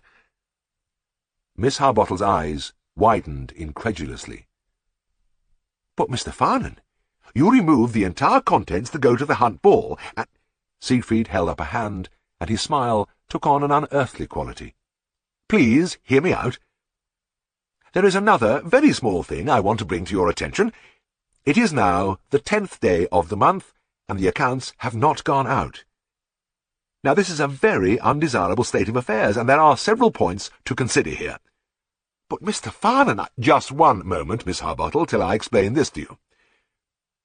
It is a known fact that farmers pay their bills more readily if they receive them on the 1st of the month. And there is another, more important factor." The beautiful smile left his face and was replaced by an expression of sorrowing gravity. "Have you ever stopped to work out just how much interest the practice is losing on all the money lying out there because you are late in sending out the accounts?" "Mr. Farnan—" "I am almost finished, Miss Harbottle, and believe me, it grieves me to have to speak like this, but the fact is, I can't afford to lose money this way." He spread out his hands in a gesture of charming frankness. "So, if you will just apply yourself to this little matter, I am sure all will be well." "But will you tell me how I can possibly send the accounts when you refuse to write up the—" "In conclusion, Miss Harbottle, let me say this. I have been very satisfied with your progress since you joined us, and I am sure that with time you will tighten up on these little points I have just mentioned." A certain roguishness crept into his smile, and he put his head on one side. Miss Harbottle's strong fingers closed tightly round a heavy ebony ruler. "Efficiency," he said, crinkling his eyes. "That's what we must have. Efficiency." Chapter 21. I dropped the suture needle into the tray and stepped back to survey the finished job. Well, though I say it myself, that looks rather nice. Tristan leant over the unconscious dog and examined the neat incision with its row of regular stitches. "Very pretty indeed, my boy. Couldn't have done better myself." The big black Labrador lay peacefully on the table, his tongue lolling, his eyes glazed and unseeing. He had been brought in with an ugly growth over his ribs, and I had decided that it was a simple lipoma, quite benign and very suitable for surgery. And so it had turned out. The tumour had come away with almost ridiculous ease, round, intact, and shining like a hard-boiled egg from its shell. No hemorrhage, no fear of recurrence. The unsightly swelling had been replaced by this tidy scar which would be invisible in a few weeks. I was pleased. "We'd better keep him up here till he comes round," I said. "Give me a hand to get him onto one of these blankets." We made the dog comfortable in front of an electric stove, and I left to start my morning round. It was during lunch when we first heard the strange sound. It was something between a moan and a howl, starting quite softly, but rising to a piercing pitch before shuddering back down the scale to silence. Siegfried looked up, startled, from his soup. "What in God's name's that?" "Must be that dog I operated on this morning," I replied. "The old one does that coming out of barbiturates. I expect he'll stop soon." Siegfried looked at me doubtfully. Well, I hope so. I could soon get tired of that. Gives me the creeps. We went through and looked at the dog. Pulse strong, respirations deep and regular, mucous membranes of good colour. He was still stretched out, immobile, and the only sign of returning consciousness was the howl, which seemed to have settled down into a groove of 1 every 10 seconds. Yes, he's perfectly all right, Siegfried said. But what a bloody noise! Let's get out of here. Lunch was finished hastily and in silence, except for the ceaseless background wailing. Siegfried had scarcely swallowed his last mouthful before he was on his feet. Well, must fly. Got a lot on this morning. Tristan, I think it would be a good idea to bring that dog through to the sitting room and put him by the fire. Then you could stay by him and keep an eye on him. Tristan was stunned. You mean I have to stay in the same room as that noise all afternoon? Yes. I mean just that. We can't send him home as he is, and I don't want anything to happen to him. He needs care and attention. Or perhaps you'd like me to hold his paw, or perhaps wheel him round the marketplace. Don't give me any more of your bloody cheek. You stay with the dog, and that's an order. Tristan and I stretchered the heavy animal along the passage on the blankets. Then I had to leave for the afternoon round. I paused and looked back at the big black form by the fire, and Tristan crouched miserably in his chair. The noise was overpowering. I closed the door hurriedly. It was dark when I got back, and the old house hung over me, black and silent against the frosty sky. Silent, that is, except for the howling which still echoed along the passage and filtered eerily into the deserted street. I glanced at my watch as I slammed the car door. It was 6 o'clock, so Tristan had had 4 hours of it. I ran up the steps and along the passage, and when I opened the sitting-room door, the noise jarred in my head. Tristan was standing with his back to me, looking through the French window into the darkness of the garden. His hands were deep in his pockets. Tufts of cotton wool drooped from his ears. "Well, how's it going?" I asked. There was no reply, so I walked over and tapped him on the shoulder. The effect was spectacular. Tristan leapt into the air and corkscrewed round. His face was ashen, and he was trembling violently. "God help us, James, you nearly killed me there. I can't hear a thing through these damned earplugs, except the dog, of course. Nothing keeps that out." I knelt by the Labrador and examined him. The dog's condition was excellent, but, except for a faint eye reflex, there was no sign that he was regaining consciousness, and all the time there were the piercing, evenly spaced howls. "He's taking a hell of a long time to come out of it," I said. "Has he been like this all afternoon?" "Yes, just like that. Not one bit different, and don't waste any sympathy on him, the yowling devil. He's as happy as a sandboy down by the fire, doesn't know a thing about it. But how about me? My nerves are about shot to bits listening to him hour after hour. Much more of it, you'll have to give me a shot, too." He ran a shaking hand through his hair, and a twitching started in his cheek. I took his arm. "Well, come through and eat. You'll feel better after some food." I led him unresisting into the dining room.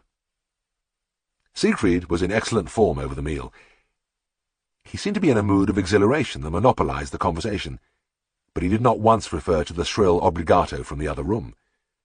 There was no doubt, however, that it was still getting through to Tristan. As we were leaving the room, Siegfried put his hand on my shoulder. "Remember we've got that meeting in Broughton tonight, James? Old Reeves on diseases of sheep. He's usually very good. Pity you can't come too, Tristan, but I'm afraid you'll have to stay with the dog till he comes round." Tristan flinched as if he'd been struck. "Oh, no, not another session with that bloody animal. He's driving me mad.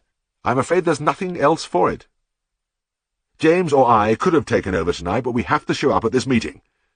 It would look bad if we missed it." Tristan stumbled back into the room, and I put on my coat.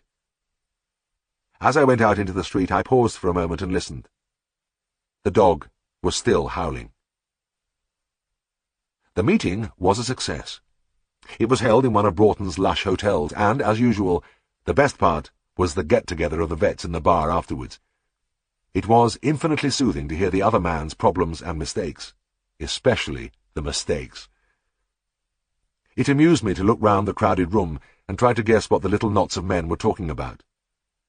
"Well, that man over there, bent double and slashing away at the air with one hand.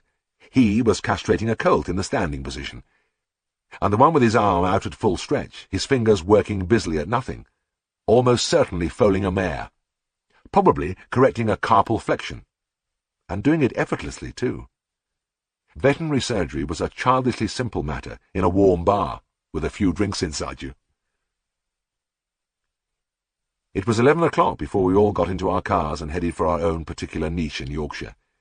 Some to the big industrial towns of the West Riding, others to the seaside places of the East Coast, and Siegfried and I hurrying thankfully back on the narrow road which twisted between its stone walls into the northern Pennines. I thought guiltily that for the last few hours I had completely forgotten about Tristan and his vigil. Still, it must have been better tonight. The dog would surely have quietened down by now. But, jumping from the car in Dallerby, I froze in mid-stride as a thin wail came out faintly from Scaledale House. This was incredible. It was after midnight and the dog was still at it. And what of Tristan? I hated to think what kind of shape he'd be in. Almost fearfully I turned the knob on the sitting-room door. Tristan's chair made a little island in a sea of empty beer bottles. An upturned crate lay against the wall, and Tristan was sitting very upright and looking solemn. I picked my way over the debris. "Well, has he been rough, Tris? How do you feel now?" "Could be worse, old lad. Could be worse. Soon as you'd gone, I slipped over to the drovers for a crate of pint magnets. Made all the difference. After 3 or 4, the dog stopped worrying me. Matter of fact, I've been yowling back at him for hours now. We've had quite an interesting evening. Anyway, he's coming out now. Look at him." The big dog had his head up, and there was recognition in his eyes. The howling had stopped. I went over and patted him, and the long black tail jerked in a fair attempt at a wag. "That's better, old boy," I said. "But you'd better behave yourself now. You've given your Uncle Tristan one hell of a day." The Labrador responded immediately by struggling to his feet. He took a few swaying steps and collapsed among the bottles. Siegfried appeared at the doorway and looked distastefully at Tristan, still very upright and wearing a judicial expression, and at the dog scrabbling among the bottles. "What an infernal mess! Surely you can do a little job without making an orgy out of it." At the sound of his voice, the Labrador staggered up and, in a flush of overconfidence, tried to run towards him, wagging his tail unsteadily. He didn't get very far, and went down in a heap, sending an empty magnet rolling gently up to Siegfried's feet. Siegfried bent over and stroked the shining black head. Nice friendly animal, that. I should think he's a grand dog when he's got his senses about him.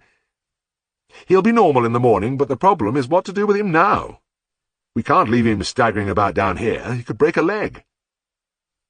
He glanced at Tristan, who had not moved a muscle. He was sitting up, straighter than ever, stiff and motionless, like a Prussian general. "You know, I think the best thing would be for you to take him up to your room tonight. Now we've got him so far, we don't want him to hurt himself. Yes, that's it. He can spend the night with you." "Thank you. Thank you very much indeed," Tristan said in a flat voice, still looking straight to his front. Siegfried looked at him narrowly for a moment, then turned away. "Right then, clear away this rubbish and let's get to bed." My bedroom and Tristan's were connected by a door.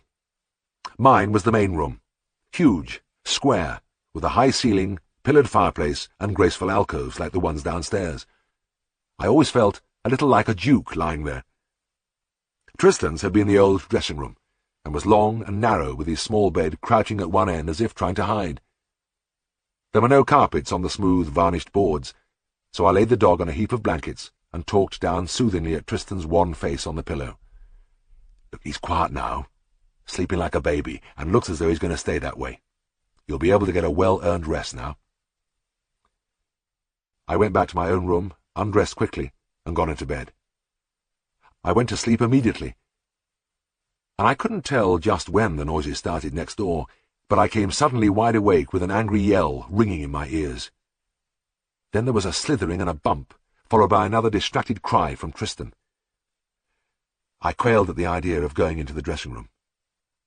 There was nothing I could do anyway. So I huddled closer into the sheets and listened. I kept sliding into a half-sleep, then starting into wakefulness as more bumping and shouting came through the wall.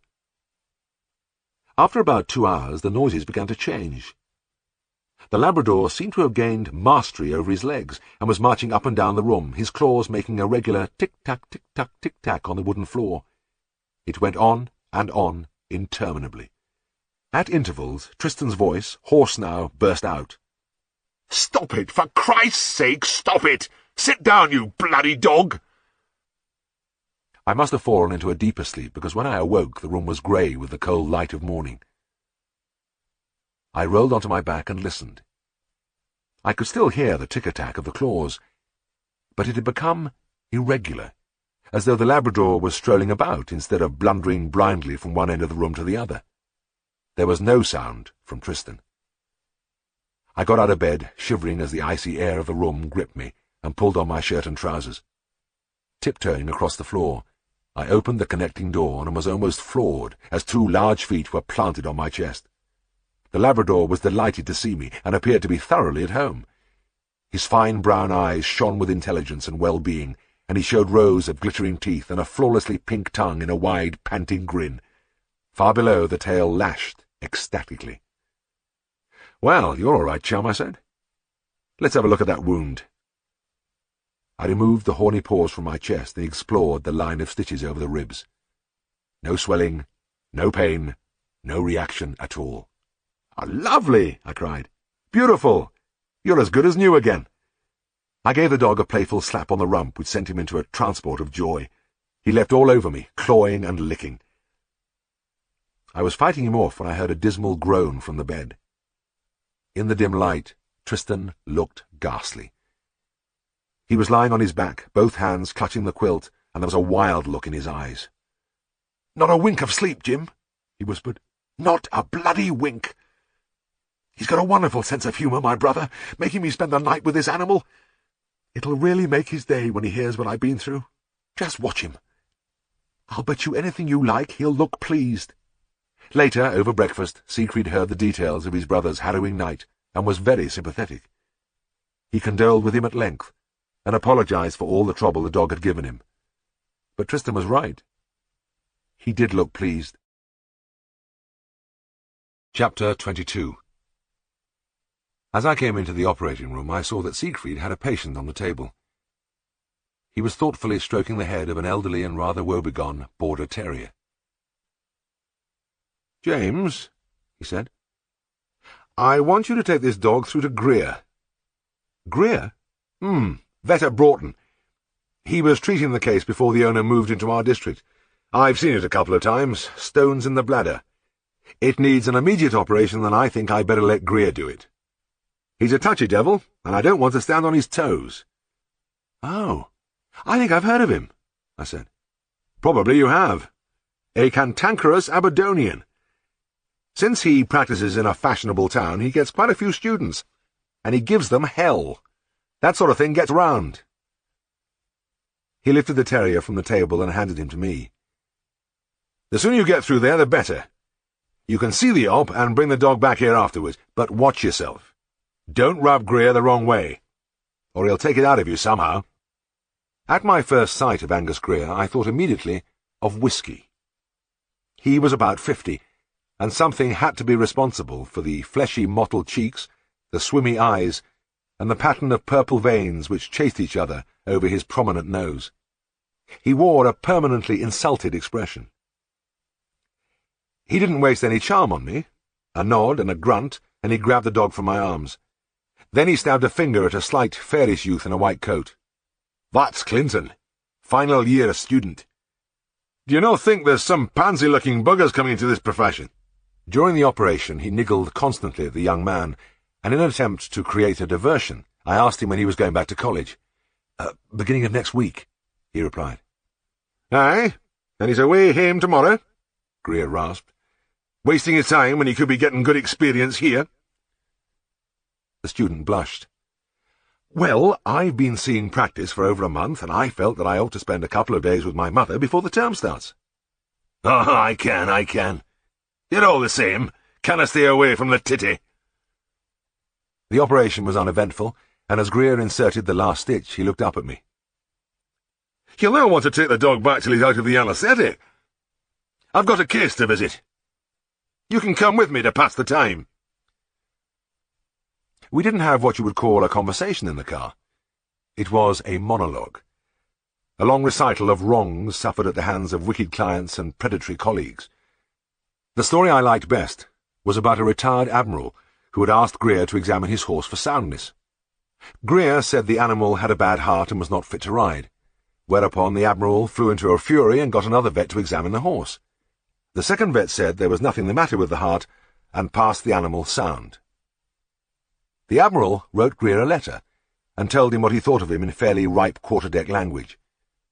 Having got this out of his system, he felt refreshed, and went out for a ride, during which, in the middle of a full gallop, the horse fell down dead, and rolled on the admiral, who sustained a compound fracture of the leg and a crushed pelvis. "Oh, man," said Greer with deep sincerity. "Man, I was awful glad." We drew up in a particularly dirty farmyard, and Greer turned to me. "I've got a cow to cleanse here." "Right," I said.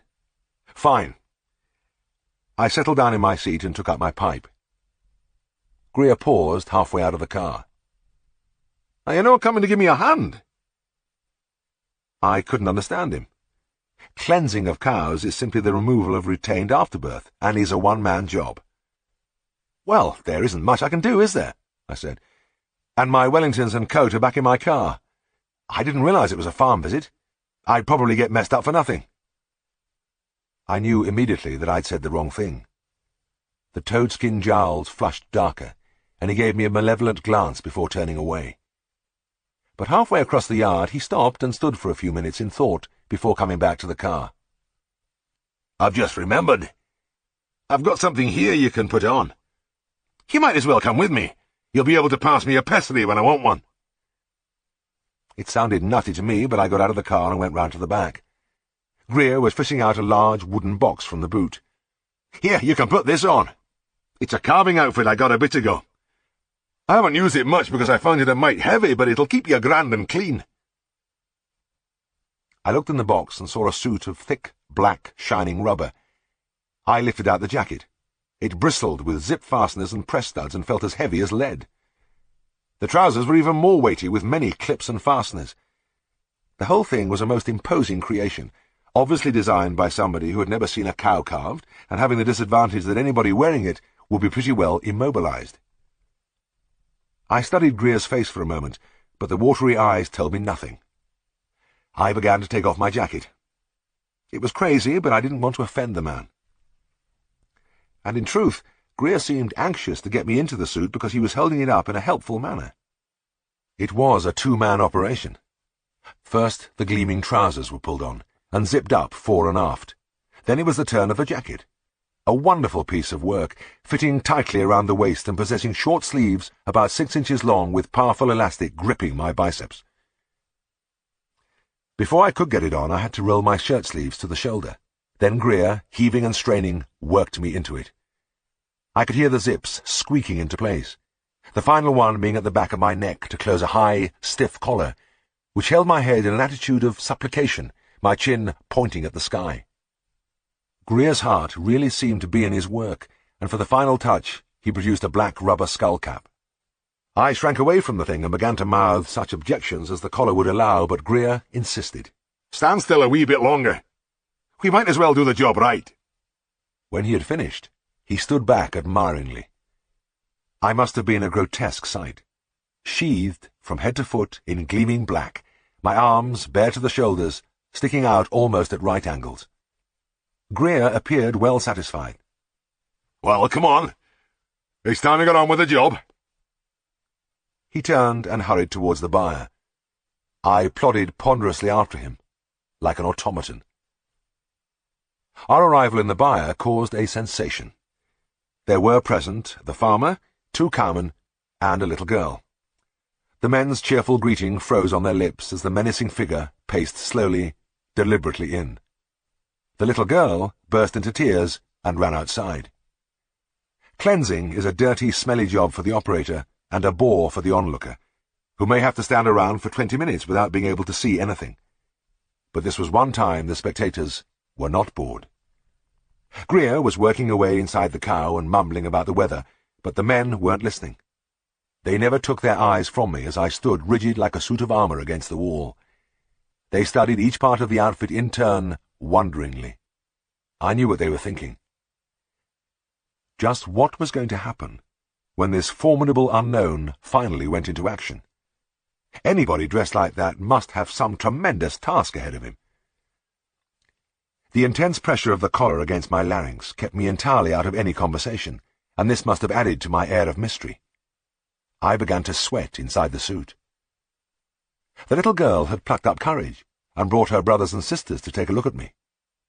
I could see the row of little heads peeping round the door, and, screwing my head round painfully, I tried to give them a reassuring smile, but the heads disappeared and I heard their feet clattering across the yard. I couldn't say how long I stood there, but Greer at last finished his job and called out, "All right, I'm ready for you now."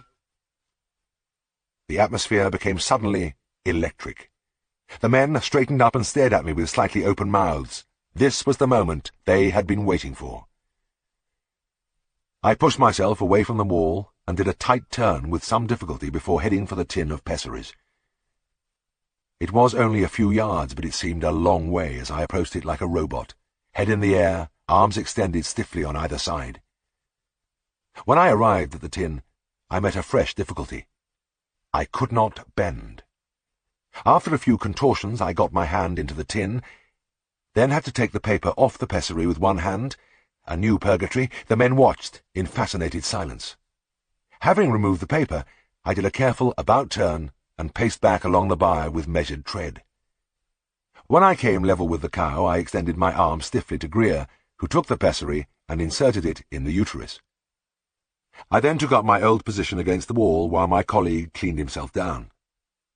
I glanced down my nose at the men. Their expressions had changed to open disbelief. Surely the mystery man's assignment was tougher than that. He couldn't be wearing that outfit just to hand over a pessary. But when Greer started the complicated business of snapping open the studs and sliding the zips, they realized the show was over. And fast on the feeling of letdown came amusement. As I tried to rub some life back into my swollen arms, which had been strangulated by the elastic sleeves, I was surrounded by grinning faces. They could hardly wait, I imagined, to get round to the local that night to tell the tale. Pulling together the shreds of my dignity, I put on my jacket and got into the car. Greer stayed to say a few words to the men, but he wasn't holding their attention. It was all on me, huddling in the seat. They couldn't believe I was true. Back at the surgery, the border terrier was coming out of the anaesthetic. He raised his head and tried bravely to wag his tail when he saw me. I wrapped him in a blanket, gathered him up, and was preparing to leave when I saw Greer through the partly open door of a small storeroom. He had the wooden box on a table and he was lifting out the rubber suit, but there was something peculiar about the way he was doing it. The man seemed to be afflicted by a kind of rigour. His body shook and jerked, the mottled face was strangely contorted, and a half-stifled wailing issued from his lips. I stared in amazement. I would have said it was impossible, yet it was happening right in front of me. There was not a shadow of a doubt about it. Angus Greer was laughing. Chapter 23. Milk fever is one of the straightforward conditions. But looking down into the beck in the dreary dawn light, I realized that this was one of its more bizarre manifestations. The illness had struck immediately after calving, and the cow had slithered down the muddy bank into the water. She was unconscious when I arrived, her hindquarters completely submerged, the head resting on a shelf of rock. Her calf, sodden and pathetic in the driving rain, trembled by her side. Dan Cooper's eyes were anxious as we made our way down. "I doubt we're too late. She's dead, isn't she? I can't see her breathing." "Pretty far gone, I'm afraid," I replied, "but I think there's still life there. If I can get some calcium into her veins, she might still come round." "Damn, I hope so," Dan grunted. "She's one of my best milkers. It always happens to the good uns." "It does with milk fever anyway. Here, hold these bottles for me." I pulled out the syringe box and selected a wide-bored needle. My fingers, numb with the special kind of cold you felt in the early morning, with your circulation sluggish and your stomach empty, could hardly hold it. The water was deeper than I thought, and it was over my Wellington tops at the first stride. Gasping, I bent down and dug my thumb into the jugular furrow at the base of the neck.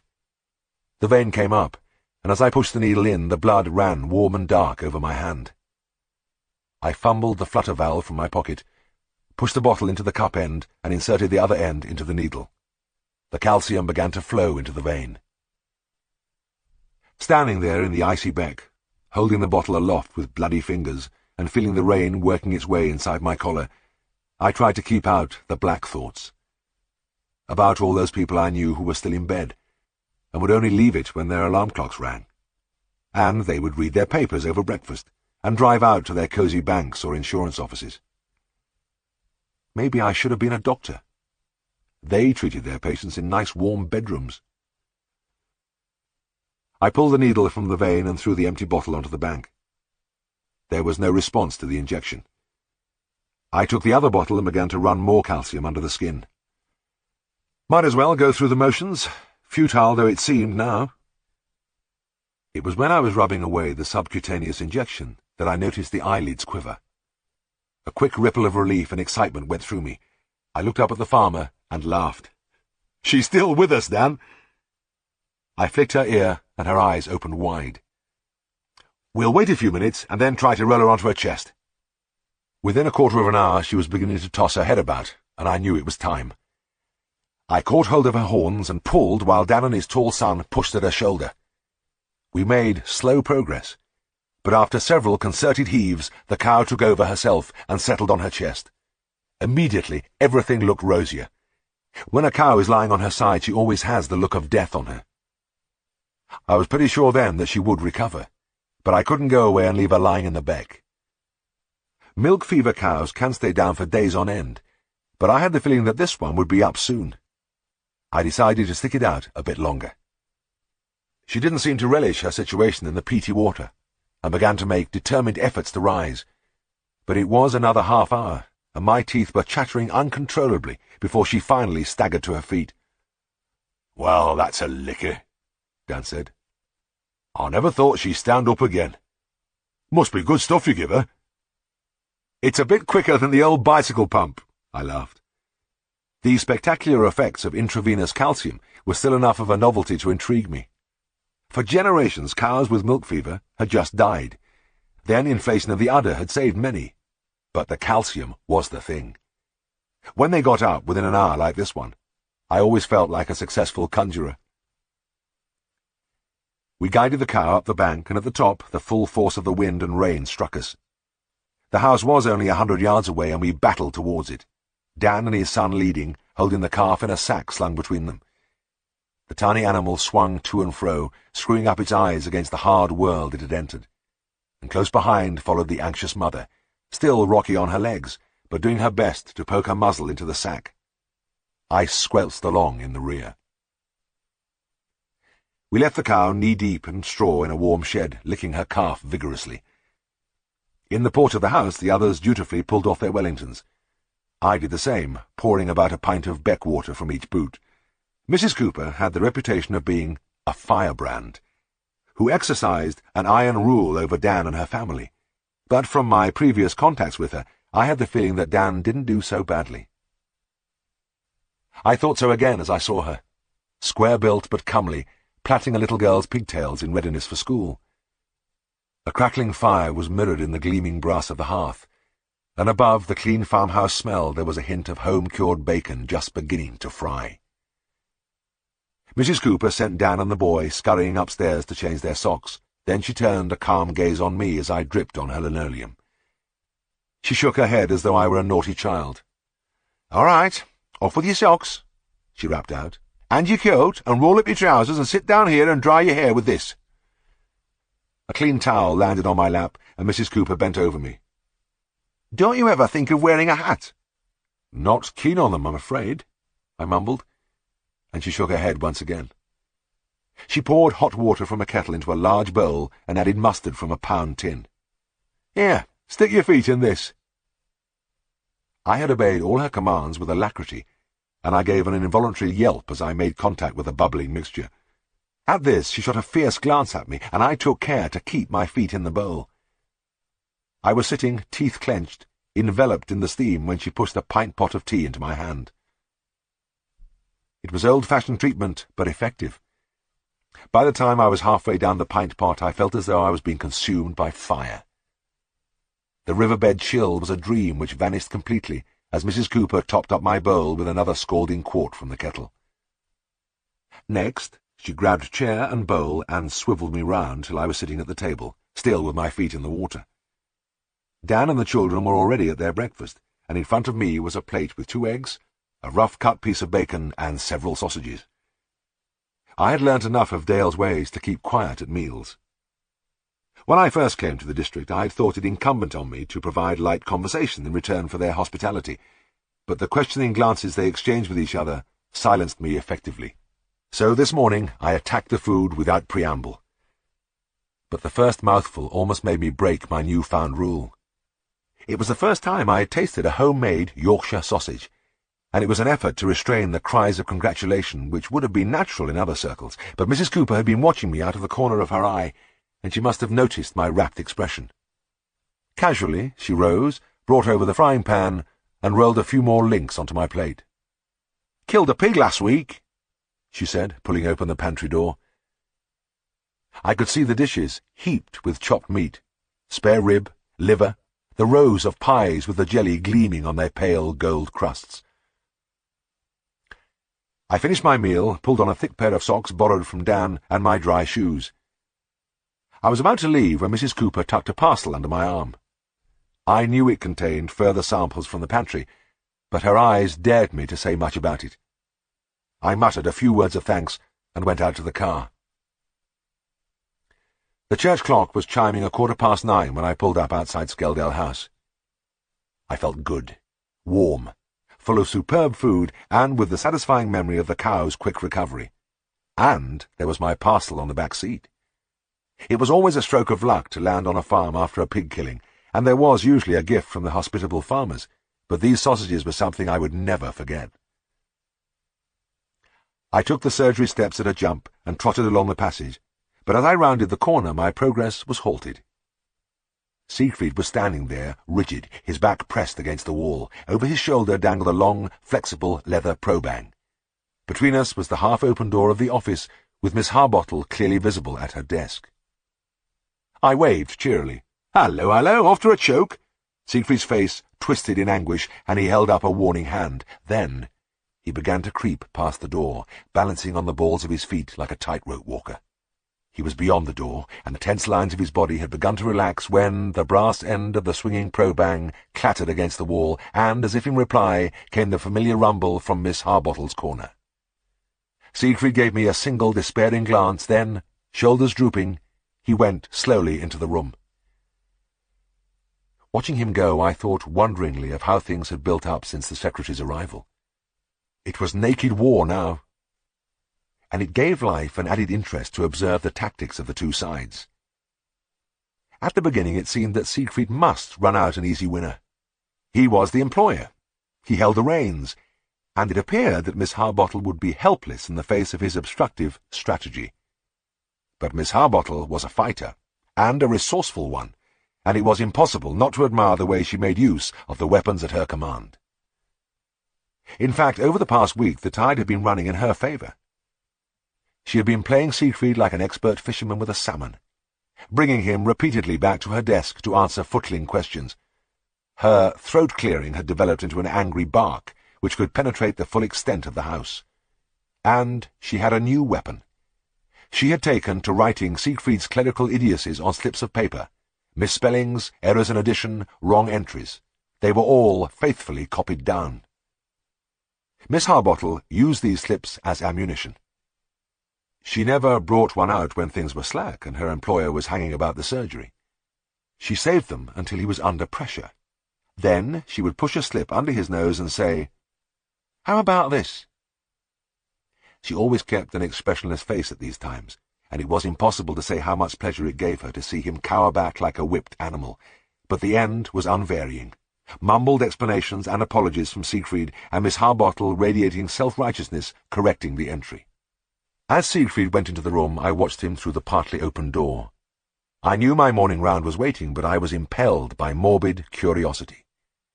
Miss Harbottle, looking brisk and businesslike, was tapping an entry in the book with her pen, while Siegfried shuffled his feet and muttered replies. He made several vain attempts to escape, and as the time passed, I could see he was nearing breaking point. His teeth were clenched and his eyes had started to bulge. The phone rang, and the secretary answered it. Her employer was making again for the door when she called happily, "Colonel Brent for you?" Like a man in a dream, he turned back. The colonel, a racehorse owner, had been a thorn in our flesh for a long time, with his complaints and his continual questioning and probing. A call from him was always liable to send up the blood pressure. I could see that it was that way this morning. The minutes ticked away, and Siegfried's face got redder. He made his replies in a choked voice, which finally rose almost to a shout. At the end, he crashed the receiver down and leant on the desk, breathing heavily. Then, as I watched, unbelieving, Miss Harbottle began to open the drawer where she kept her slips. She fished one out, coughed, and held it in Siegfried's face. "How about this?" she asked. I resisted the impulse to close my eyes and stared in horror. For a few seconds, nothing happened, and there was a tense interval while Siegfried stood quite motionless.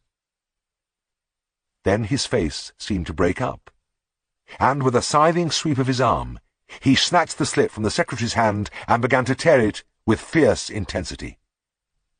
He didn't say a word, but as he tore, he leant forward over the desk, and his glaring eyes approached even nearer to Miss Harbottle, who slowly edged her chair back till it was jammed against the wall. It was a weird picture. Miss Harbottle straining back, her mouth slightly open, her tinted curls bobbing in alarm, and Siegfried, his ravaged features close to hers, still tearing with insane vigour at the piece of paper. The scene ended when Siegfried, putting every ounce of his strength into an action like a javelin thrower, hurled the torn-up slip at the wastepaper basket. It fell in a gentle shower like confetti, in and around the basket, and Siegfried, still without speaking, wrapped his probang around him and strode from the room. In the kitchen, Mrs. Hall opened the parcel and extracted a pie, a chunk of liver, and a cluster of the exquisite sausages. She turned a quizzical eye on me. "You look kind of pleased with yourself this morning, Mr. Herriot." I leant back against the oak dresser. "Yes, Mrs. Hall, I've just been thinking. It must be very nice to be the principal of a practice, but you know, it's not such a bad life being an assistant." Chapter 24. The day had started badly. Tristan had been trapped by his brother at 4 a.m., returning from the bell-ringers' outing. This function took place annually when a busload of the bell-ringers of all the local churches made a trip to Morecambe. They spent very little time on the beach, however, and when they weren't working their way from one pub to another, they were attacking the crates of beer they'd brought with them. When they rolled into Darrowby in the small hours, most of the occupants of the bus were unconscious. Tristan, an honoured guest of the party, had been tipped out in the back lane behind Skeldale House. He waved weakly as the bus moved away, but drew no response from the unseeing faces at the windows. Lurching down the garden path, he was horrified to see a light in Siegfried's room. Escape was impossible, and when asked to explain where he had been, he made a series of attempts to articulate "bell-ringer's outing," without success. Siegfried, seeing that he was wasting his time, had saved his wrath till breakfast time. That was when Tristan told me the story, just before his brother came into the dining-room and started on him. But, as usual, it seemed to take more out of Siegfried, who went off on his rounds, glowering and hoarse from shouting. 10 minutes after he'd gone, I found Tristan closeted cheerfully in Boardman's cubbyhole, Boardman listening to some fresh material from the backs of the envelopes and sniggering appreciatively. The old man had cheered up greatly since Tristan came home, and the two of them spent a lot of time in the gloom, where the light from the tiny window picked out the rows of rusting tools, the Bairnsfather cartoons looking down from the wall. The place was usually kept locked, and visitors were not encouraged, but Tristan was always welcome.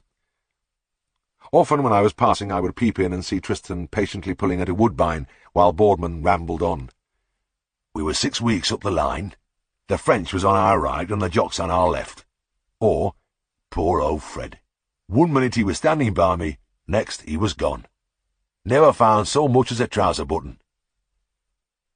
This morning Tristan hailed me boisterously, and I marvelled again at his resilience and his power to bend like a willow before the winds of misfortune and spring back unscathed.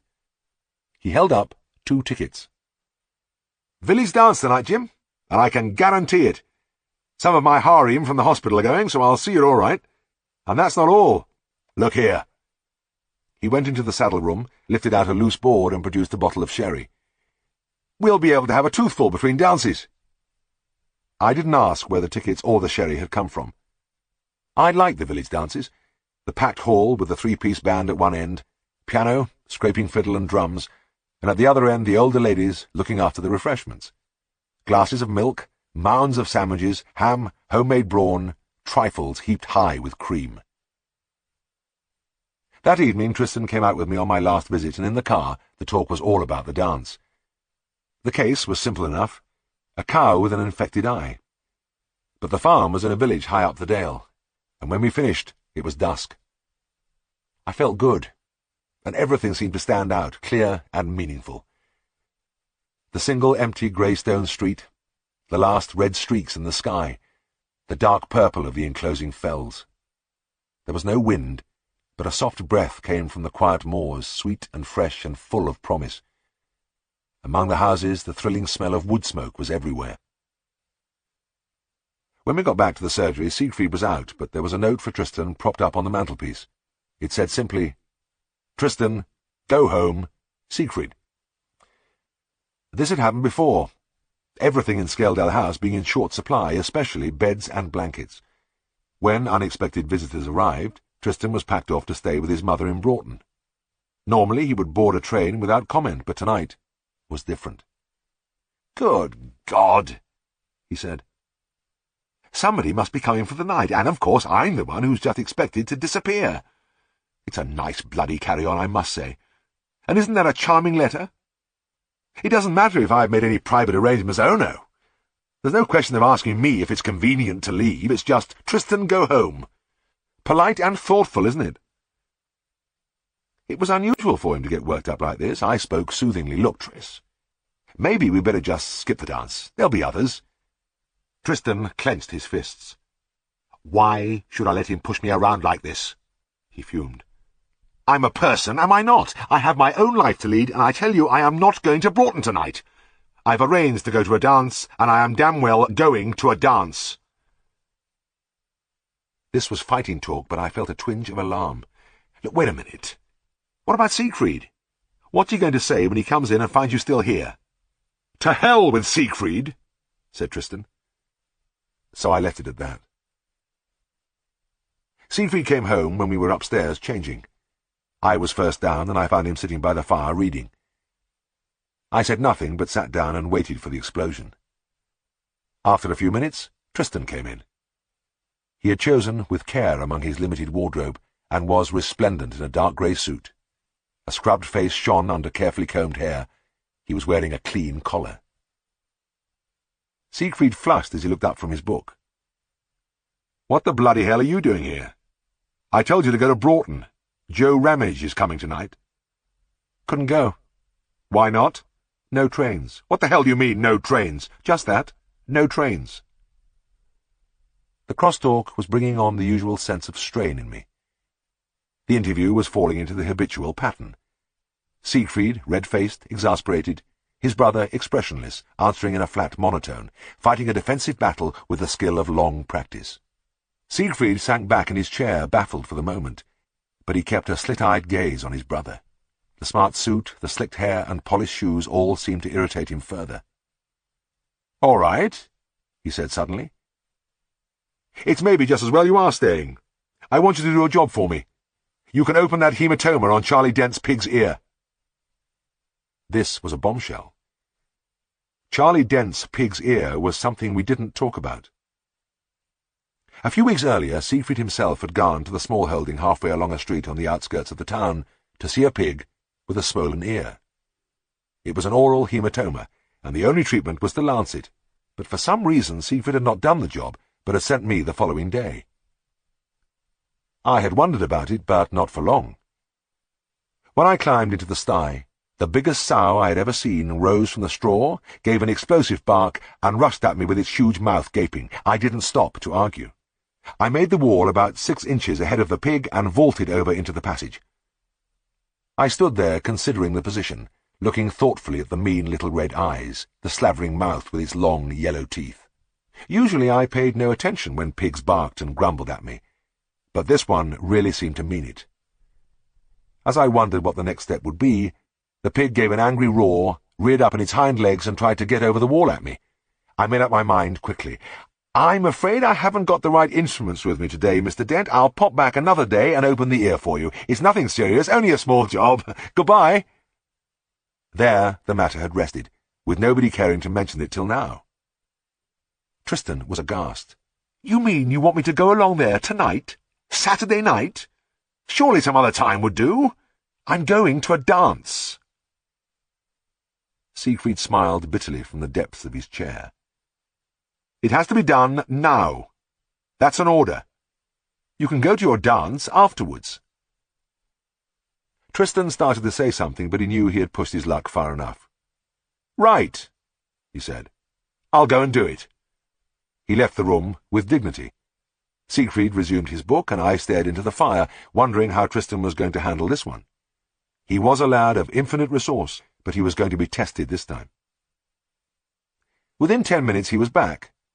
Siegfried looked at him suspiciously. "Have you opened that ear?" "No." "Why not?"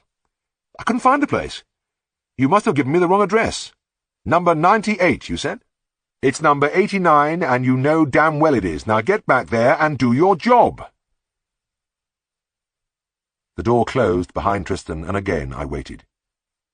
15 minutes later it opened again, and Tristan reappeared looking faintly triumphant.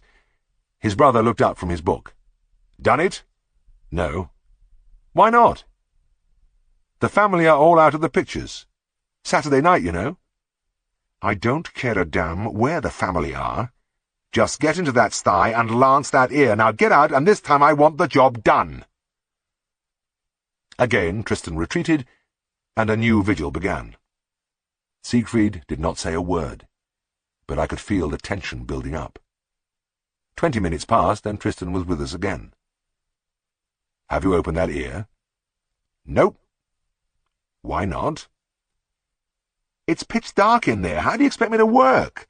I've only got 2 hands, one for the knife and one for the torch. How can I hold the ear?" Siegfried had been keeping a tight hold on himself, but now his control snapped. "Don't give me any more of your bloody excuses!" he shouted, leaping from his chair. "I don't care how you do it, but by God you are going to open that pig's ear tonight, or I finish with you. Now get the hell out of here and don't come back till it's done." My heart bled for Tristan. He had been dealt a poor hand and had played his cards with rare skill, but he had nothing left now. He stood silent in the doorway for a few moments, then he turned and walked out. The next hour was a long one. Siegfried seemed to be enjoying his book, and I even tried to read myself, but I got no meaning out of the words, and it made my head ache to sit staring at them. It would have helped if I could have paced up and down the carpet, but that was pretty well impossible in Siegfried's presence. I had just decided to excuse myself and go out for a walk when I heard the outer door open, then Tristan's footsteps in the passage. A moment later, the man of destiny entered. But the penetrating smell of pig got into the room just ahead of him, and as he walked over to the fire, pungent waves seemed to billow round him. Pig muck was spattered freely over his nice suit, and on his clean collar, his face, and hair. There was a great smear of the stuff on the seat of his trousers, but despite his ravaged appearance, he still maintained his poise. Siegfried pushed his chair back hurriedly, but did not change expression. "Have you got that ear opened?" he asked quietly. "Yes." Siegfried returned to his book without comment. It seemed that the matter was closed, and Tristan, after staring briefly at his brother's bent head, turned and marched from the room. But even after he'd gone, the odour of the pigsty hung in the room like a cloud. Later in the drovers I watched Tristan draining his third pint. He had changed, and if he didn't look as impressive as when he started the evening, at least he was clean and hardly smelt at all. I had said nothing yet, but the old light was returning to his eye. I went over to the bar and ordered my second half and Tristan's fourth pint, and as I set the glasses on the table, I thought perhaps that it was time. Well, what happened? Tristan took a long, contented pull at his glass and lit a woodbine. Well now, all in all, Jim, it was rather a smooth operation, but I'll start at the beginning. Now, you can imagine me standing all alone outside the sty in the pitch darkness with that bloody great pig grunting and growling on the other side of the wall. I didn't feel so good, I can tell you. I shone my torch on the thing's face, and it jumped up and ran at me, making a noise like a lion and showing all those dirty yellow teeth. I nearly wrapped it up and came home there and then, but I got to thinking about the dance and all, and on the spur of the moment, I hopped over the wall. 2 seconds later, I was on my back. It must have charged me, but couldn't see enough to get a bite in. I just heard a bark, then a terrific weight against my legs, and I was down. Well, it's a funny thing, Jim. You know I'm not a violent chap, but as I lay there, all my fears vanished, and all I felt was a cold hatred of that bloody animal. I saw it as the cause of all my troubles, and before I knew what I was doing, I was up on my feet and booting its arse round and round the sty. And you know, it showed no fight at all. That pig was a coward at heart. I was still puzzled. But the ear. How did you manage to open the hematoma? No problem, Jim. That was done for me. You don't mean to say— Yes, Tristan said, holding his pint up to the light and studying a small foreign body floating in the depths. Yes. It was really very fortunate. In the scuffle in the dark, the pig ran up against the wall and burst the thing itself. Made a beautiful job. Chapter 25. I realized quite suddenly that spring had come. It was late March, and I'd been examining some sheep in a hillside fold. On my way down, in the lee of a small pine wood, I leant my back against a tree and was aware all at once of the sunshine warm on my closed eyelids, the clamour of the larks, the muted sea sound of the wind in the high branches. And though the snow still lay in long runnels behind the walls, and the grass was lifeless and winter-yellowed, there was the feeling of change, almost of liberation, because unknowing I had surrounded myself with a carapace against the iron months, the relentless cold. It wasn't a warm spring, but it was dry with sharp winds which fluttered the white heads of the snowdrops and bent the clumps of daffodils on the village greens. In April the roadside banks were bright with the fresh yellow of the primroses. And in April, too, came the lambing. It came in a great tidal wave, the most vivid and interesting part of the veterinary surgeon's year, the zenith of the annual cycle, and it came as it always does when we were busiest with our other work. In the spring the livestock were feeling the effects of the long winter. Cows had stood for months in the same few feet of byre, and were in dire need of the green grass and the sun on their backs, while their calves had very little resistance to disease. And just when we were wondering how we could cope with the coughs, the colds, the pneumonias, the acetonemias, the wave struck us.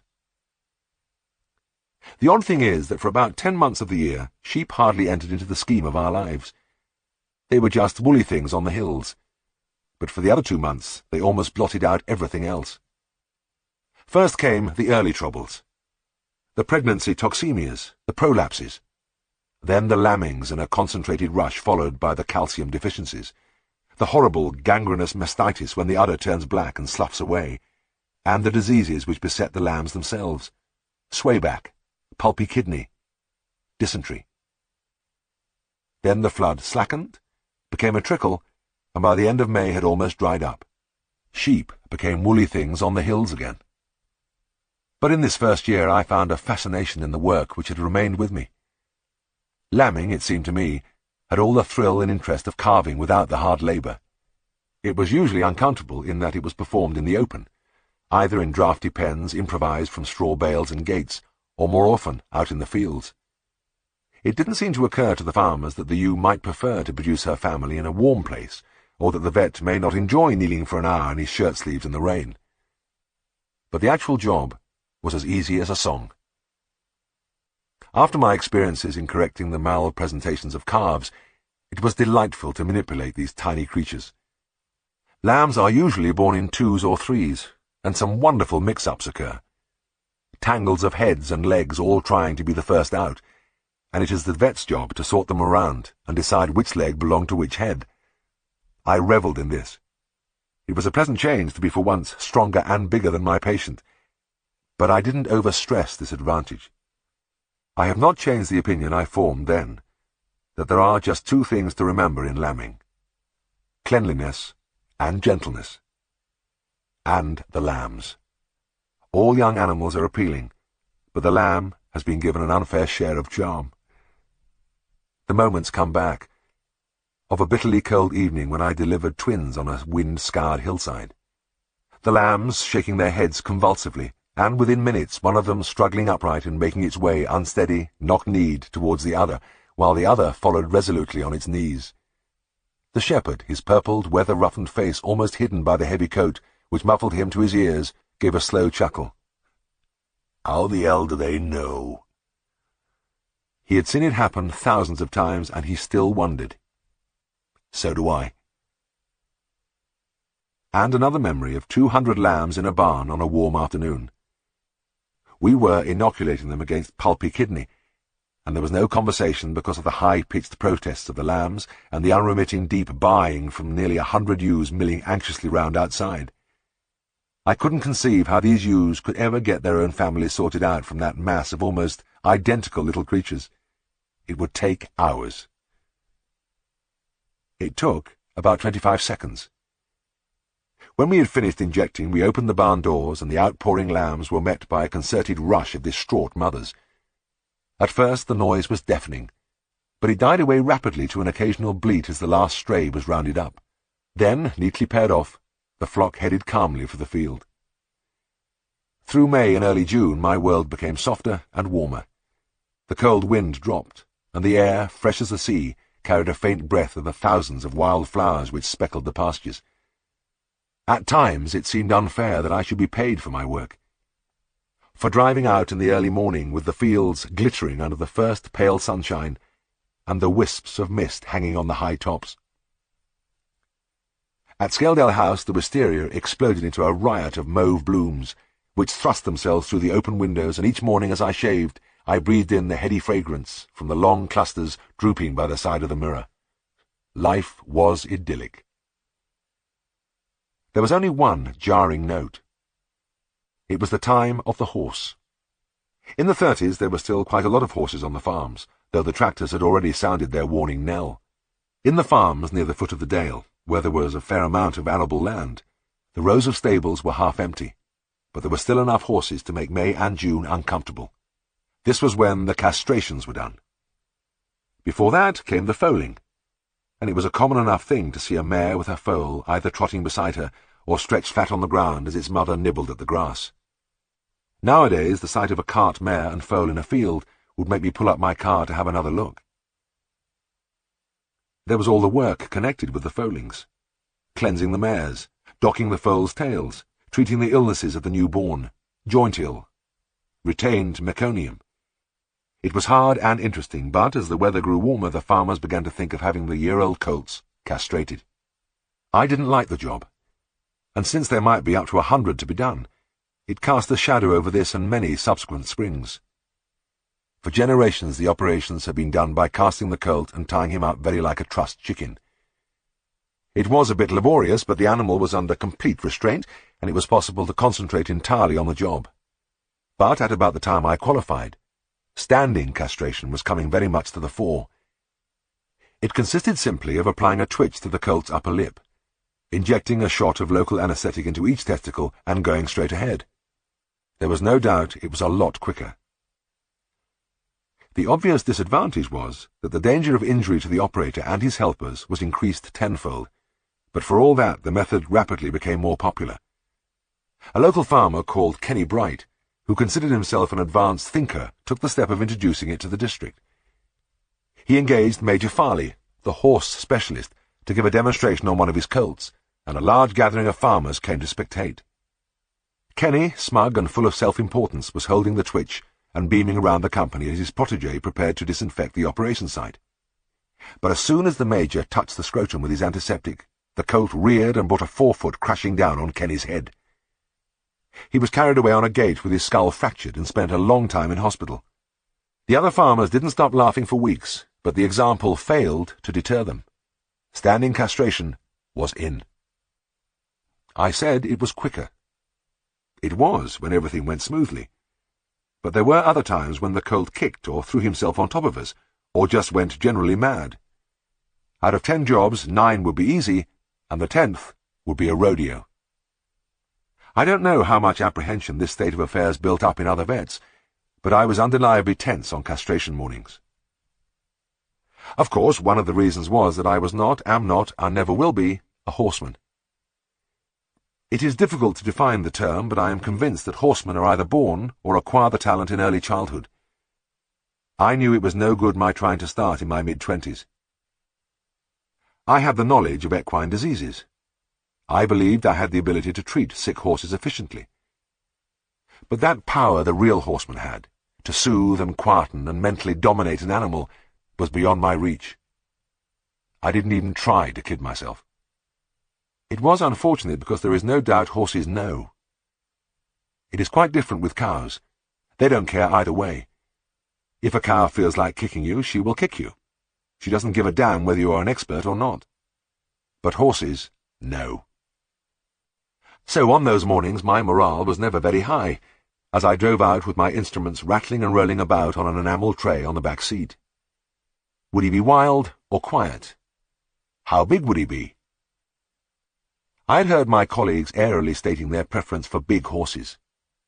The 2-year-olds were far easier, they said. You could get a better grip on the testicles. But there was never any doubt in my own mind. I liked them small. The smaller, the better.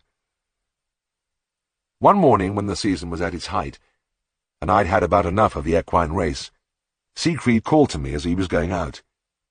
"James, there's a horse with a tumour on its belly at Wilkinson's of Whitecross. Get along and take it off.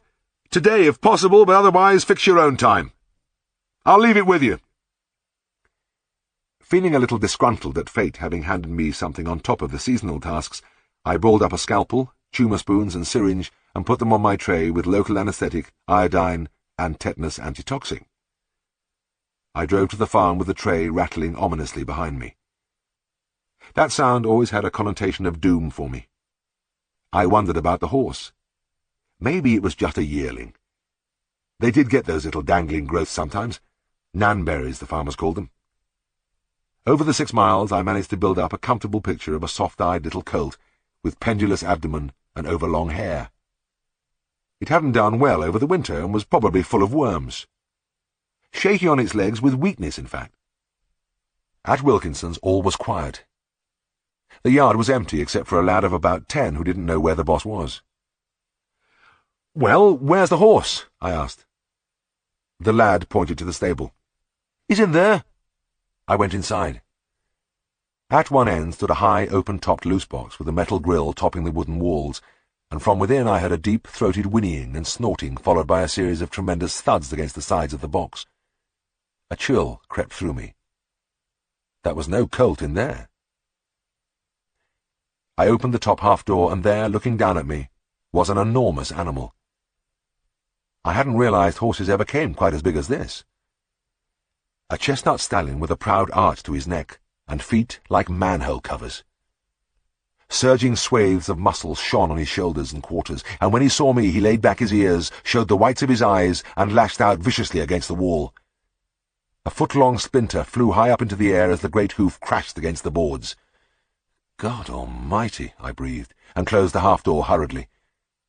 I leant my back against the door and listened to my heart thumping. I turned to the lad. How old is that horse?" "Over 6 years, sir."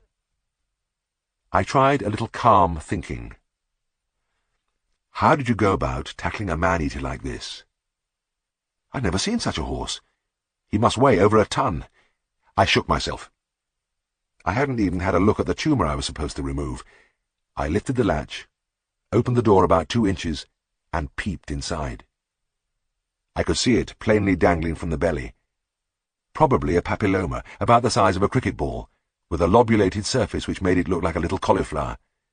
It swung gently from side to side as the horse moved about. Well, no trouble to take it off. Nice narrow neck to it. A few cc's of local in there, and I could twist it off easily with the spoons.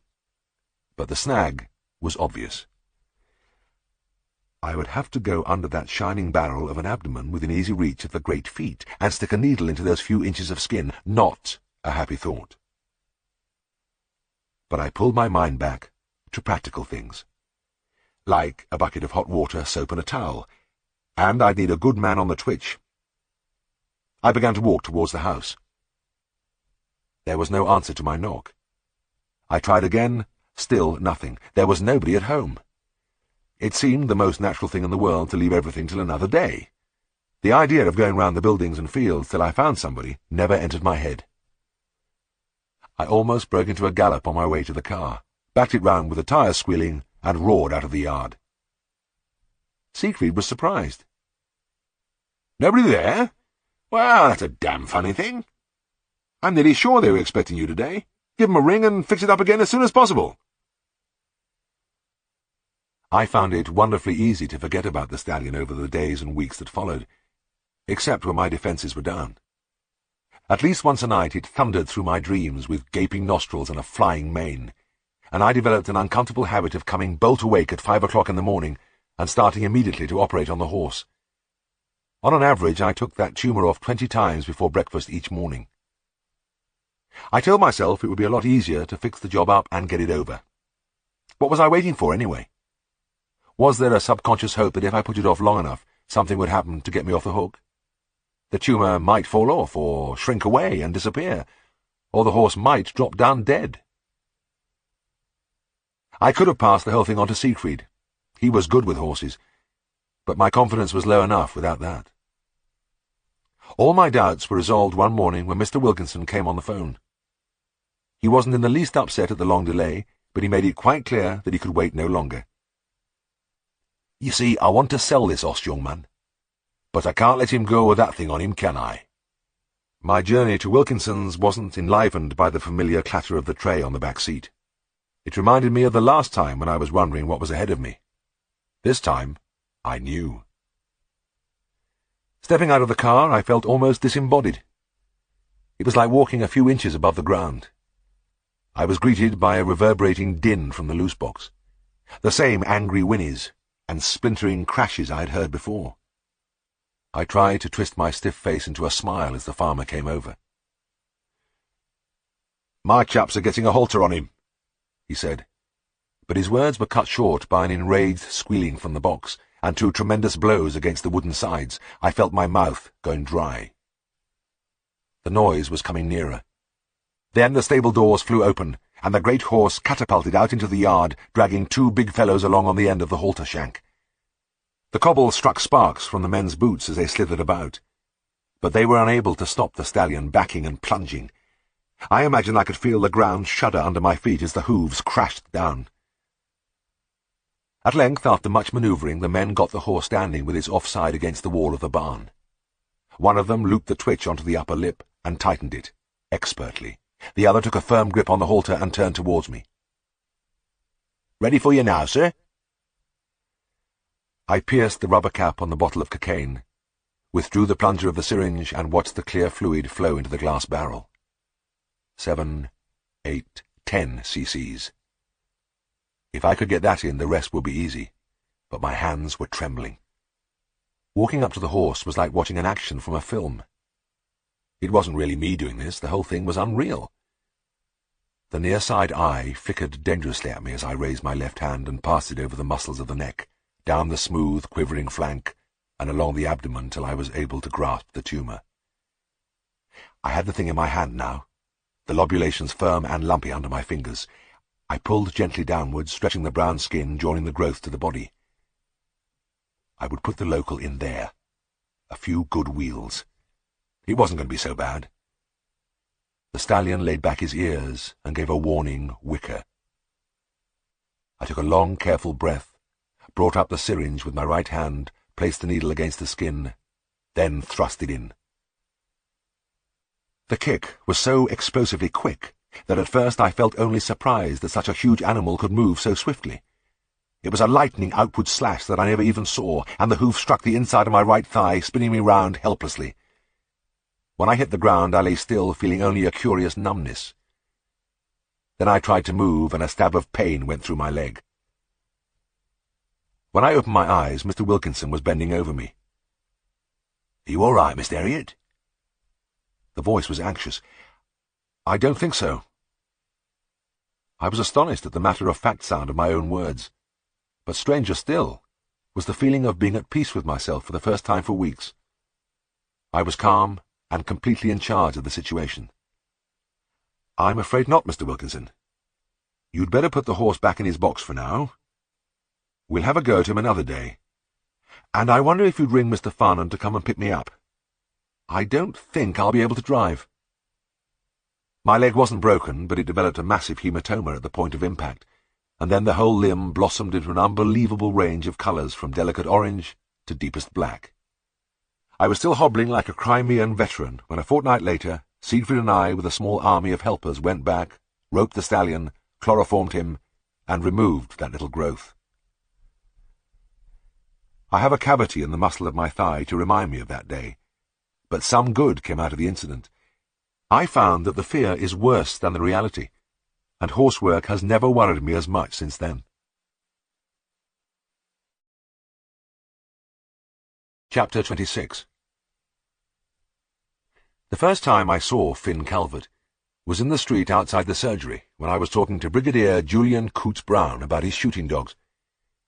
The Brigadier was almost a stage version of an English aristocrat, immensely tall, with a pronounced stoop, hawk features, and a high, drawling voice. As he spoke, smoke from a narrow cigar trickled from his lips. I turned my head at the clatter of heavy boots on the pavement. A thick-set figure was stumping rapidly towards us, hands tucked behind his braces, ragged jacket pulled wide to display a curving expanse of collarless shirt, wisps of grizzled hair hanging in a fringe beneath a greasy cap. He was smiling widely at nobody in particular, and he hummed busily to himself. The Brigadier glanced at him. "Morning, Calvert," he grunted, coldly. Phineas threw up his head in pleased recognition. "Now then, Charlie, how is ta?" he shouted.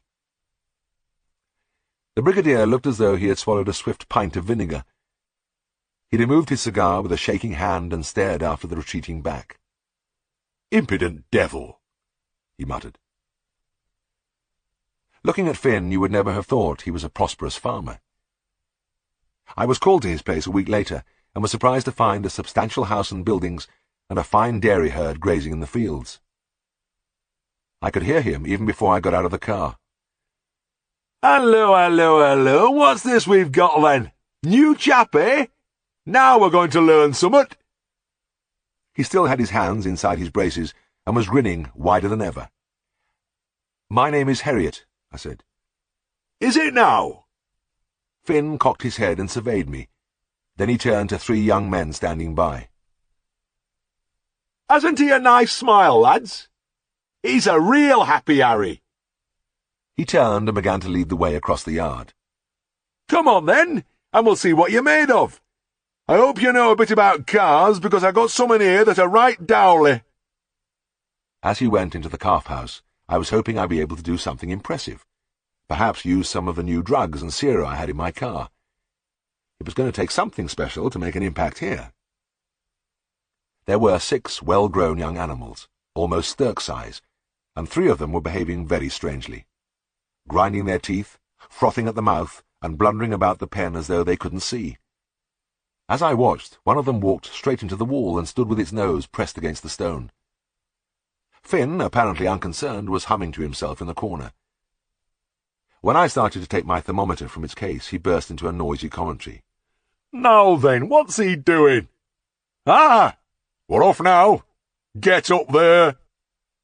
The half-minute which my thermometer spends in an animal's rectum is usually devoted to hectic thought. But this time I didn't need the time to work out my diagnosis. The blindness made it easy. I began to look round the walls of the calf-house. It was dark, and I had to get my face close to the stone. Finn gave tongue again. Hey, what's going on? You're as bad as calves, nosing about there dozy-like. What do you think you're looking for? Paint, Mr. Calvert. I'm nearly sure your calves have got lead poisoning. Finn said what all farmers say at this juncture. They can't have. I've had calves in here for 30 years and they've never taken any harm before. There's no paint in here anyway. How about this, then? I peered into the darkest corner and pulled at a piece of loose board. Oh, that's no but a piece of wood I nailed down there last week to block up a hole. Came off an old hen house. I looked at the 20-year-old paint hanging off in the loose flakes which calves find so irresistible. This is what's done the damage, I said. Look, you can see the tooth marks where they've been at it. Finn studied the board at close quarters and grunted doubtfully. All right. What do we do now? First thing is to get this painted board out of here and then give all the calves Epsom salts. Have you got any? Phil gave a bark of laughter. Aye! I've got a bloody great sack full. But can't you do out better than that? Aren't you going to inject them? It was a little embarrassing. The specific antidotes to metal poisoning had not been discovered, and the only thing which sometimes did a bit of good was magnesium sulfate, which caused the precipitation of insoluble lead sulfate. The homely term for magnesium sulfate is, of course, Epsom salts. No, I said, there's nothing I can inject that will help at all, and I can't even guarantee the salts will. But I'd like you to give the calves 2 heaped tablespoons 3 times a day. Oh, hell! You'll skitter the poor buggers to death. Maybe so, but there's nothing else for it, I said. Finn took a step towards me so that his face, dark-skinned and deeply wrinkled, was close to mine. The suddenly shrewd, mottled brown eyes regarded me steadily for a few seconds, then he turned away quickly. Right, he said. Come in and have a drink. Finn stumped into the farm kitchen ahead of me, threw back his head and let loose a bellow that shook the windows. Mother! Fellow here wants a glass of beer. Come and meet Happy Harry. Mrs. Calvert appeared with magical speed and put down glasses and bottles. I glanced at the labels. Smith's Nutty Brown Ale, and filled my glass. It was a historic moment, although I didn't know it then. It was the first of an incredible series of nutty browns I was to drink at that table. Mrs. Calvert sat down for a moment, crossed her hands on her lap, and smiled encouragingly. Can you do anything for the calves, then? She asked. Finn butted in before I could reply. Oh, aye, he can and all. He's put them on to Epsom salts. Epsom salts? That's it, missus. I said when he came that we'd get somewhat real smart and scientific-like. You can't beat new blood and modern ideas. Finn sipped his beer, gravely. Over the following days the calves gradually improved, and at the end of a fortnight they were all eating normally. The worst one still showed a trace of blindness, but I was confident this too would clear up. It wasn't long before I saw Finn again. It was early afternoon, and I was in the office with Siegfried when the outer door banged and the passage echoed to the clumping of hobnails. I heard a voice raised in song. Ah, diddly-rum-ti-tum. Phineas was in our midst once more. Well, well, well! He bawled heartily at Miss Harbottle. It's Flossie! And what's my little darling doing this fine day?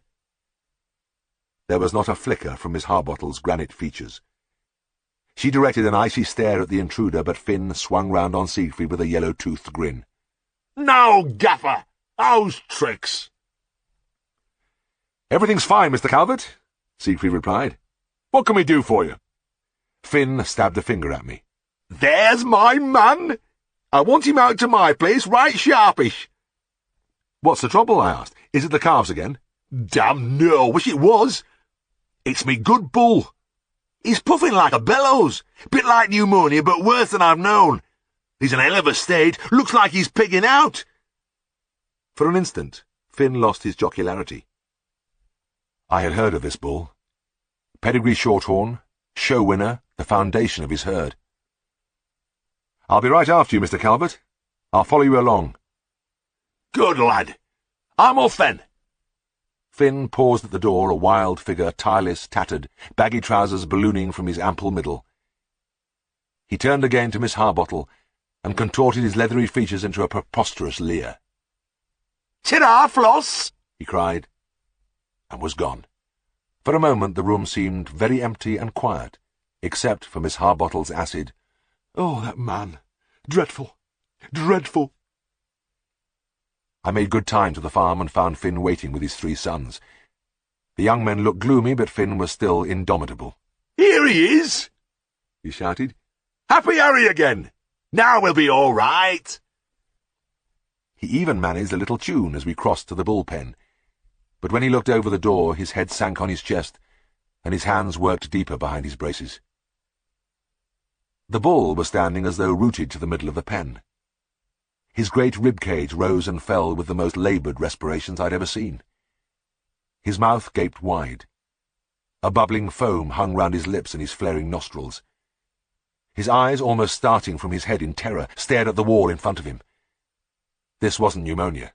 It was a frantic battle for breath, and it looked like a losing one. He didn't move when I inserted my thermometer, and though my mind was racing, I suspected the half-minute wasn't going to be long enough this time. I had expected accelerated breathing, but nothing like this. "Poor old bugger," Finn muttered. "He's bred me the finest cows I've ever had, and he's quiet as a sheep, too. I've seen my little grandchildren walk under his belly, and he took no notice. I hate to see him suffering like this. If you can't do no good, just tell me, and I'll get the gun out." I took the thermometer out and read it. 110 degrees Fahrenheit. This was ridiculous. I shook it vigorously and pushed it back into the rectum. I gave it nearly a minute this time, so that I could get in some extra thinking. The second reading said 110 again, and I had an unpleasant conviction that if the thermometer had been a foot long, the mercury would still have been jammed against the top.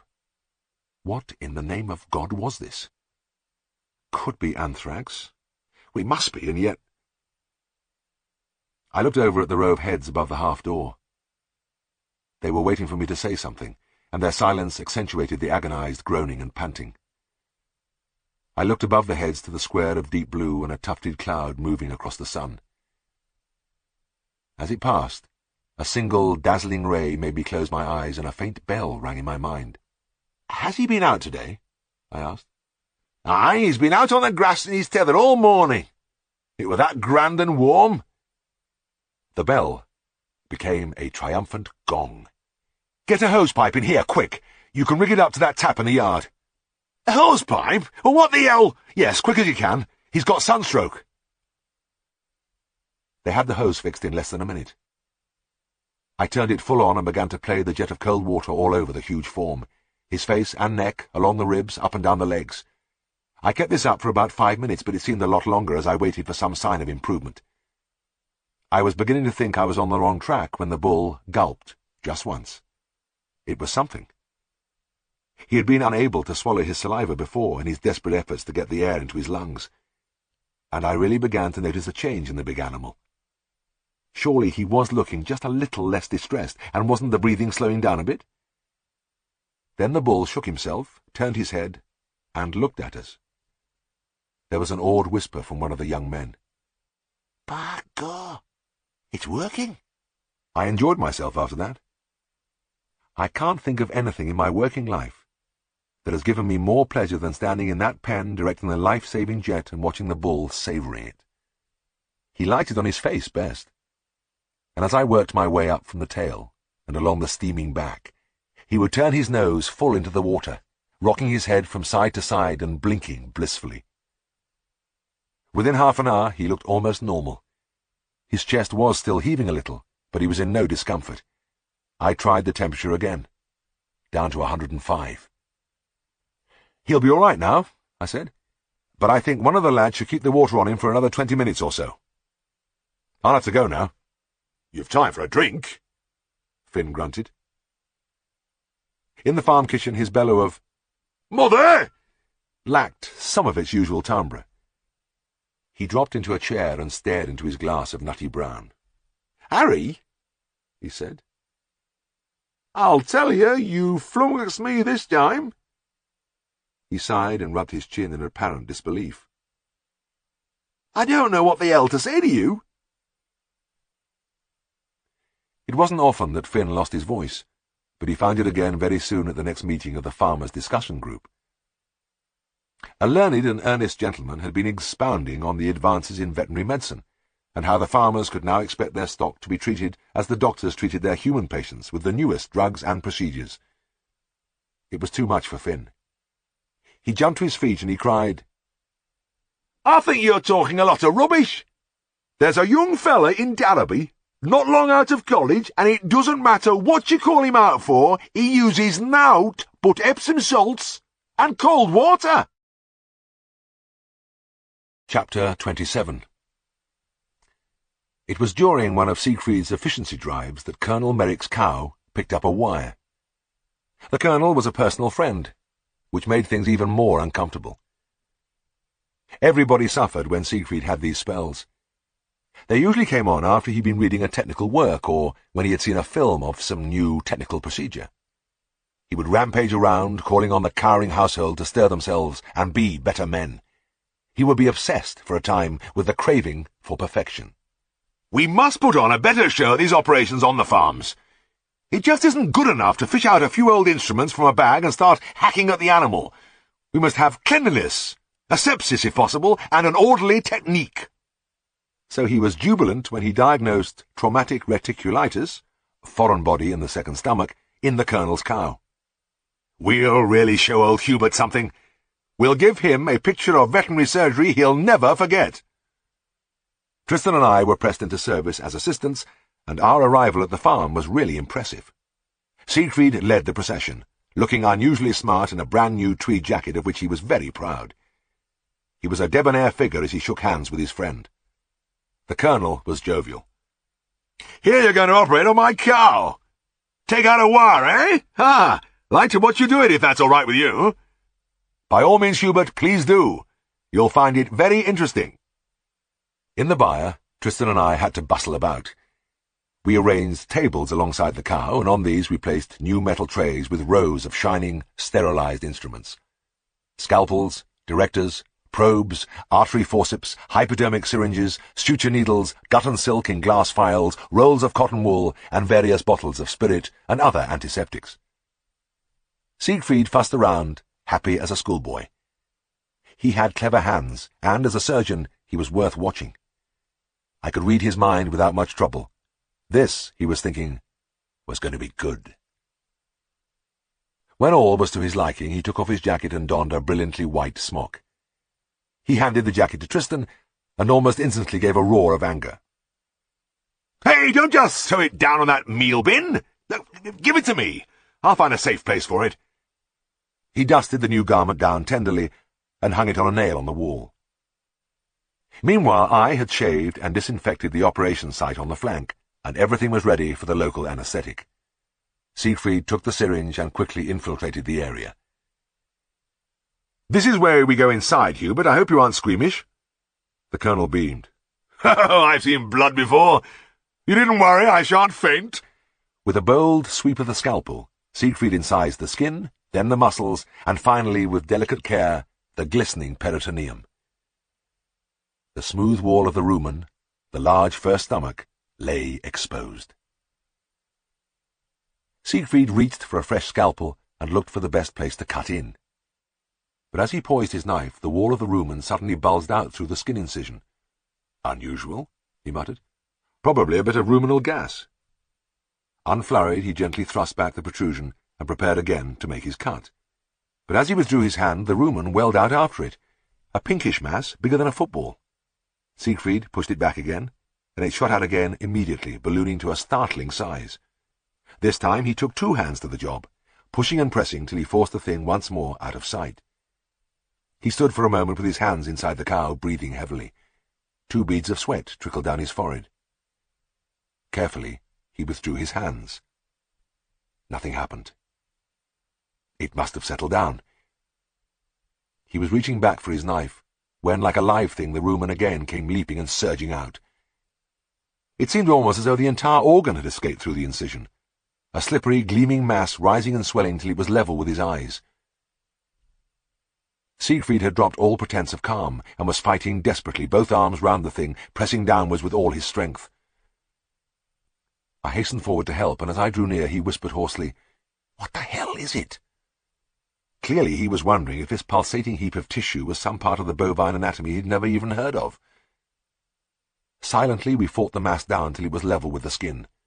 The Colonel was watching intently. He hadn't expected the operation to be so interesting. His eyebrows were slightly raised.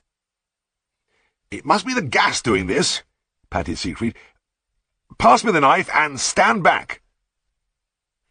He inserted the knife into the rumen and cut sharply downwards. I was glad I had moved away, because through the incision shot a high-pressure jet of semi-liquid stomach contents, a greenish-brown, foul-smelling cascade which erupted from the depths of the cow as from an invisible pump. The first direct hit was on Siegfried's face. He couldn't release his hold of the rumen, or it would have slipped back into the abdomen and contaminated the peritoneum.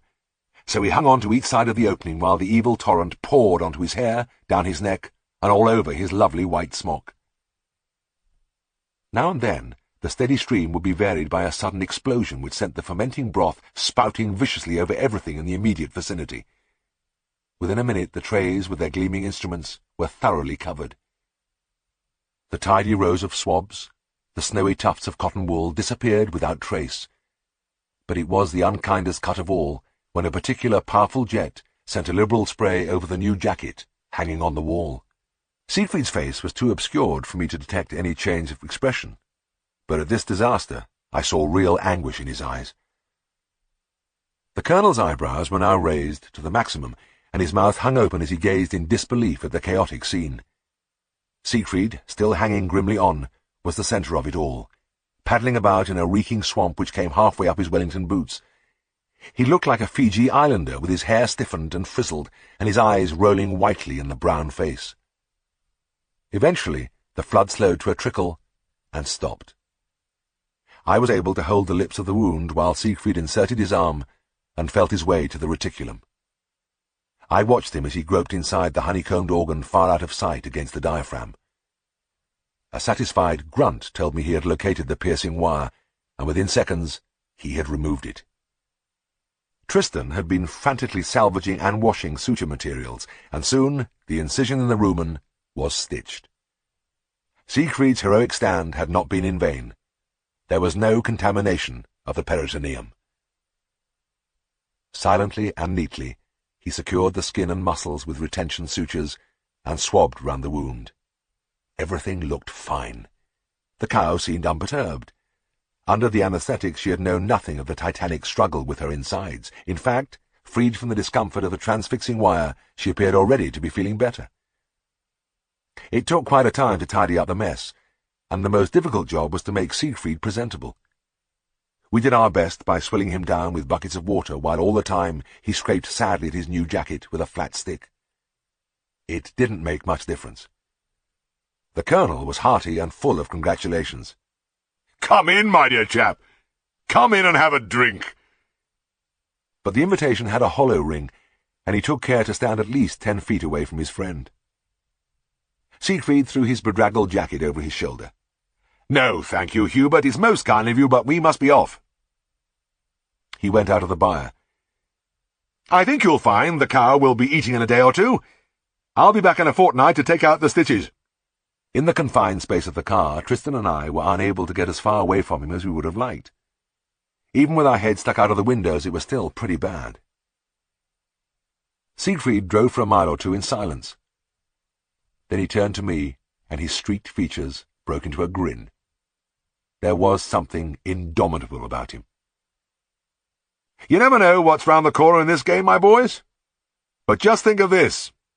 That operation was a success." Chapter 28. There were 3 of us in the cheerless yard: Isaac Cranford, Jeff Mallock, and myself. The only one who looked at ease was Mallock, and it was fitting that it should be so, since he was, in a manner of speaking, the host. He owned the knacker yard, and he looked on benignly as we peered into the carcass of the cow he had just opened. In Darrowby the name Malloch had a ring of doom.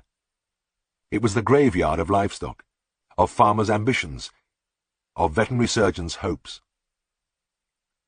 If ever an animal was very ill, somebody was bound to say, "I reckon she'll be off to Malloch's before long," or "Jeff Malloch'll have her finish." And the premises fitted perfectly into the picture. A group of drab red brick buildings standing a few fields back from the road, with a stumpy chimney from which rolled endlessly a dolorous black smoke. It didn't pay to approach Malloch's too closely unless you had a strong stomach, so the place was avoided by the townspeople. But if you ventured up the lane and peeped through the sliding metal doors, you could look in on a nightmare world. Dead animals lay everywhere. Most of them were dismembered and great chunks of meat hung on hooks, but here and there you could see a bloated sheep or a greenish swollen pig, which not even Jeff could bring himself to open. Skulls and dry bones were piled to the roof in places, and brown mounds of meat stood in the corners. The smell was bad at any time, but when Jeff was boiling up the carcasses, it was indescribable. The Malloch family bungalow stood in the middle of the buildings, and strangers could be pardoned if they expected a collection of wizened gnomes to dwell there.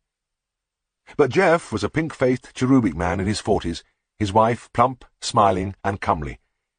Their family ranged from a positively beautiful girl of 19 down to a robust 5-year-old boy. There were 8 young Mallochs, and they had spent their lifetimes playing among tuberculous lungs and a vast spectrum of bacteria from salmonella to anthrax. They were the healthiest children in the district. It was said in the pubs that Jeff was one of the richest men in the town, but the locals, as they supped their beer, had to admit that he earned his money. At any hour of the day or night he would rattle out into the country in his ramshackle lorry, winch on a carcass, bring it back to the yard, and cut it up. A dog food dealer came twice a week from Broughton with a van and bought the fresh meat. The rest of the stuff Jeff shoveled into his boiler to make the meat meal, which was in great demand for mixing in pig and poultry rations.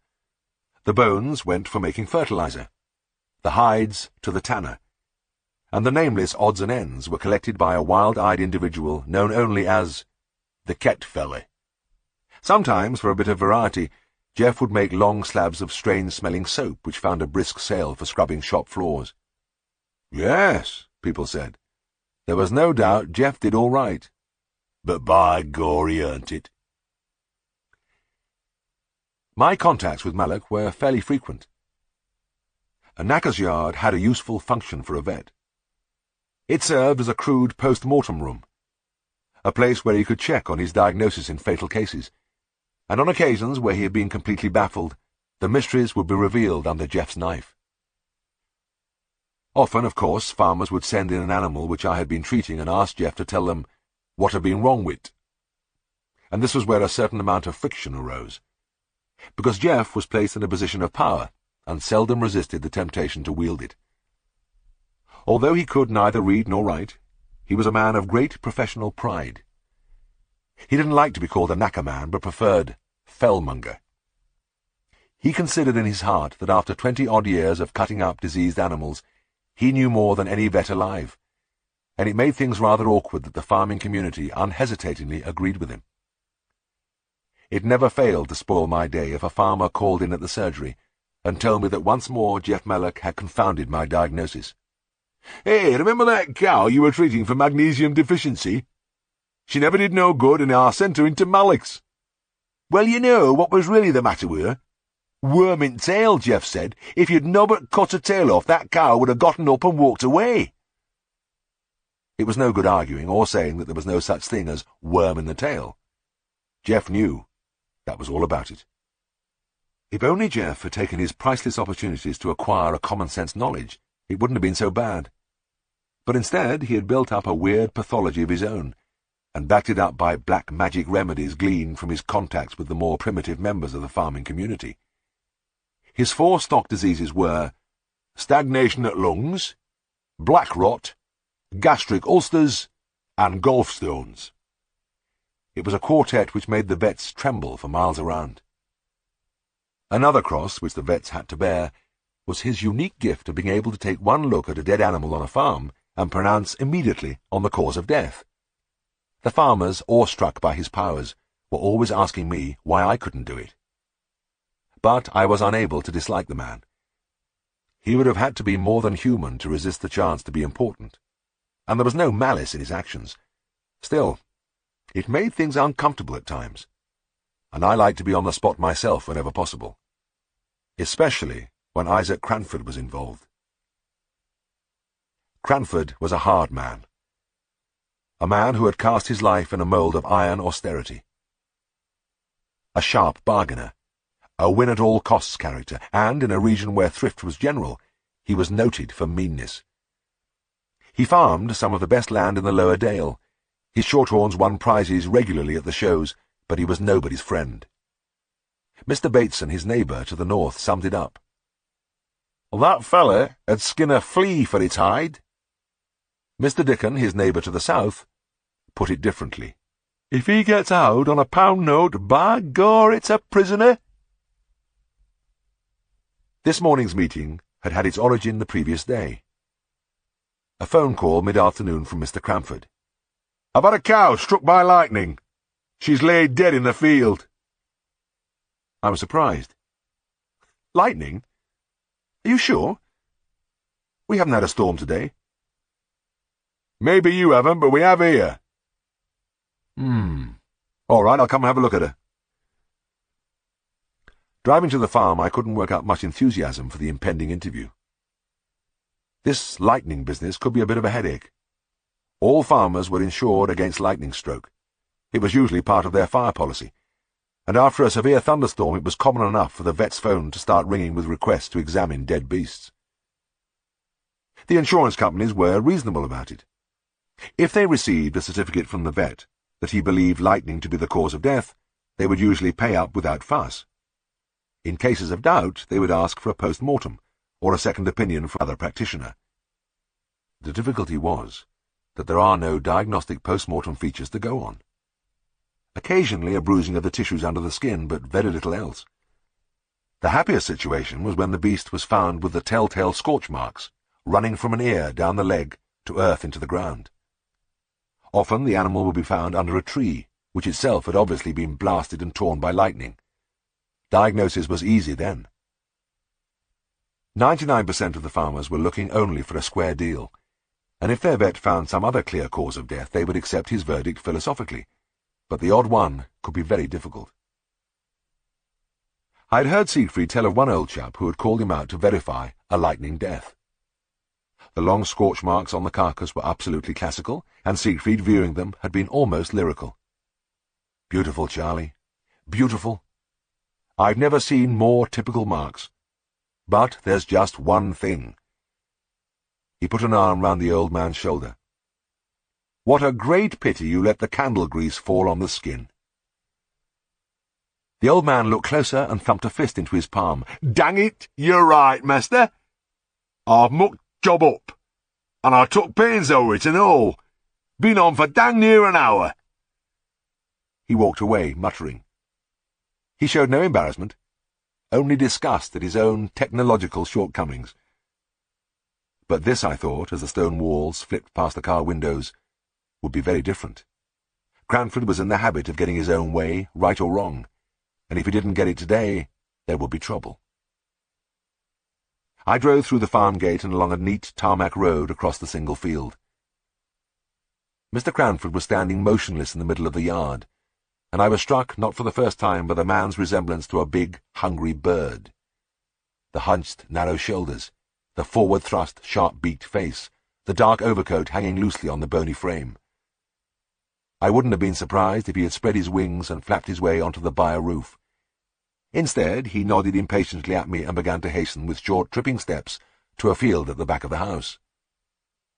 It was a large field, and the dead cow lay almost in the centre. There were no trees, no hedges, not even a small bush.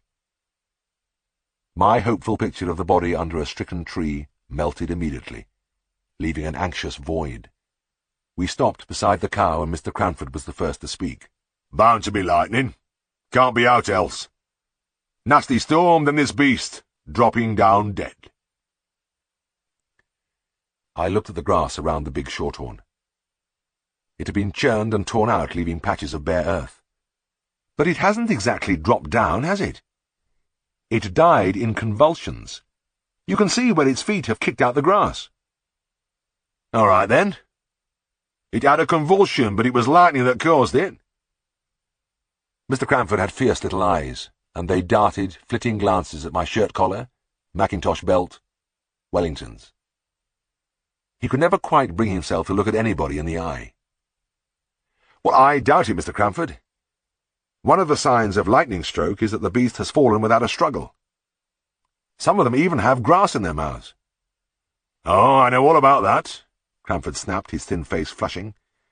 I've been among livestock for half a century, and this isn't the first beast I've seen that's been struck. They're not all the same, you know. Oh, I realise that, but you see, this death could have been caused by so many things.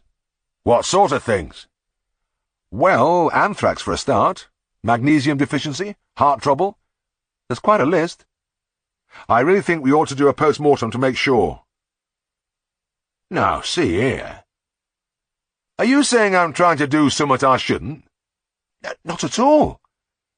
I'm only saying we should make sure before I write a certificate.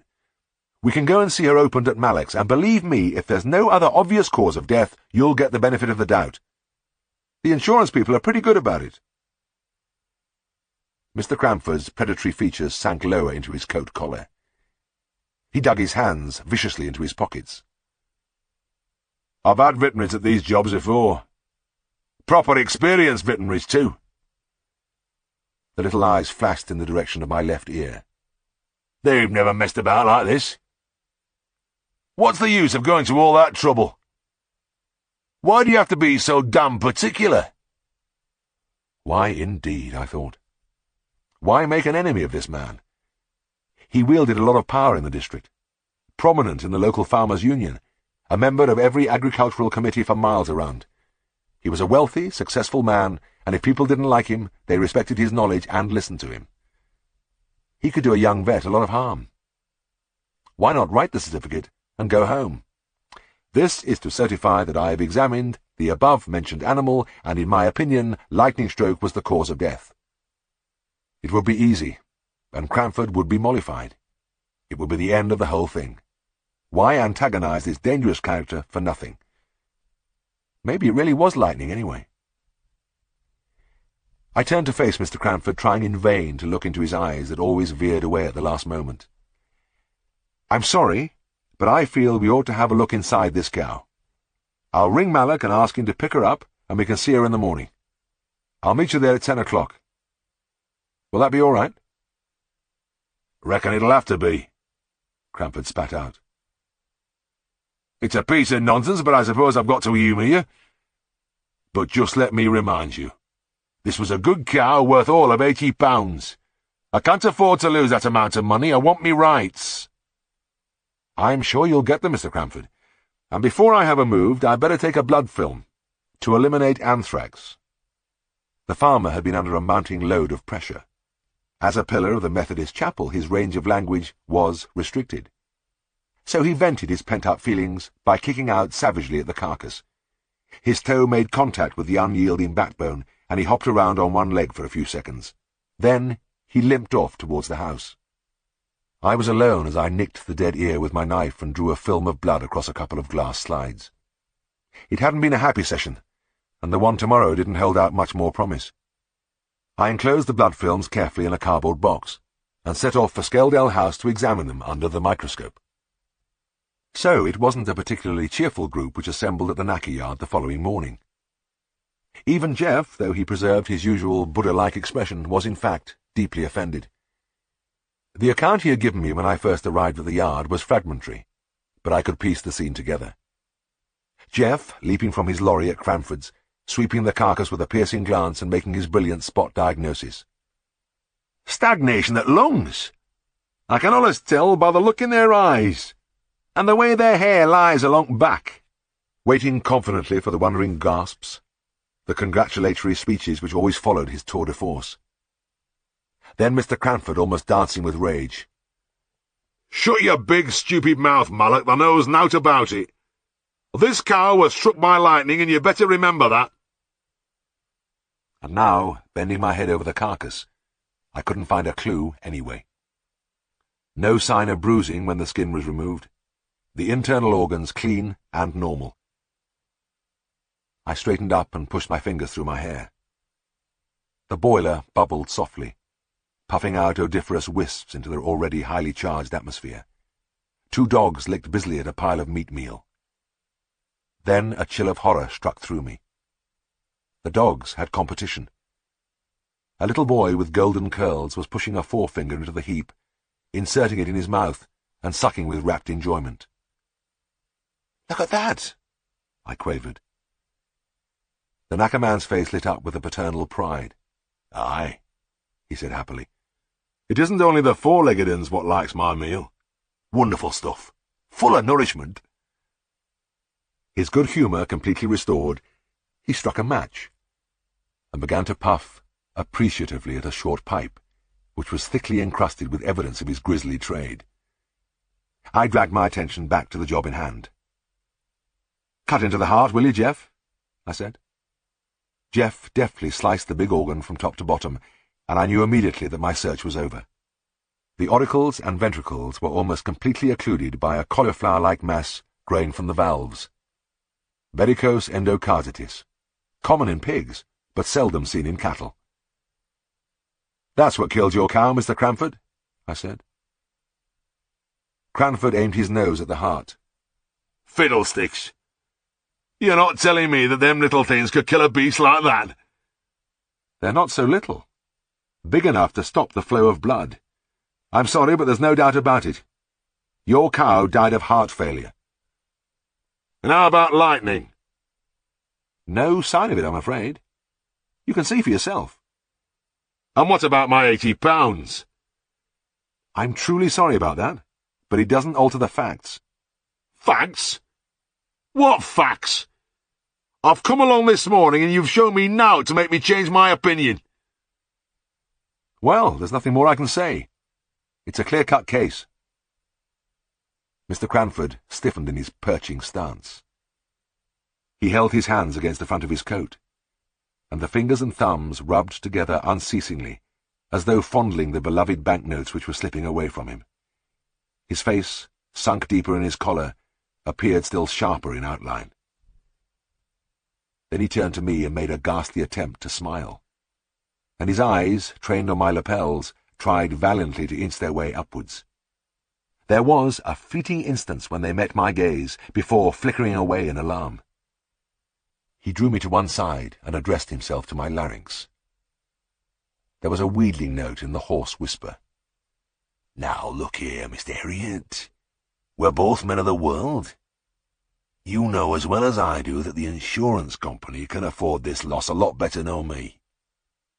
So why can't you just say, it is lightning?" "Well, even though I think it isn't?" "Well, what the hangman does it matter? You can say it is, can't you? Nobody's going to know." I scratched my head. "But what would bother me, Mr. Cranford, is that I would know." "You would know?" The farmer was mystified. "That's right. And it's no good. I can't give you a certificate for this cow, and that's the end of it." Dismay, disbelief, frustration chased across Mr. Cranford's features. "Well, I'll tell you this. I'm not leaving the matter here. I'm going to see your boss about you." He swung round and pointed at the cow. "There's no sign of disease there. Trying to tell me it's all due to a little things in the heart. You don't know your job. You don't even know what them things are." Jeff Mallock removed his unspeakable pipe from his mouth.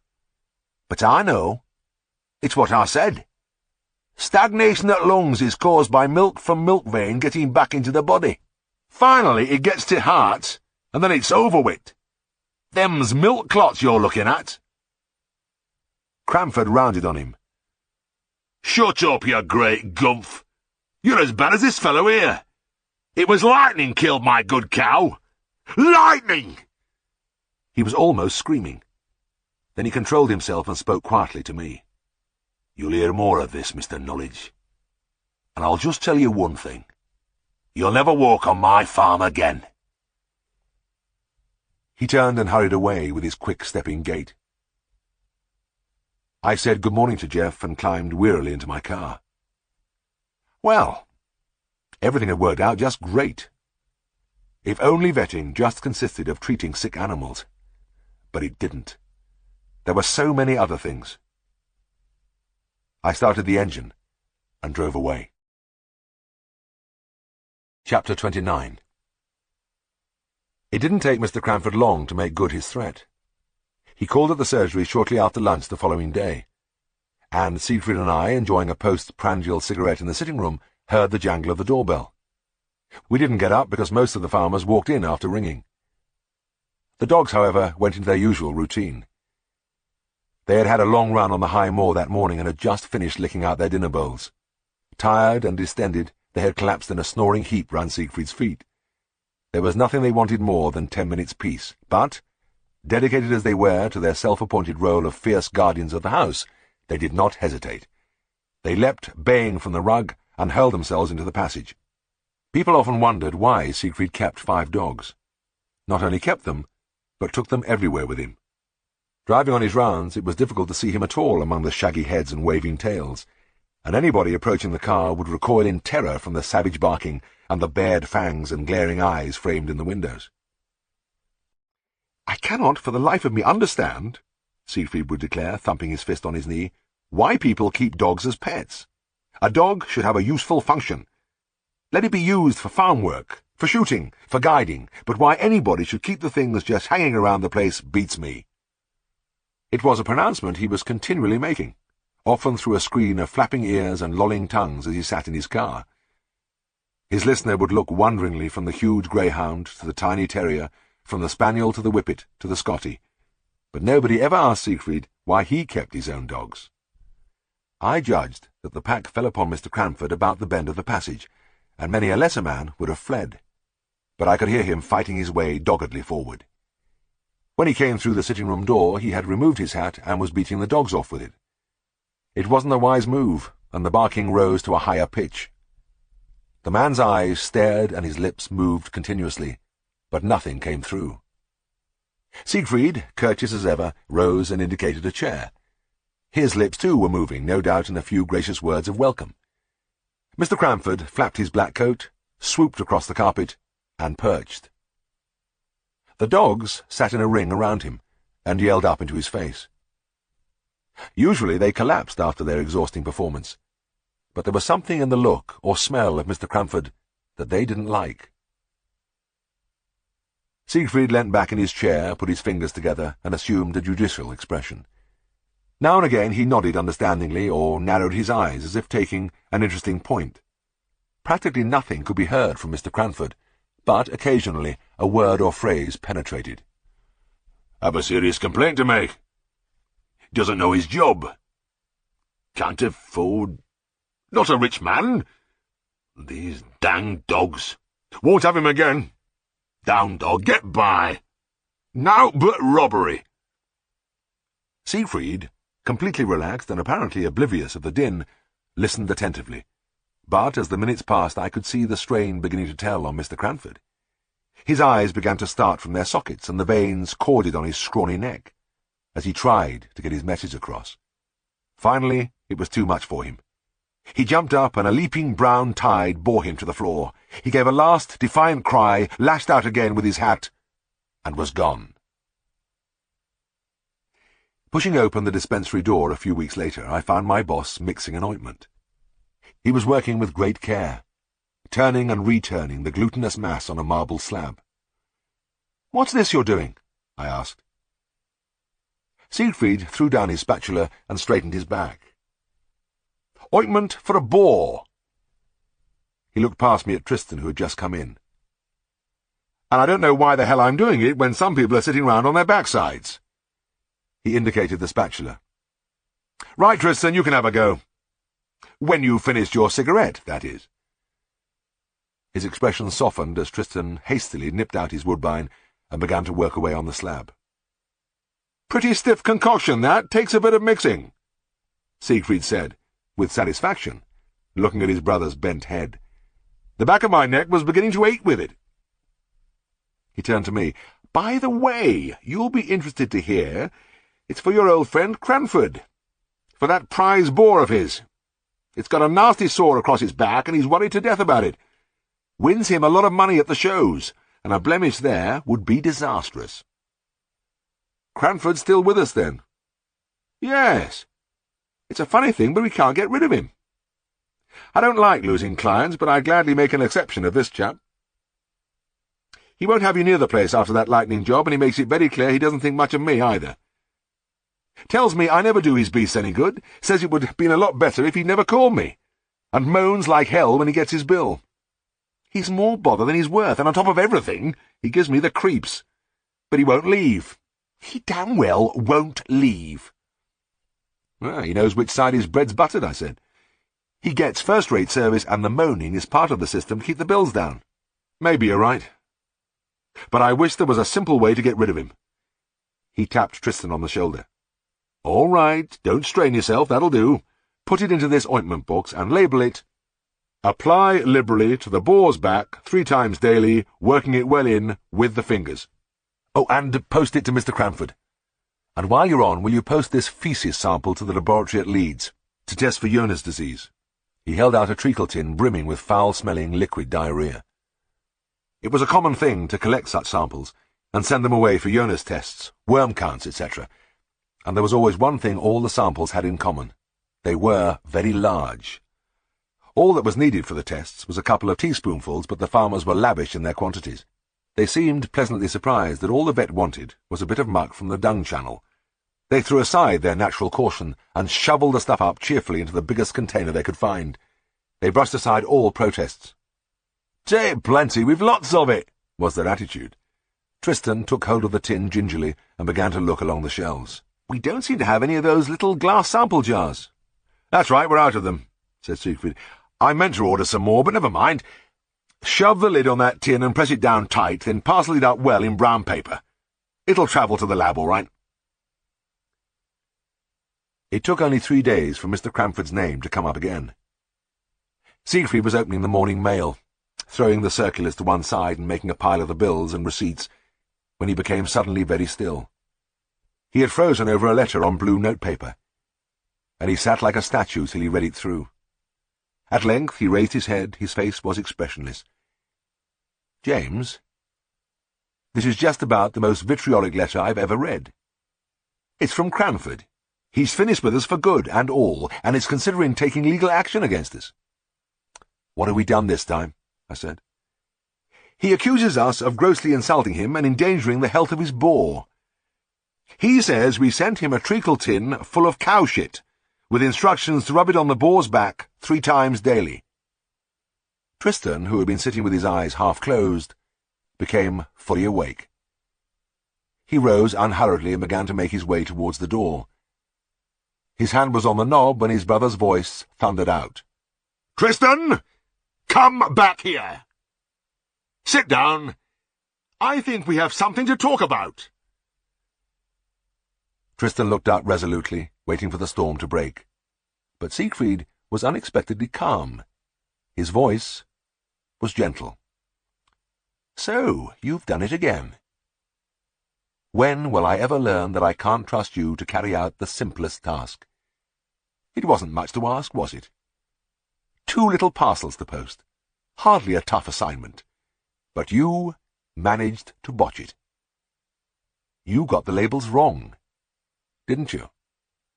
Tristan wriggled in his chair. "I'm sorry.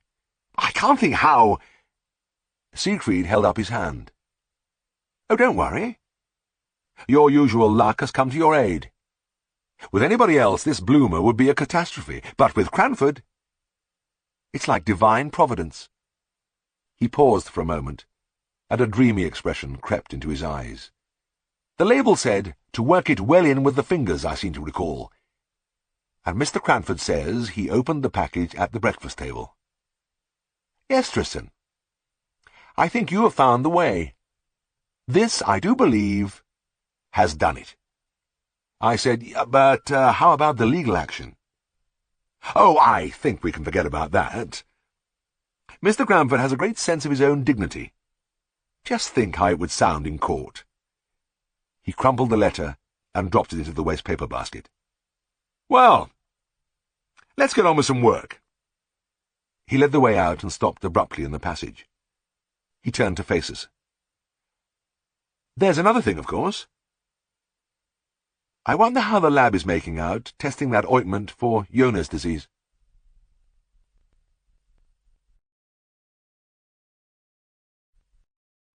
Chapter 30. I was really worried about Tricky this time. I had pulled up my car when I saw him in the street with his mistress, and I was shocked at his appearance. He had become hugely fat, like a bloated sausage with a little leg at each corner. His eyes, bloodshot and rheumy, stood straight ahead, and his tongue lolled from his jaws. Mrs. Pumphrey hastened to explain. "He was so listless, Mr. Herriot. He seemed to have no energy. I thought he must be suffering from malnutrition, so I've been giving him some little extras between meals to build him up. Some calf's foot jelly and malt and cod liver oil, and a bowl of Horlicks each night to make him sleep. Nothing much, really." "And did you cut down on the sweet things as I told you?" "Oh, I did for a bit, but he seemed to be so weak. I had to relent. He does love cream cakes and chocolate so. I can't bear to refuse him." I looked down again at the little dog. That was the trouble. Tricky's only fault was greed. He had never been known to refuse food. He would tackle a meal at any hour of the day or night. And I wondered about all the things Mrs. Pumphrey hadn't mentioned. The pâté on thin biscuits, the fudge, the rich trifles. Tricky loved them all. I tried to sound severe. "Now, I really mean this. If you don't cut his food right down and give him more exercise, he is going to be really ill. You must harden your heart and keep him on a very strict diet." Mrs. Pumphrey wrung her hands.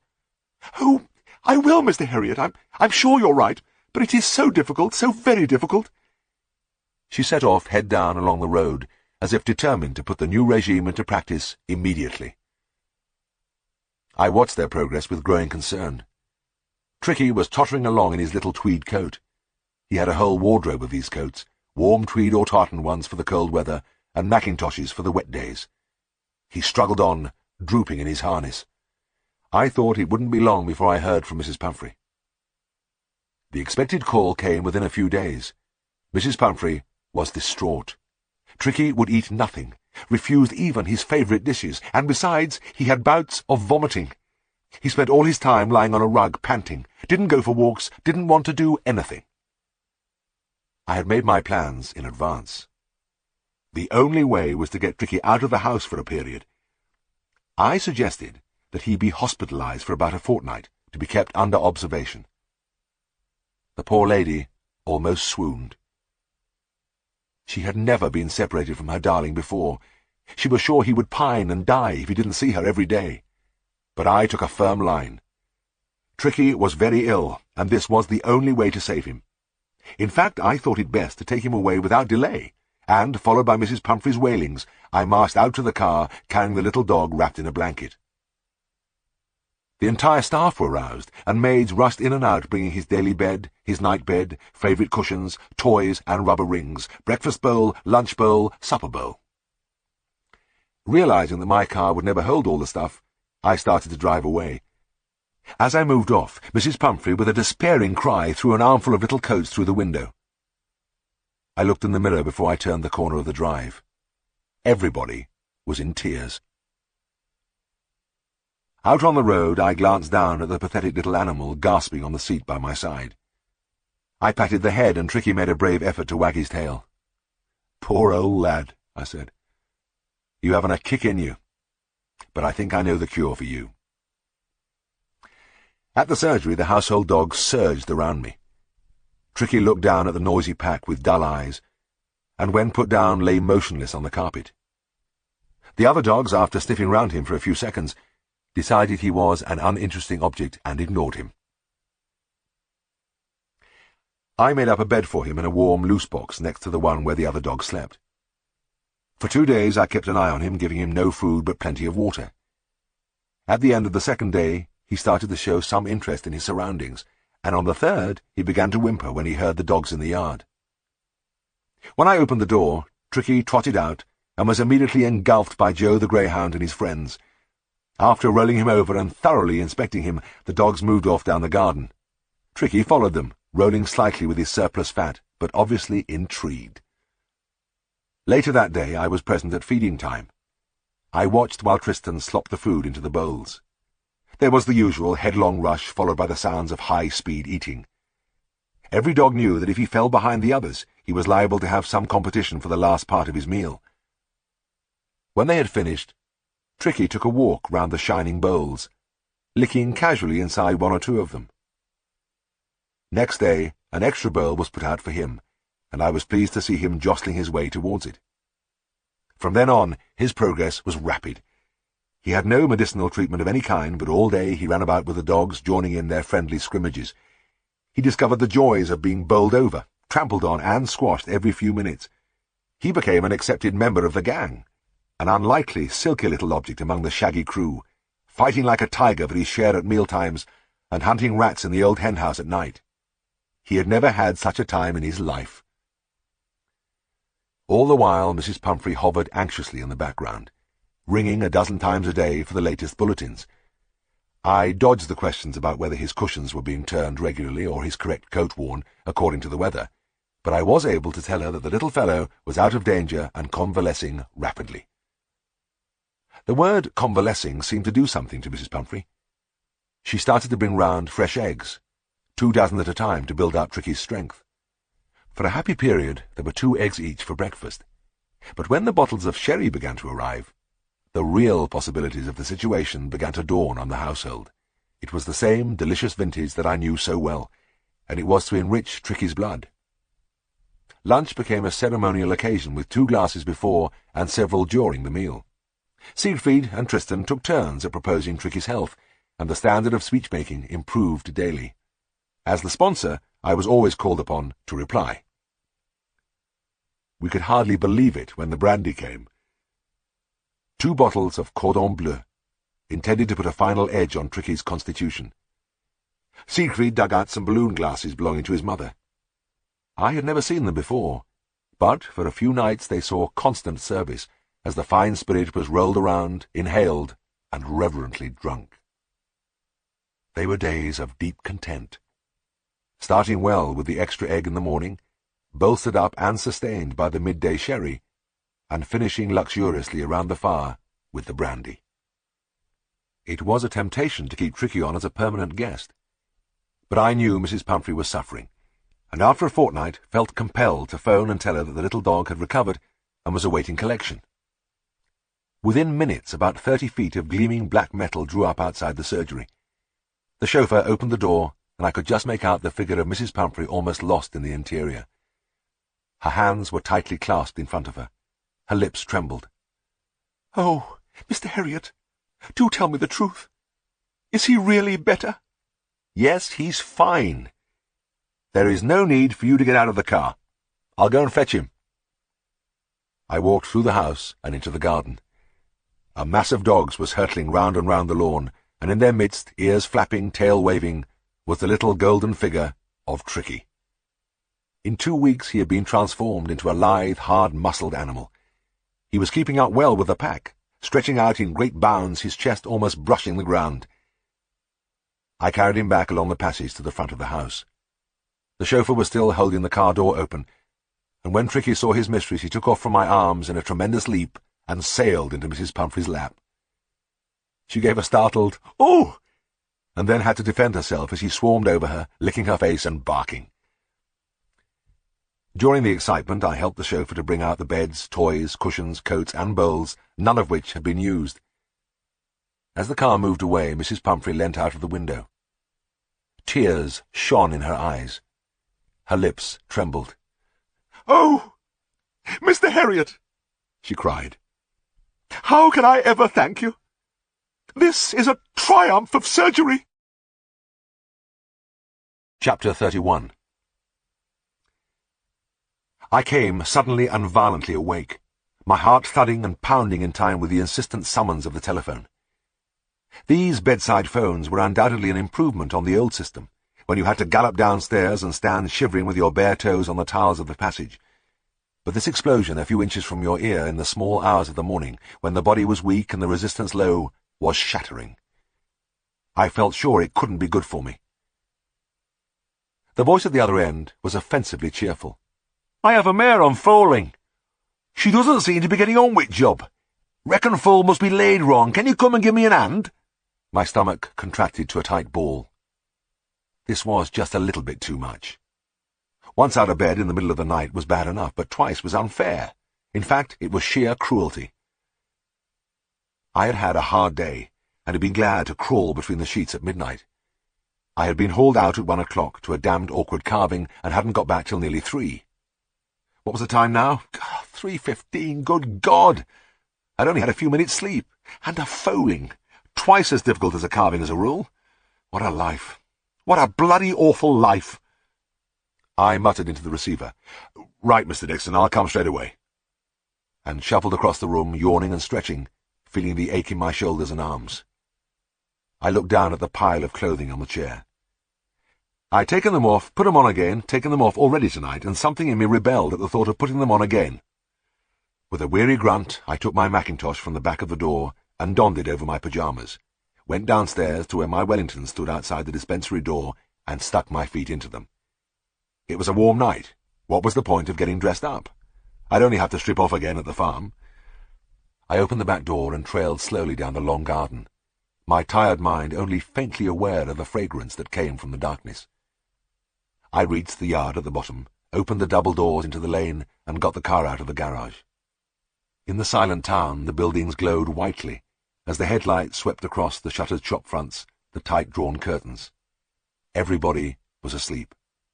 Everybody, except me, James Herriot, creeping, sore and exhausted, towards another spell of hard labour. Why the hell had I ever decided to become a country vet? I must have been crazy to pick a job where you worked 7 days a week and through the night as well. Sometimes I felt as though the practice was a malignant living entity, testing me, trying me out, putting the pressure on more and more to see just at what point I would drop down dead. It was a completely unconscious reaction which hoisted me from my bath of self-pity and left me dripping on the brink, regarding the immediate future with a return of some of my natural optimism. For one thing, Dixon's place was down at the foot of the dale, just off the main road, and they had that unusual luxury, electric light in the buildings. And I couldn't be all that tired, not at the age of 24 with all my faculties unimpaired. I'd take a bit of killing yet.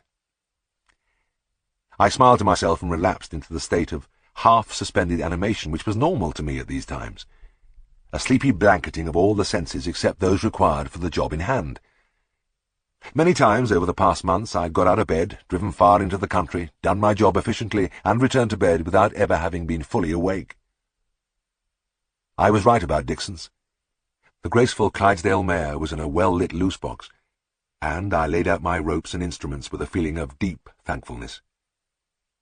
As I tipped antiseptic into the steaming bucket, I watched the mare straining and paddling her limbs. The effort produced nothing. There were no feet protruding from the vulva. There was almost certainly a malpresentation. Still thinking hard, I removed my mackintosh and was jerked out of my reverie by a shout of laughter from the farmer.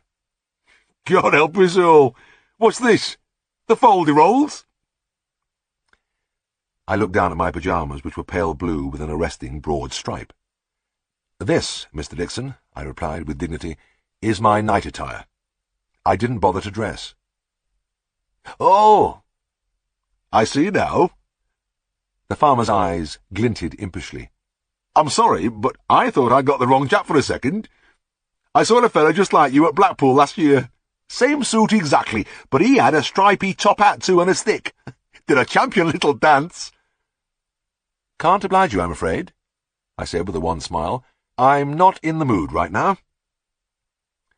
I stripped off, noting with interest the deep red grooves caused by the calf's teeth a couple of hours ago. Those teeth had been like razors, peeling off neat little rolls of skin every time I pushed my arm past them.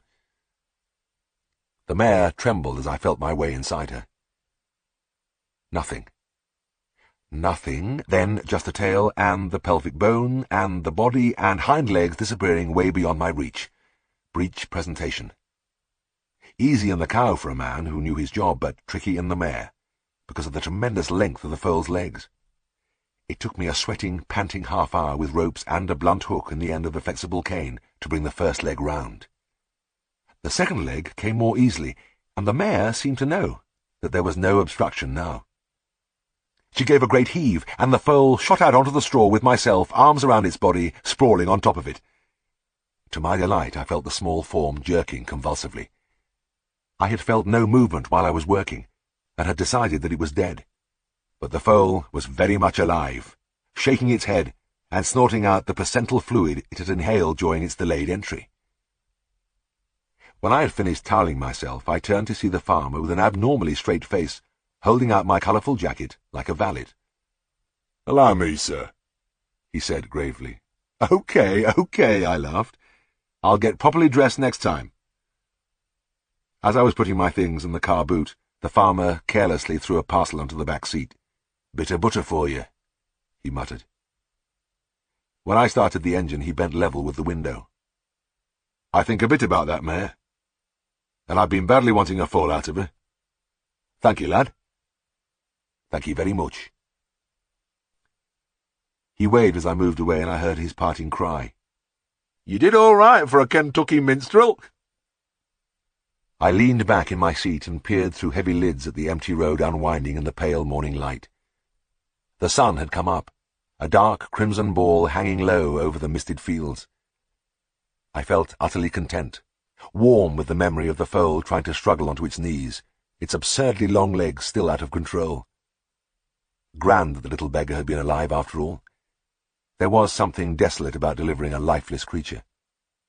The Dixon farm was in the low country where the dale widened out and gave onto the great plain of York. I had to cross a loop of the busy road which connected the West Riding with the industrial northeast. A thin tendril of smoke rose from the chimney of the all-night transport cafe which stood there, and as I slowed down to take the corner, a faint but piercing smell of cooking found its way into the car. The merest breath, but rich in the imagery of fried sausages and beans and tomatoes and chips. God, I was starving. I looked at my watch. 5:15. I wouldn't be eating for a long time yet. I turned in among the lorries on the broad strip of tarmac. Hastening towards the still-lighted building, I decided that I wouldn't be greedy. Nothing spectacular, just a nice sandwich. I had been here a few times before, and the sandwiches were very good, and I deserved some nourishment after my hard night. I stepped into the warm interior where groups of lorry drivers sat behind mounded plates, but as I crossed the floor, the busy clatter died, and was replaced by a tense silence. A fat man in a leather jacket sat transfixed, a loaded fork halfway to his mouth, while his neighbour, gripping a huge mug of tea in an oily hand, stared with bulging eyes at my ensemble. It occurred to me then that bright red striped pyjamas and Wellingtons might seem a little unusual in these surroundings, and I hastily buttoned my mackintosh, which had been billowing behind me. Even closed, it was on the short side, and at least a foot of pyjama leg showed above my boots. Resolutely I strode over to the counter. An expressionless blonde, bulging out of a dirty white overall on the breast pocket of which was inscribed Dora, regarded me blankly. "A ham sandwich and a cup of Bovril, please," I said huskily. As the blonde put a teaspoonful of Bovril into a cup and filled it with a hissing jet of hot water, I was uncomfortably aware of the silence behind me and of the battery of eyes focused on my legs. On my right I could just see the leather-jacketed man. He filled his mouth and chewed reflectively for a few moments. "Takes all kinds, don't it, Ernest?" he said in a judicial tone. "Does indeed, Kenneth.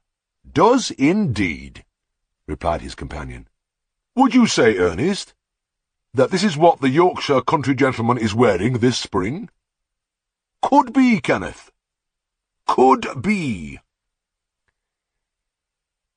Listening to the titters from the rear, I concluded that these two were the accepted cafe wags. Best to eat up quickly and get out.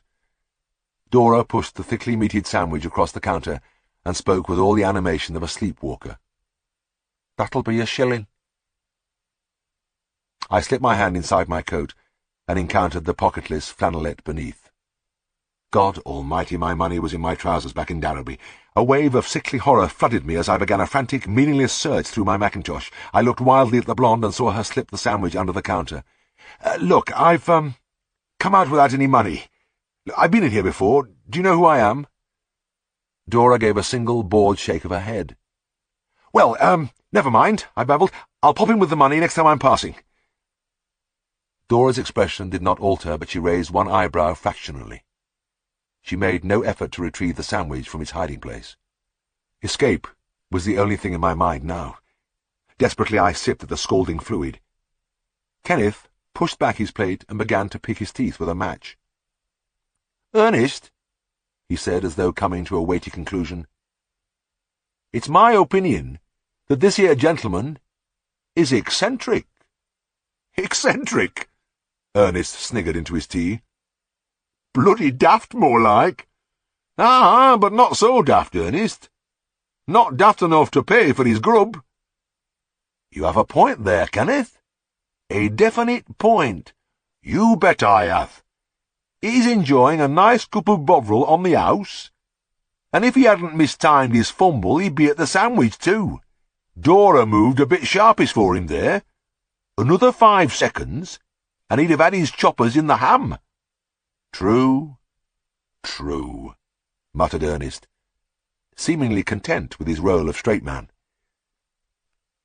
Kenneth put away his match, sucked his teeth noisily, and leant back. "There's another possibility we haven't considered. He could be on the run." "Escaped convict, do you mean, Kenneth?" "I do, Ernest. I do indeed." "But them fellas allers have adders on their uniforms." "Ah, some of 'em do, but I heard somewhere that some of the prisons is going in for stripes now." I had had enough. Tipping the last searing drops of Bovril down my throat, I made headlong for the door. As I stepped out into the early sunshine, Kenneth's final pronouncement reached me. "Probably got away from a working party. Look at them Wellingtons." Postscript. I remember it was an afternoon when the sun blazed. I filled my car with Siegfried's dogs and drove to where an old mine track climbed green and inviting on the side of a steep gill. We walked a mile or two on the smooth turf, then turned off and headed straight up the hillside through the hot bracken scent and the hum of flies to the very top, where the wind was sweet and welcome, and you could see nearly all of the dale laid out there beneath. Nearly all of it, from the head where the great bare hill stood on the edge of the wild, right down to the rich plain, checkered and hazy, at the foot. I was sitting in the heather with the dogs in an expectant ring, when the dale smell came up on the breeze, the fragrance which the wind stole from the miles of warm grass and the shy flowers of the moorland. It had met me when I first stepped off the bus at Darrowby a year ago, and I realized that I had worked my way through the full cycle. I had travelled that magical first time round. And it had all happened down there. Many of the farms in the practice were visible from where I sat. Splashes of grey stone with their livestock, motionless dots from this distance, scattered in the fields around them. They were unrecognizable as the battlegrounds of the past year, the scenes of my first struggles, where everything had happened from heady success to abject failure. There were people down there who thought I was a pretty fair vet. Some who regarded me as an amiable idiot, a few who were convinced I was a genius, and 1 or 2 who would set their dogs on me if I put a foot inside their gates. All this in a year. What would be the position in 30 years? Well, as it turned out, very much the same. And what of the animals around whom the whole little drama revolves? It is a pity they cannot talk, because it would be charming to have their views. There are a few things I would like to know. What do they think of their widely varying lives? What do they think of us? And do they manage to get a laugh out of it all? Audible hopes you have enjoyed this program.